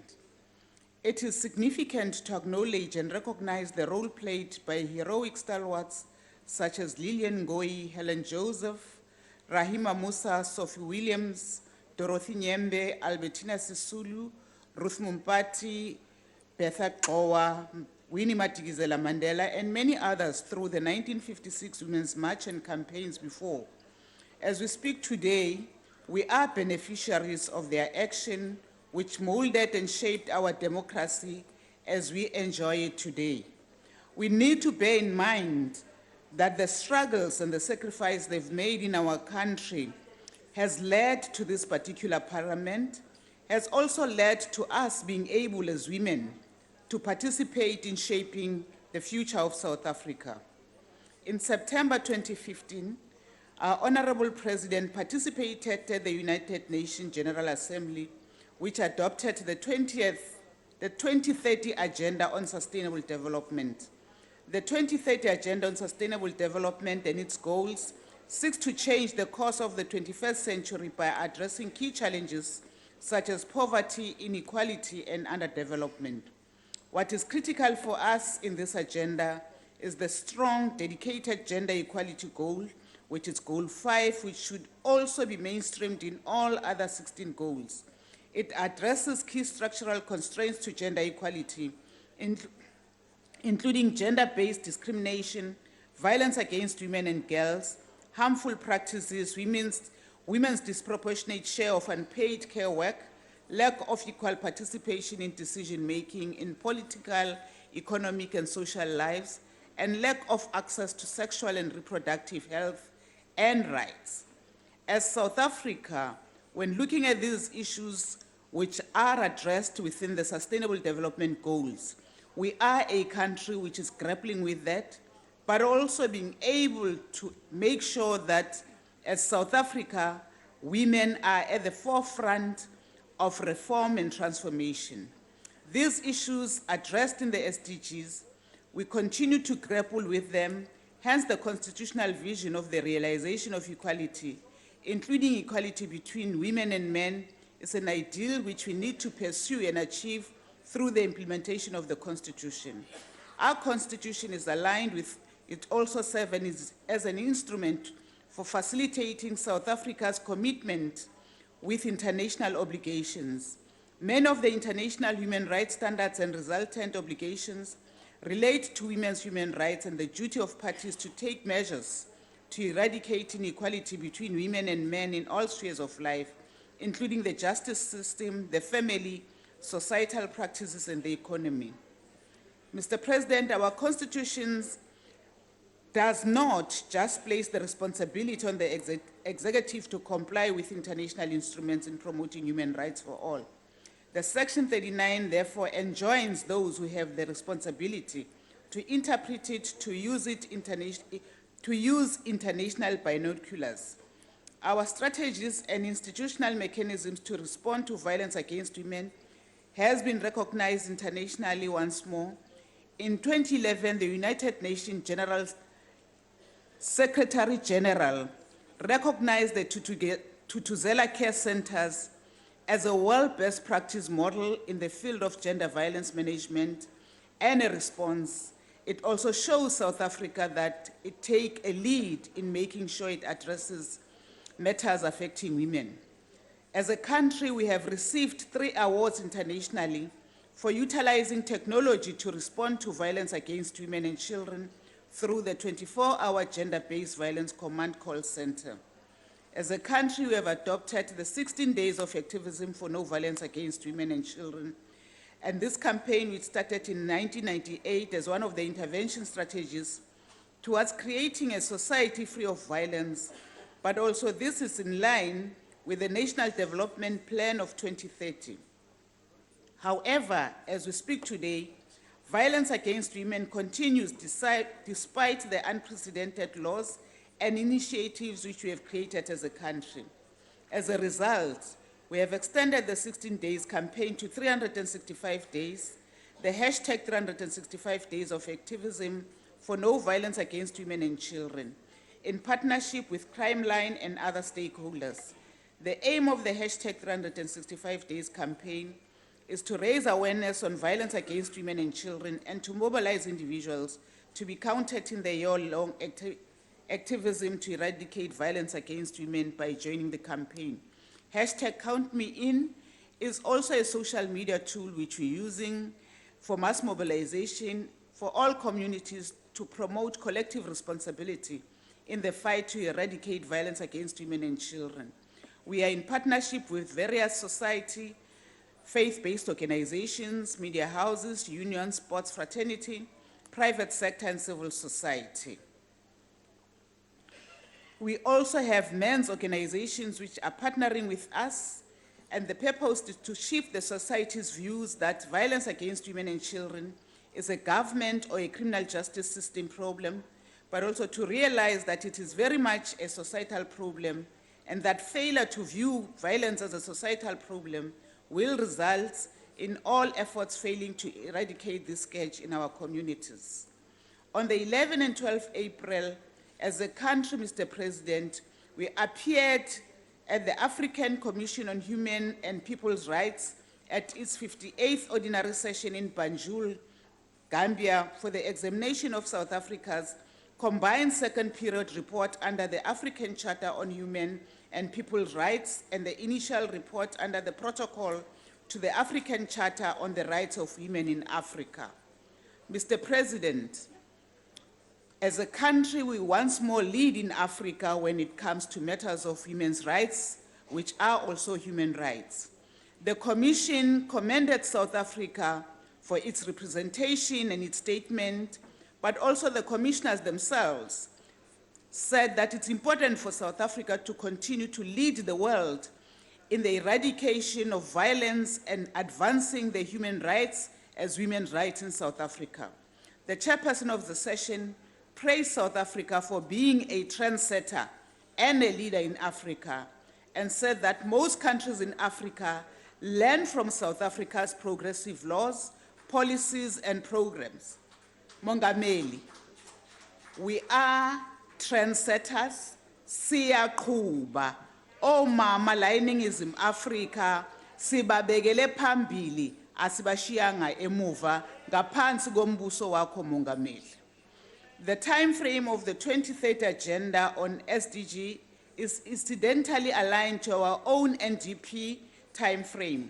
The NDP aspires to eliminate poverty and reduce inequality by 2030 through uniting South Africans, unleashing the energies of its citizens, creating decent work and promoting investment in competitive economy. That would also mean inclusive of women and young women in the economy, enhancing the capability of the state and its leaders in working together to solve complex problems. In line with our theme, which we are Africa, we are therefore guided by our obligations to the African Union Agenda 2063 and the African Union Heads of State theme for 2016, which we are proud that our own president led this process, which is the year of the human rights, with a particular focus on the rights of women. And the most important aspirations of the African Agenda 2063 are a prosperous Africa based on inclusive growth and sustainable development, and an Africa where development is the people-driven, relying particularly on the potential of women and the youth. All of the above for us will be sloganeering if women are not empowered socially and economically. If women are at the periphery of the economic development, then sustainable development will remain a pipe dream. The empowerment of women is not only critical for reducing poverty and underdevelopment, but it's also critical for the reduction of high levels of crime, violence against women and children, and other social ills such as drugs and substance abuse, which are tearing many communities apart. Our approach and strategy to guarantee the attainment and sustenance of economic transformation is the promotion of the full inclusion of women in the economy. Financial inclusion is also one of the major drivers of the economic development in Africa. And as this department, Mr. President, it's one of the areas which will be driving effectively in making sure that women become part of the economy of this country. This year, the President launched a report that assessed women's involvement in the economy, the status of women in South African economy. This report focuses on 5 critical areas: education, access and attendance, outcome and performance, labor market, access to land and property, credit, change in poverty and inequality, and paid work. These 5 focuses areas are aligned to the NDP. The 9-point plan also intends to make sure that all departments are able to align with that. The report also reveals that education arguably underpins much of women's full engagement in the economy. As is the case for men, it is therefore central to the achievement of gender equality. It also provides access to more remunerative areas of the labor market through improved skill and productivity levels, and have similar impacts for the self-employed, but it also enables women to engage more meaningfully in society and make better informed decisions.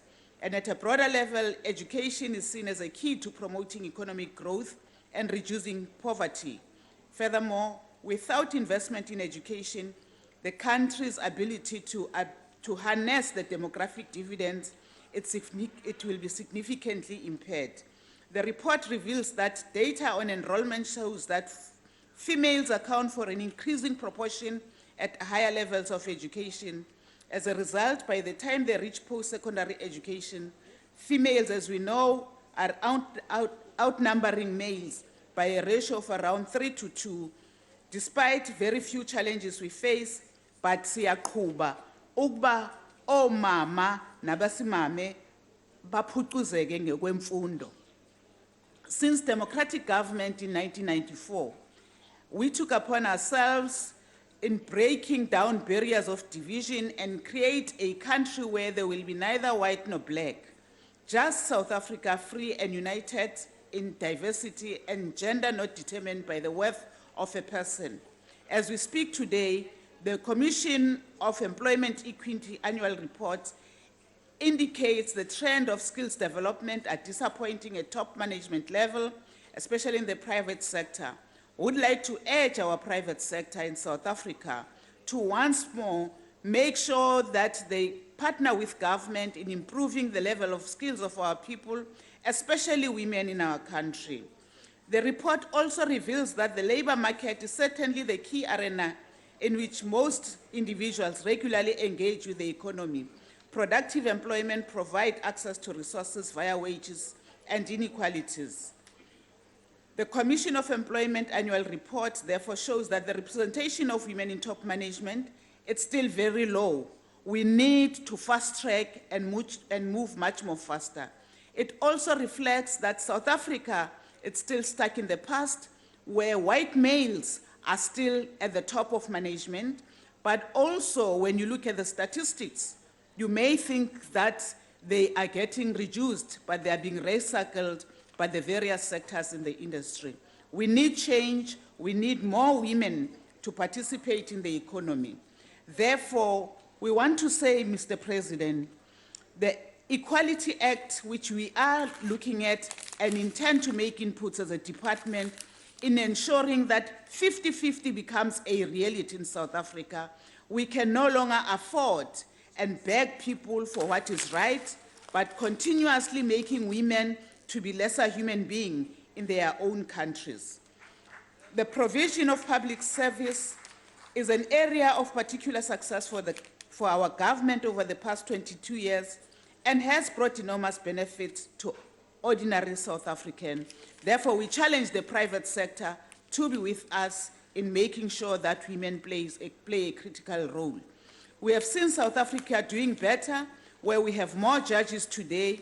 We have seen an increase on gender representation in the South African National Defence Force, in line with also Security Council Resolution 1325 and the South African Police Service, including our diplomatic appointments.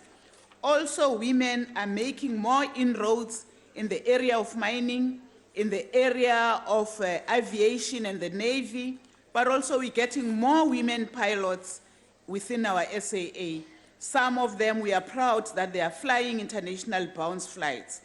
These are fruits of democracy, but also the struggles of those women who had to make sure that we are beneficiary today. Mr. President, the Municipal Structure Act 117 of 1998, Schedule 1, which talks about the metros and local councils, it talks about representation of 50-50 by various parties.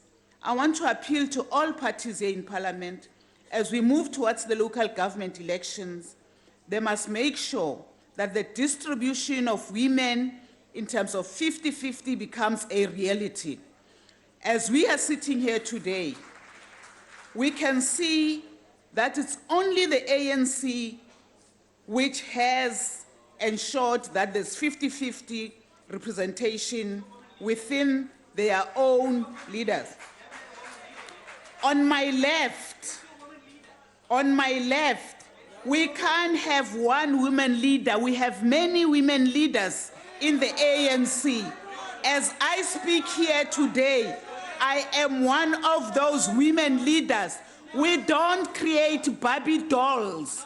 We don't create honorary one woman and think that that's the leader. We create real leaders who are nurtured and groomed, but who are also not interviewed for the sake of a post. We are unnurtured, we are groomed within the African National Congress. That's why there's so many of us on this side of the house, because there are more women who are being groomed. We don't go for application looking for a job, say. No, no. It's our capability. That is why we have our speaker, who is a woman. We have more and many more women. Siyaqhuba si African National Congress. Siyaphinda sithi njengoba siya okhethweni labo masipala. Singumkhongolo esizokwenza thina omama ngoba siyabona ukuthi babalekile empilweni zethu nokwakha isizwe sethu. Bonke omama u50-50 uzaba yiqiniso. Futhi akekho umuntu ozosinyanzelela. Asifuni nokuthi sithi bazawu apply banekhono njengawo wonke umuntu la eNingizimu Afrika. Manje azilime ziyetsheni sibona abanye ukuthi ngempela bayakholelwa na kubantu besifazane noma bafuna nje ukuthi bayenze iziphambano ukuze bona baqhubekele phambili abantu besilisa. This democratic government has a vision of South Africa in which where all of us are equal, where South Africa believes in non-racial, non-sexist country. Those are the policies of the ANC.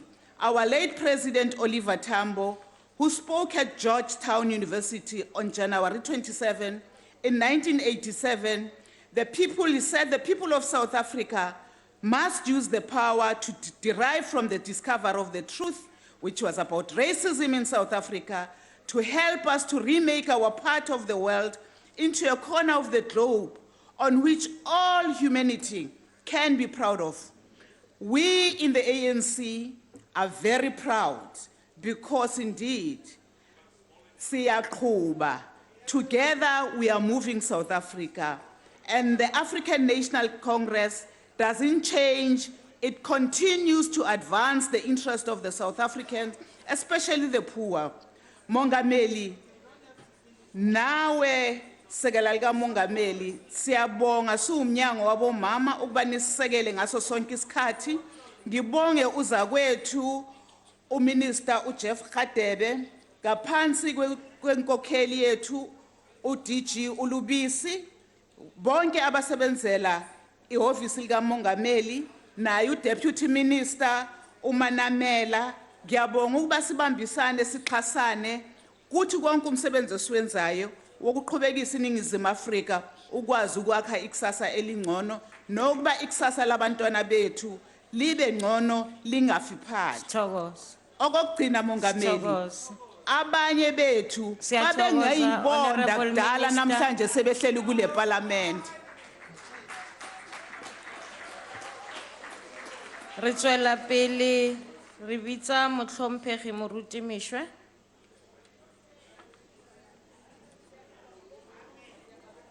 Thank you, House Chairperson.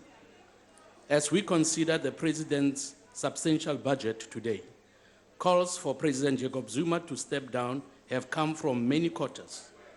The ACDP fails to understand why he still refuses to heed wise counsel from people who are concerned about the future of this country. It was recently reported that former Constitutional Court Judge Zak Yaqub and ANC party stalwarts, Mavuso Nsimang, Cheryl Carolus, and Rodi Castras, joined a coalition of non-governmental organizations, including 34 trade unions, and committed to embark on a plan of action to force the ANC to heed their call for President Zuma's removal after the impeachment motion failed. Judge Yaqub is reported to have said that it was painful to listen to the defense of President Zuma in Parliament, adding that the President should not shoulder the blame on his own, but the ANC's entire National Executive Committee should do so too. Before the ACDP will support this budget vote, President Zuma must first prove that he takes the commitment to ethical and accountable governance seriously.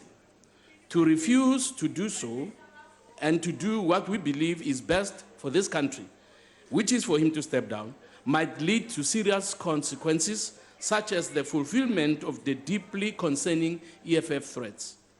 The ACDP advises the President and the ANC to look to the example of leaders who have taken responsibility for their blunders or who chose to listen to the voice of their electorate and step down pending further investigation.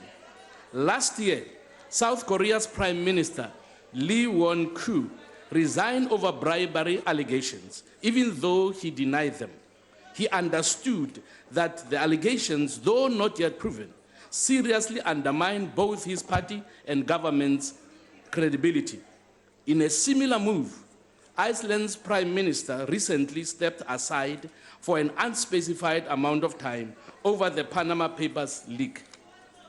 The ACDP believes that if the President is truly serious about restoring the trust of the people and the credibility of this government and the nation, he himself should insist on stepping down for a time to ensure that the persistent claims of corruption are dealt with and the cloud of doubt and accusations are removed. Rather than appeal the judgment of the North Gauteng High Court on Friday, 29 April, which found that the decision to withdraw some 783 charges of corruption against the President by former NPA head, Mr. Mche, in 2009 was irrational, the President should welcome it, as it will give him the opportunity to have his day in court, just as he requested, and to have each of these challenges tested, or charges tested. Our nation is crying out for good, strong, ethical leadership to deal with the many challenges we are facing. We believe that President Zuma has disqualified himself and has been weighed in the scales and found wanting. It is for this reason that the ACDP will not support this budget vote. Thank you. Thank you, Honorable Kabasha.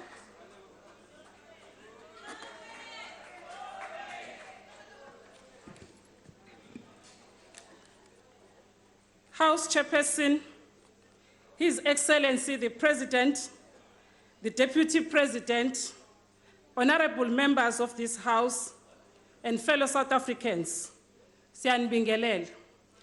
Uhulumeni wethu unomsebenzi wokuqhubeka nokwakha isizwe esilinganayo lapho singezobonwa ngamehlo obuhlanga, obulili, izinga lempilo eliphambili, noma inhlobo yokholo. This entails building people's capabilities through access to quality education, healthcare, and basic services, as well as enable access to employment and transforming ownership patterns of the economy. We therefore need to strengthen the redress measures that seek to correct imbalances of the past. In 2030, so provides the NDP, South Africans will be more conscious of the things they have in common than their differences. Their lived experiences will progressively undermine and cut across divisions of race, gender, space, and class. The nation will be more accepting of people's multiple identities. Uhlelo lwemfundo ephakeme oluhlose ukuletha imfundo ezingeni eliphezulu nokuletha amathuba kubantu abasha nabadala abafuna ushintsho emsebenzini nokuzithuthukisa kumakhono. Abantu abashiya ezikoleni ngaphambi kokuqeda ezingeni le-secondary education, abanye abangasebenzi kodwa bafuna ukuqala imisebenzi sebenamakhono abawafundele. Angabasiza ekuletheni imisebenzi. Ithemba labo likuhulumeni oholwa yi-ANC. Yingakho i-ANC ithi mabazisebenzise zonke izikhungo ezenzelwe lolu sizo baqeqeshwe kanti futhi sibiza nabaqashi kulabo abasemsebenzini abasafisa ukuzithuthukisa futhi ngokwedlulele ukuze baqhube kahle umsebenzi wabo banyuse nomnotho wezwe lakithi. We should acknowledge the challenge we face as a country, which is that South African universities are still characterized by historical inequalities and distortions. The university sector remains under considerable strain. Enrollment have almost doubled in 18 years, leading to, amongst others, inadequate decent student accommodation, cracking university infrastructure, and equipment shortages.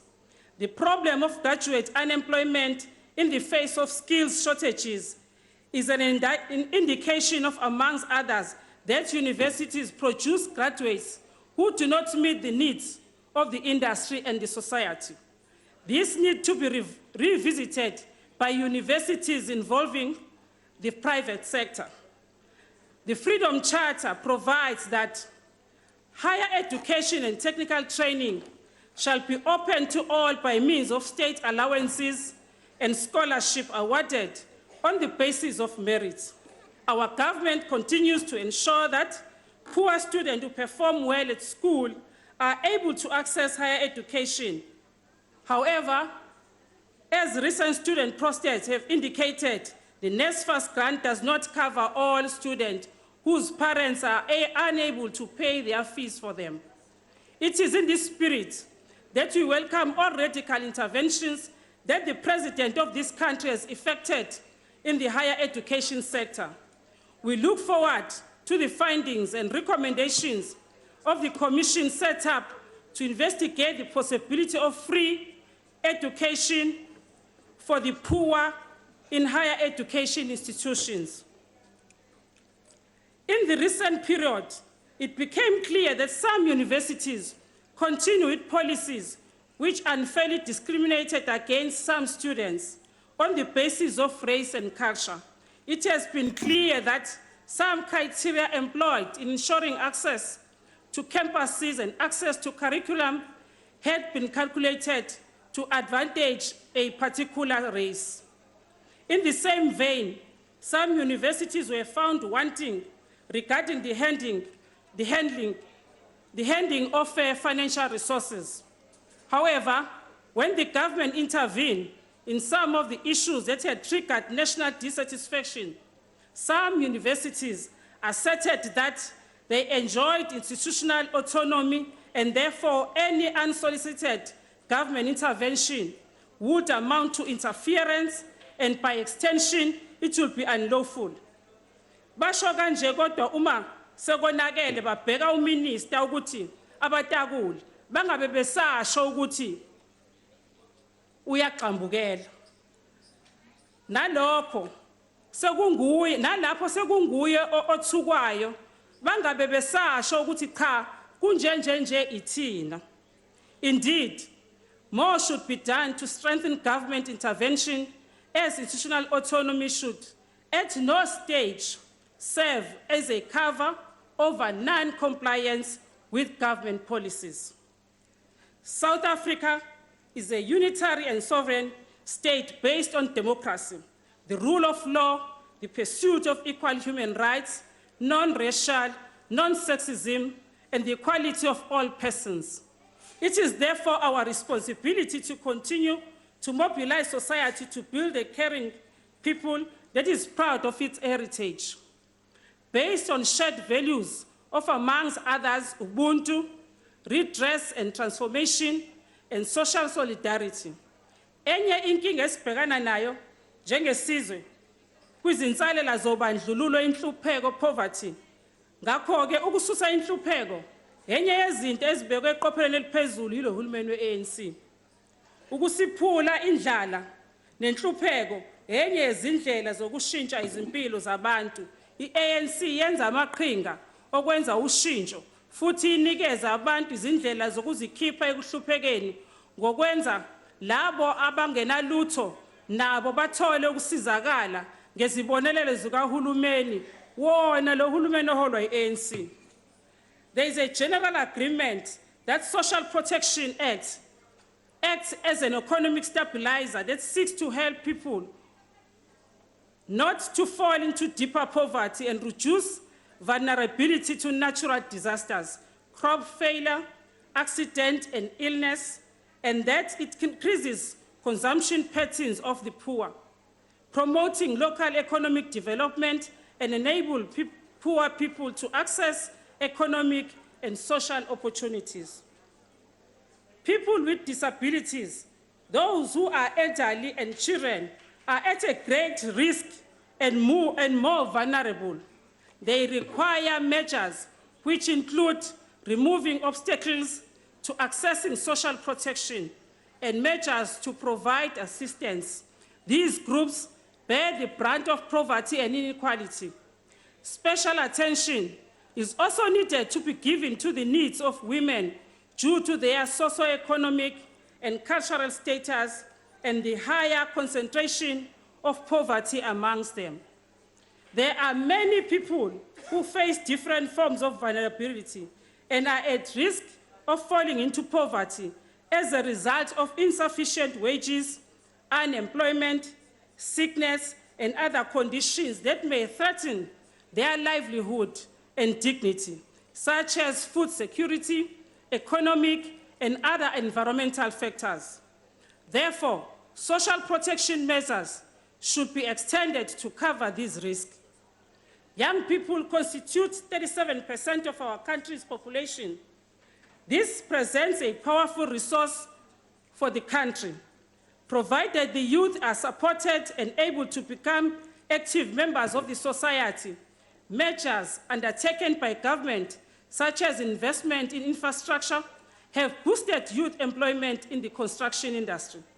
The extended public works program has increased the intake and participation of young people.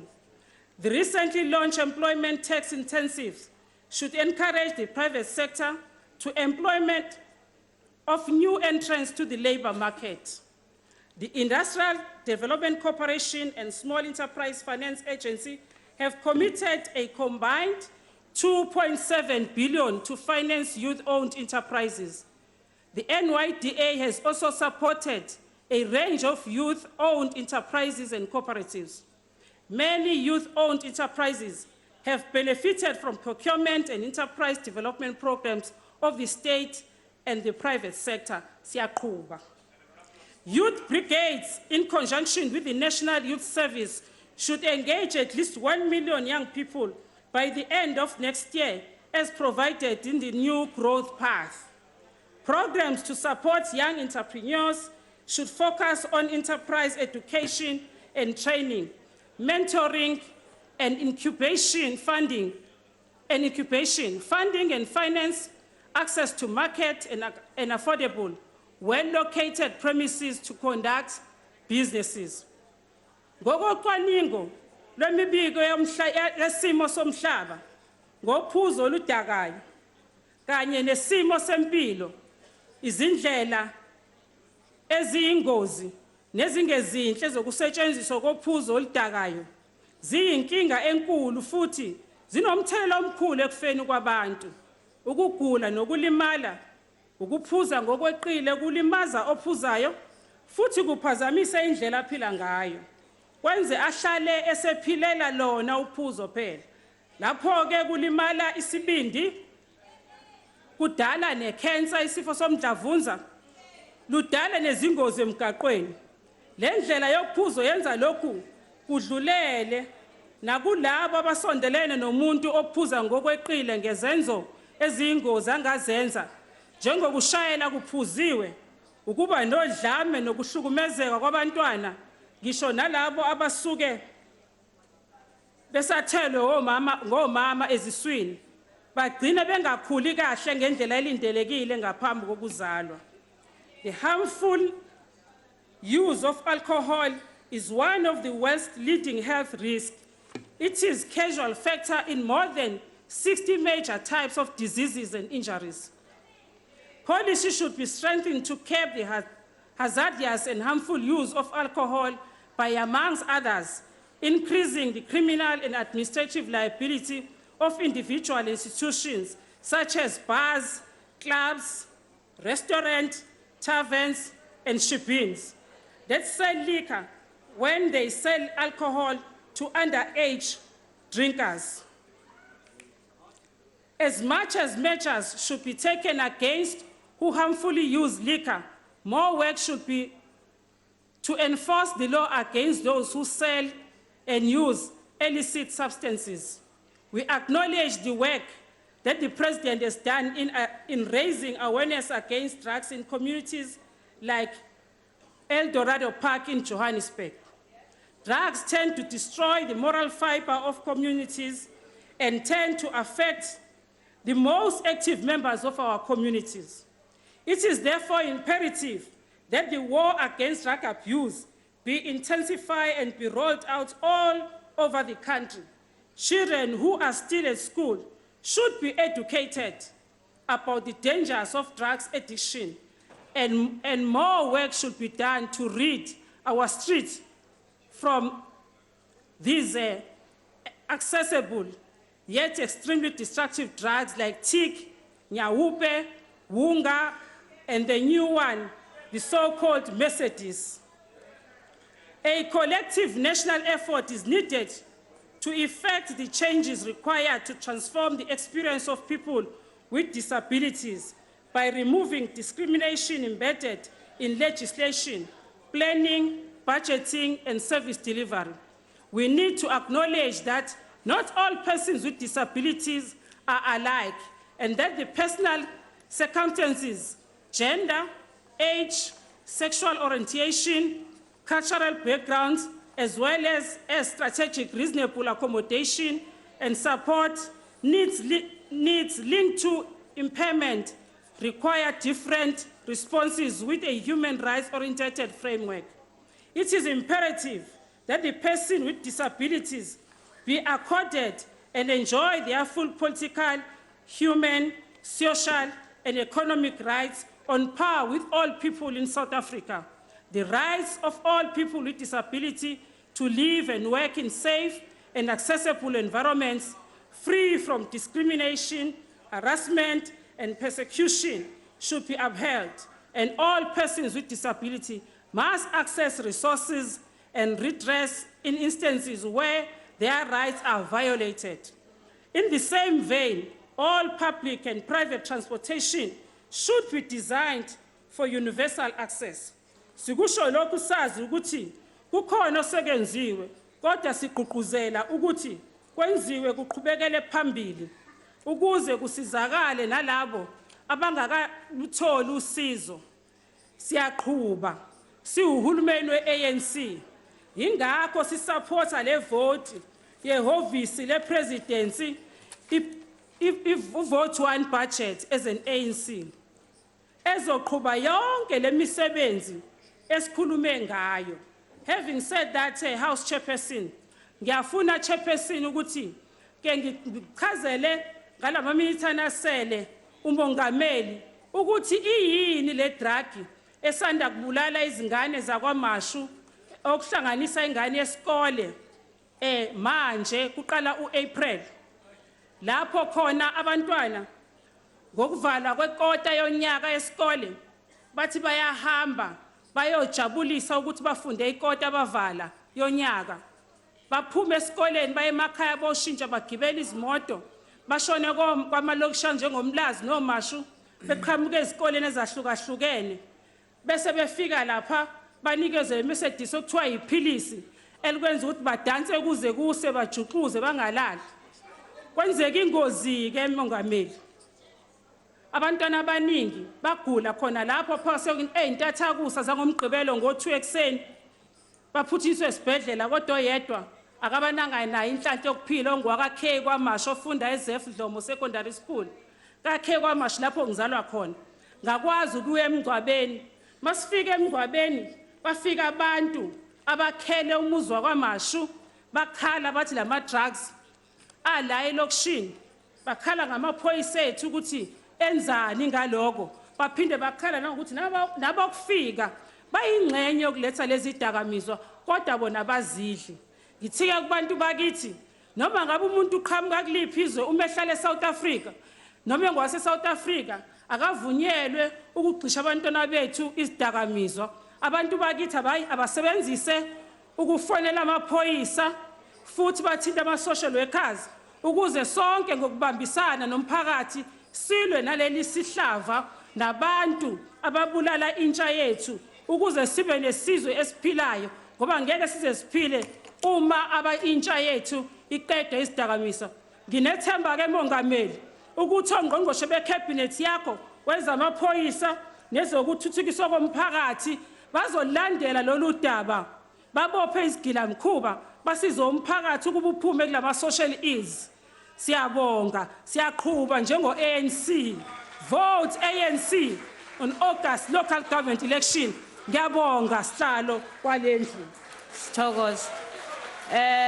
Honorable members, thank you.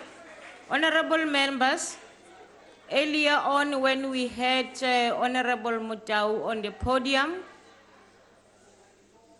there was an issue raised on zombies and fools and all that. We have been trying to get the video clip, the sound clip. Unfortunately, it is not very clear and the Hansard is not ready yet. So we want to apologize, but the ruling will stand and it will be made. Thank you. Honorable Steenhuisen.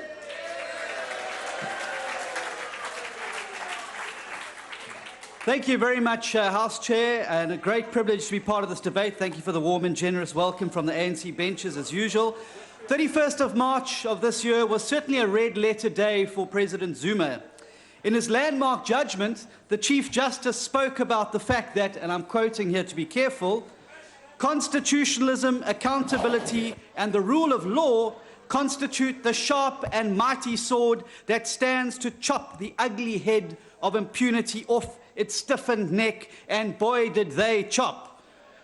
What they essentially confirmed is that we have a president who has done everything he can to undermine South Africa. He's undermined this parliament. Mr. Zuma meant what he said when he told the nation that, I quote, the ANC comes first. That's why he felt nothing to put Latuli House before this House. He has treated this House with complete contempt. He sought to undermine and mislead it at every turn, from fictitious bonds to statements that no public money were used on his private house. And when this House did its best to hold him to account, the most presidential response that he could muster was a silly jig about Nkandla. That is the ugly head of impunity. He undermined the Constitution of the Republic of South Africa. Mr. Zuma meant what he said when he told the nation, and I quote, that the ANC comes first, unquote. That's why he felt nothing to put his party constitution ahead of this constitution. That's why the Constitutional confirmed what this nation already knew, that Mr. Zuma violated the Constitution with his illegal conduct and inconsistency with his constitutional obligations. That is the ugly head of impunity. He undermined the judiciary. Mr. Zuma meant what he said when I quote, the ANC comes first, unquote. That's why he felt nothing about saying he wants his day in court, but has spent the last 7 years worming his way out of having to have it. That's also why he spoke out of the left side of his mouth, saying that he respects the findings of the court, yet barely a fortnight later, telling traditional leaders to, quote, not to trust the courts. That is the ugly head of impunity. He undermined the public protector. Mr. Zuma meant what he said when he told the nation that the ANC comes first, unquote. That's why he felt nothing violating the Constitution and his oath of office by his sneaky substitution of the findings of the public protector with the findings of a police minister, a man who owes his very existence and livelihood to the president's will. That poor minister in Schleko's credibility and career lie in tatters, probably why he's not here today, after he was shoved out to defend the indefensible. Let me tell you, I would also have been sweating up a storm if I had to conduct the farcical fire pool dance. He and Ministers Deutsch, Mshlangu and Kabinda, and Messi have all learnt the hard way that there is no bridge that this president won't double-cross to protect himself. That is the ugly head of impunity. And so we saw today parliamentary protocol being violated again.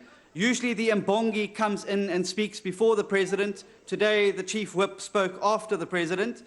Nonetheless, I think it's an absolute disgrace, colleagues, a disgrace, that this ANC can come here and tell us about their fight against ARV and try and claim credit, while this same ANC sat on its hands during the Mbeki presidency and watched 300,000 of our citizens die an unnecessary death because you didn't have the guts to take on the president.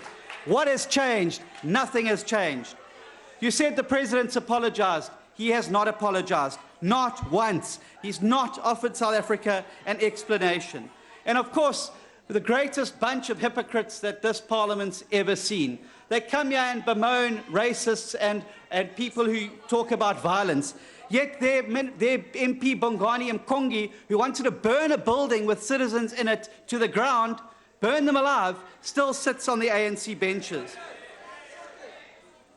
And then we had the Honourable Mantashe. Well, boy, that was a direct transmission from the outside edge of planet Zuma. I'm not surprised she's so excited about the SKA telescope. She'll be able to get a better view of planet Zuma. But perhaps let's just bring her to earth a little bit. Let's bring her to earth a little bit with some of the facts. 1, foreign direct investment down 74% in the last year alone. 2, business confidence at the lowest point since 2009. Point 3, we've dropped 42 spaces in the World Bank's competitiveness report since this president and Minister Davies took office. Hardly a record to be proud of. Then we had the Honourable Mashabane. Well, I see the Chief Whip of the ANC's found a novel way of keeping her awake at sittings. He gets her to speak. Only problem is she put nearly all of us back to sleep again, including the President, who we saw nodding off during it. And she quoted very liberally from our former President Mandela, but she didn't talk about the important quote that he made that directly related to her portfolio, and I quote, "Our belief that human rights should be the core pillar of international relations," unquote. Well, let me just tell you, there isn't a bloodthirsty, undemocratic despot that her department hasn't met and fallen in love with. Robert Mugabe, al-Bashir, King Mswati. I notice the minister's not in the House, probably off dining with one of those despots this evening on the taxpayer dollar. And then, of course, we have to deal with the wannabe. Mr. Cyril Ramaphosa, our Deputy President, spoke about Africa Day, and he quoted Kwame Nkrumah quite extensively. Well, very convenient to quote these people. Well, he forgets that the same Mr. Nkrumah proposed a constitutional amendment to make the CPP his only party, the only legal party in his country, and himself president for life. Perhaps he has some great designs if he ever gets the presidency. And I must say, credit where it's due, Mr. Deputy President, you spoke 11 languages today. Hats off to you, sir.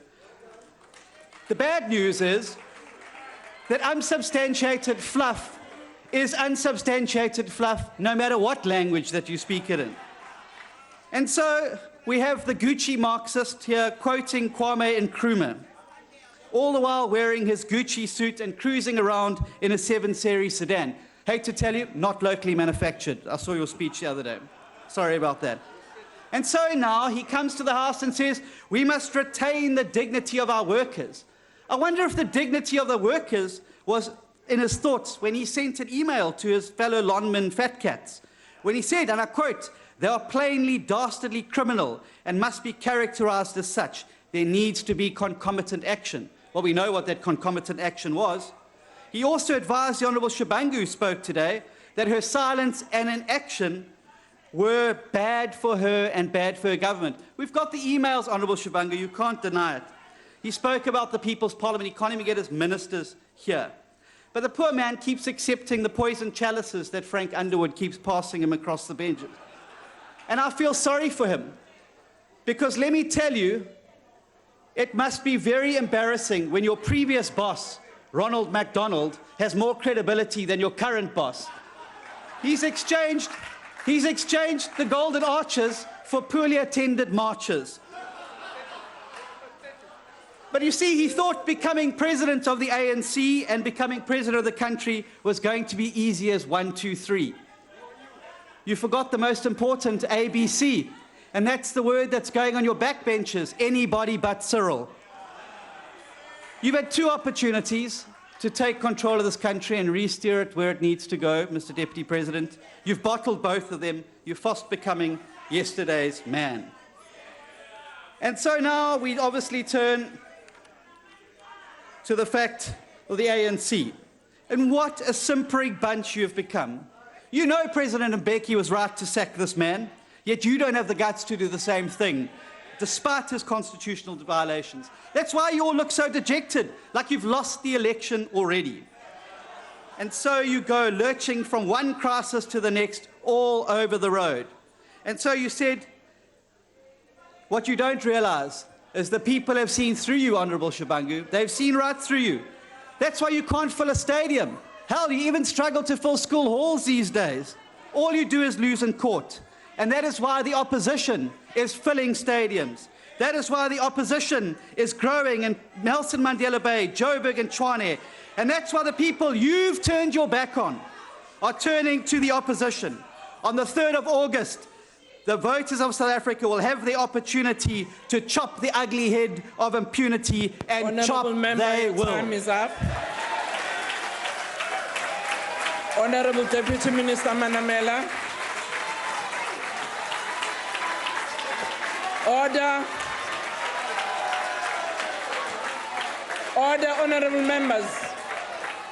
Can you please take your seats, Honourable Deputy Minister? Thank you, House Chairperson, President of the Republic, Deputy President, Ministers, Deputy Ministers. Order, honourable members. There's a speaker on the podium. Honourable members, I think what the Honourable Steenhuisen has just showed is 2 things. Firstly, that economic speak is not for everyone. Because in his attempt to show that the currency has been depreciating over time, is not considerate of the fact that there is a huge global economic crisis which had an impact on various currencies of the economy. But secondly, you have also showed that your opposition to the sitting president has got nothing to do with whatever the president does, but have everything to do with the fact that he's the president of the ANC and of the Republic. Your attack of Deputy President Cyril Ramaphosa just now illustrated that whomever the ANC nominates as the president of the Republic, you will day in and day out attack that person. So it actually exposes your opportunism. It actually exposes the fact that all you do is just to oppose, oppose, and oppose. I hope the Honourable Grunewald was here in the House so that I was going to ask him one simple question, because he spoke about how many houses could have been built with Nkandla money. And I was going to ask him a simple, fair question as to how much land does he and his friend own, and how many houses can be built for people in the informal settlement from that land. I could have asked him as to how many black farmers he could have empowered if he could give that land for free for government, if his is about progress and unity of this republic. There is 4 billion rand plane which we do not know where it is, except in the imagination of the Democratic Alliance.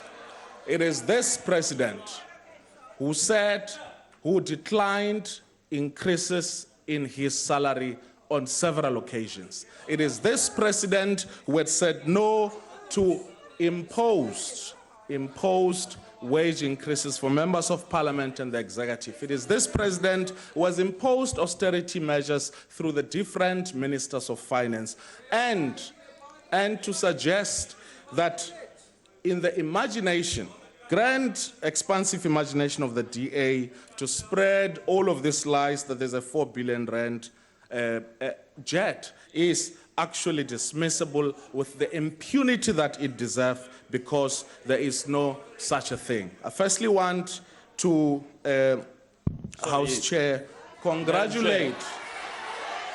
Order. Honourable Manamela, can you take your seat? What is the point of order, honourable member? Will you take a question on that live? Order. Honorable Manamela, will you take a question? There's a tender that's No, been issued. he's I not won't take taking a question. Can you please I take won't your take a seat? question. I won't take a question.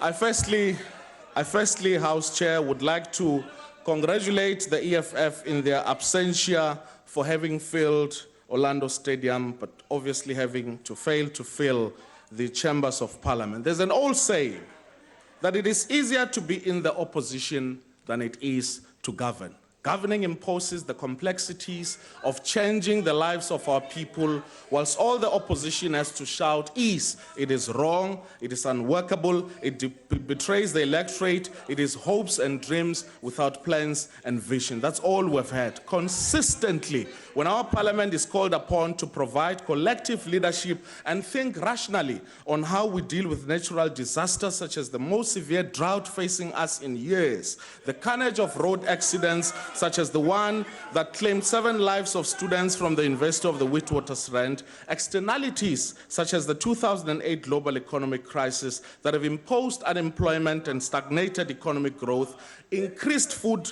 electricity, transport and rental prices that millions of workers and the poor face on a daily basis in the face of price fixing and pursuit of maximum profits. These are the challenges which, when we are all required to act, the opposition finds itself wanting, and that they can churn out their electoral propaganda and also set in motion their tweet factories, develop slogans and hashtags that offer no alternative hope to the people of our country except to hype up the trends in social media.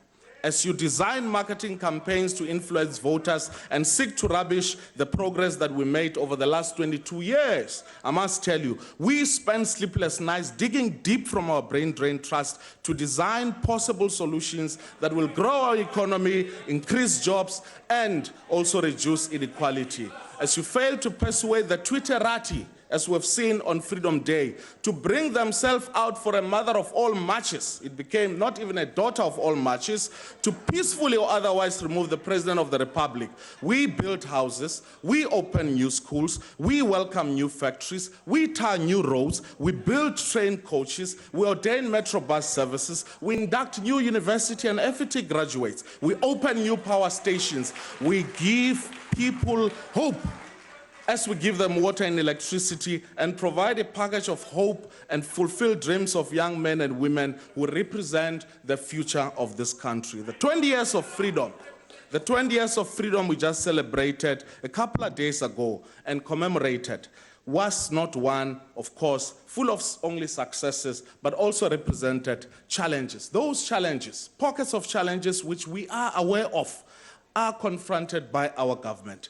We are confronted with these challenges on this side of the house, not because of lack of trying, but in the course of governance. You wouldn't know because you're not governing. But in the course of governance, whilst you have nothing to show except for reproducing our election manifesto of the ANC and presenting it with different accents as though it is yours, that's all you can do. What we will never do is to lie to the people that it will be easy and to mask the truth about the weaknesses as though it is all but paradise, or to promise them that we can double their pensions, as some political party have said, when we know that the national fiscus is under pressure, or that we'll fight corruption when some within our ranks, as we will show later on, are accused of corruption themselves and self-enrichment, or that we'll fix potholes when we only know that it is only the potholes in Clifton and not in Guguletu, Khayelitsha, or the Cape Flats. 22 years may not be enough to change the ugly legacy of apartheid, but 22 years is good enough for us, having taught or learned lessons of the harsh lessons of governance, improved service delivery, but also more importantly, rationality. We do not have the leisure, we do not have that pleasure of telling our people things which will never and can never happen. We tell them these are the realities which we've confronted for 22 years. And this is how we will make it in the next 22 years. Maybe the leader of the opposition is right. Well, left also. That we need change, and we need change urgently. The change we need at the next elections is the change of the opposition who have dismally failed to put the needs, interests, and aspirations of the people first and are here merely to raise disruptive procedural points and yawn empty populist rhetoric. So, yes, South Africa, join us on the 3rd of August as we shout through the power of the ballot, yes, we need change, and that change must be on this side of the House. We need a new opposition. If the leader of the opposition dismally fails to submit coherent arguments to the House and to the country on why this budget vote one should be rejected, or why the people should agree with him on why President Jacob Zuma should vacate office, perhaps you should agree with him. Yes, we need change and change of the opposition. All that we have from the leader of the opposition is insult. The other day in the Constitutional Court, he says, Futsek, President Zuma, Futsek.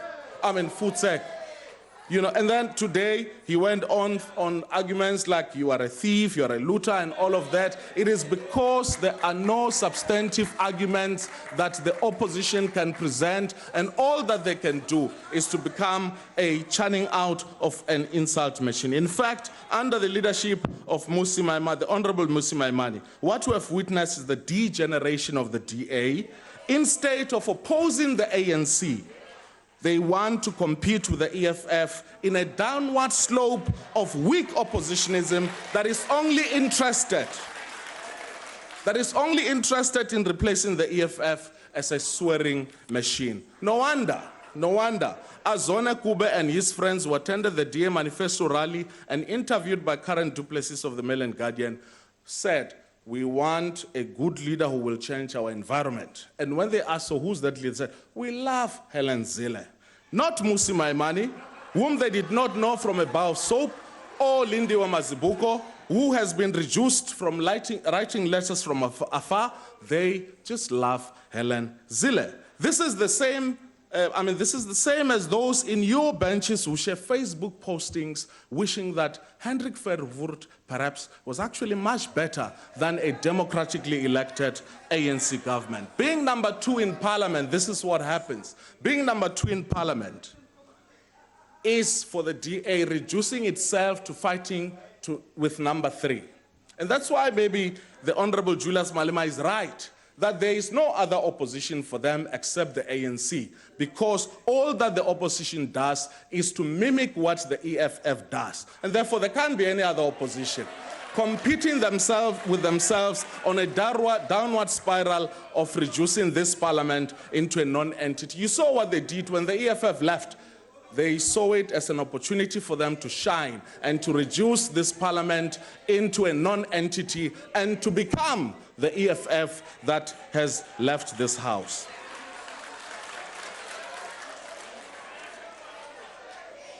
In 2013, government, together with social partners, adopted the Youth Employment Accord. And out of this, and this is to dismiss the lies, you know, the DA elections manifesto, the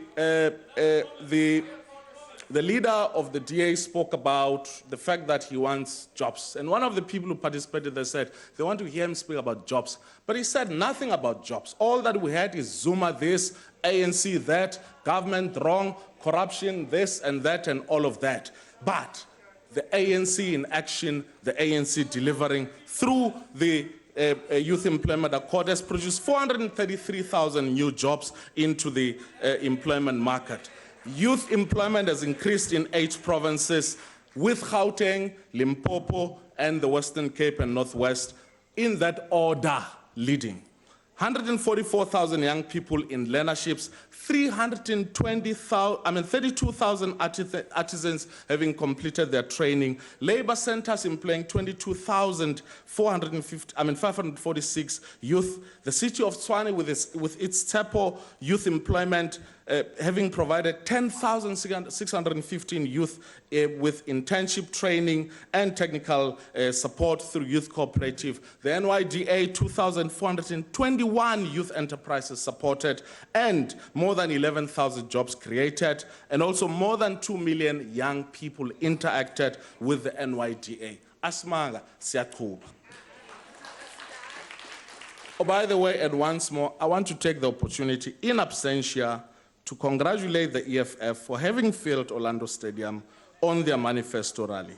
The DA and those in the media, and as the ANC NEC member Zizi Kodwa refers to them as the philosophers of stadiumology or stadiumology, joined a fanfare declaring the ANC manifesto rally a failure because there were visible empty seats and we did not achieve the 110,000 people we expected.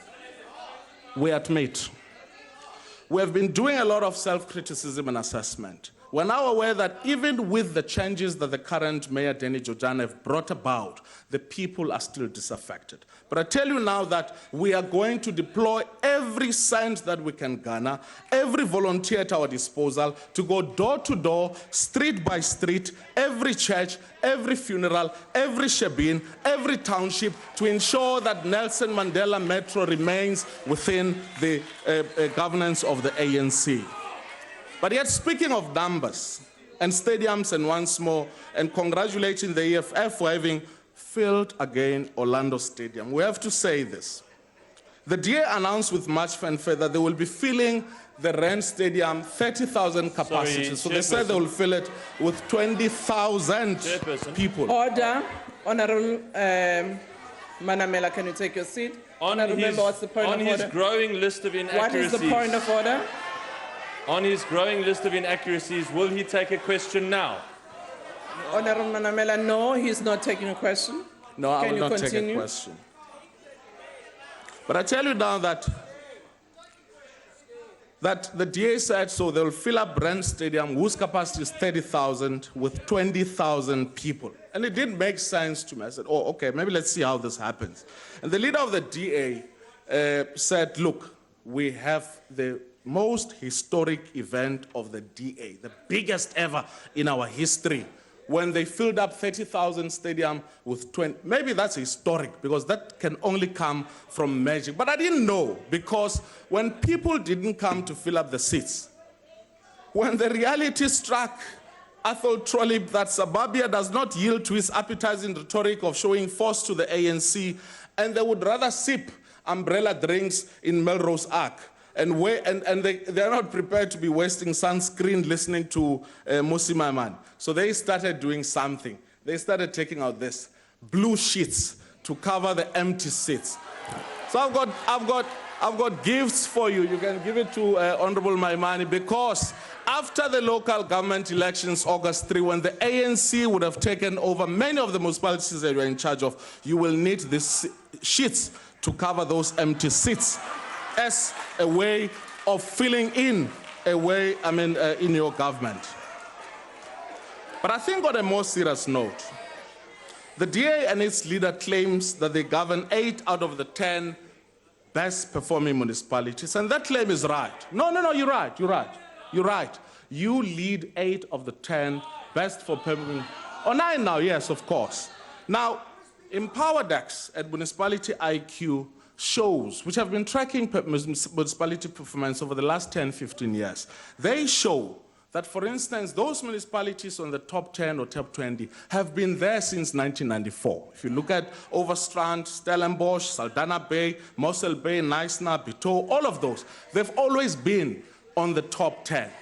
If you look at the metros, over the years, it has either been Cape Town #1 or Johannesburg #1, Cape Town #2. But what the DA doesn't tell you, because it's in their interest, is that all this time, even under ANC governance, all these municipalities have been on the top 10. And it is not because of any magic. It is not because of any special skills. It is precisely because these municipalities had a better and fair advantage than any other municipalities. Order.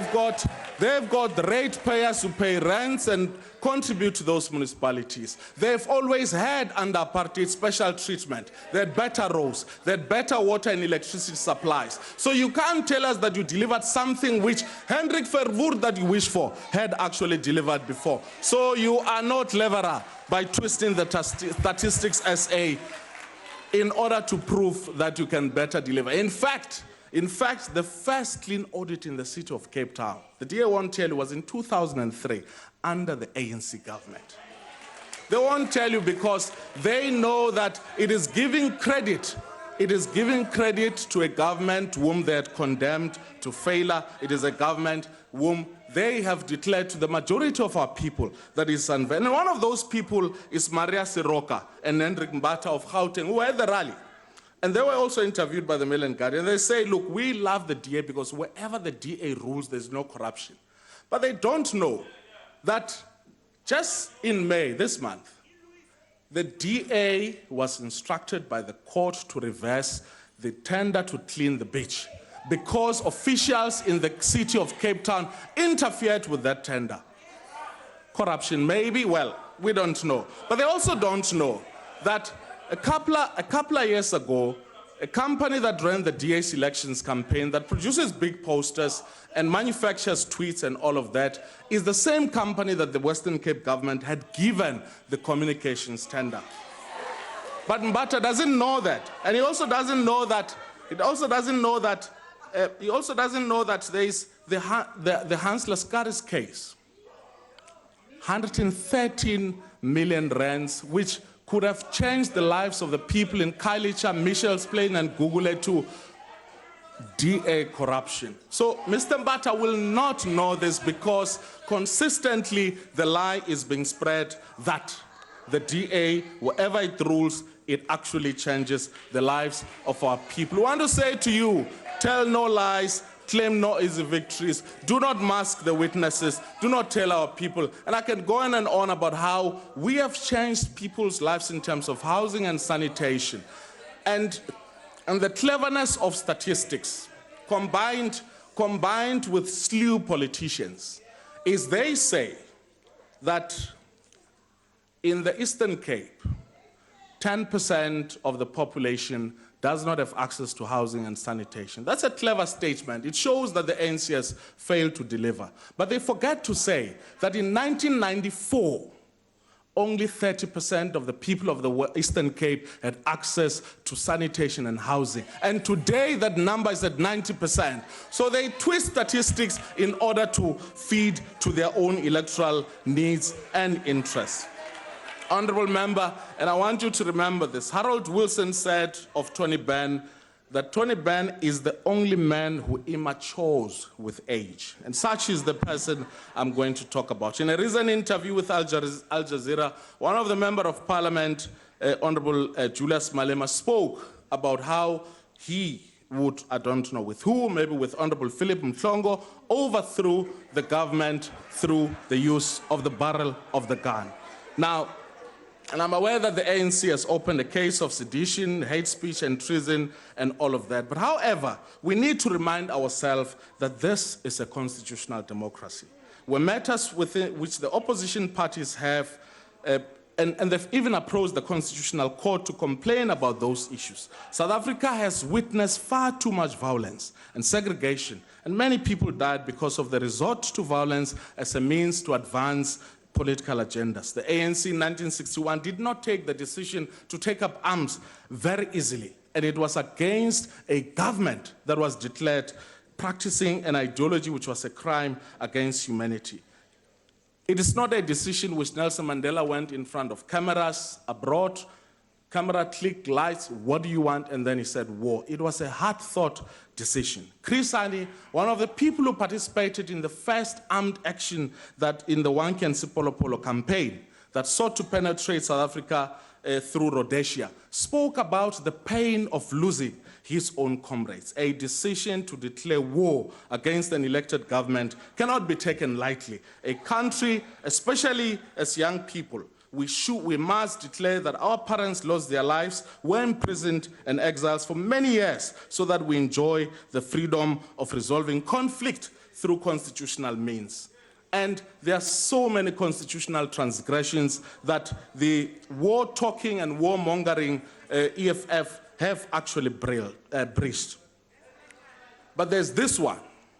Section 202(1) declares the president as the head of the national executive and as the commander-in-chief of the defense force and must appoint the military command of the defense force. There is no mention of Red Beret.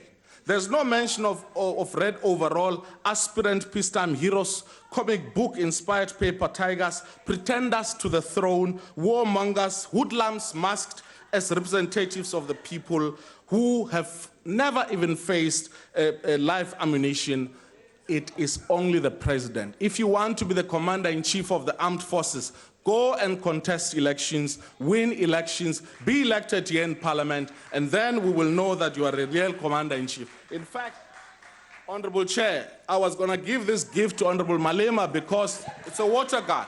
So if he can operate this, then we will know that he can actually overthrow the branch of the ANC in Seshego Zone 1.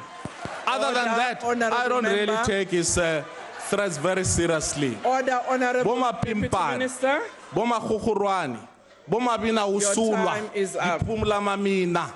People who have never seen war will never ever threaten us. We're ready to defend the sovereignty and democracy that many dies for us to live in peace and tranquility. Thank you. Thank you.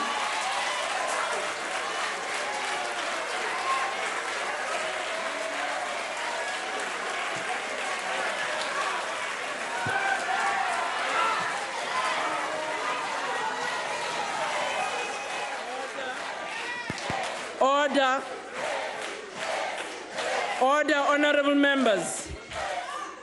This brings us to the end of today's session. Thank you very much.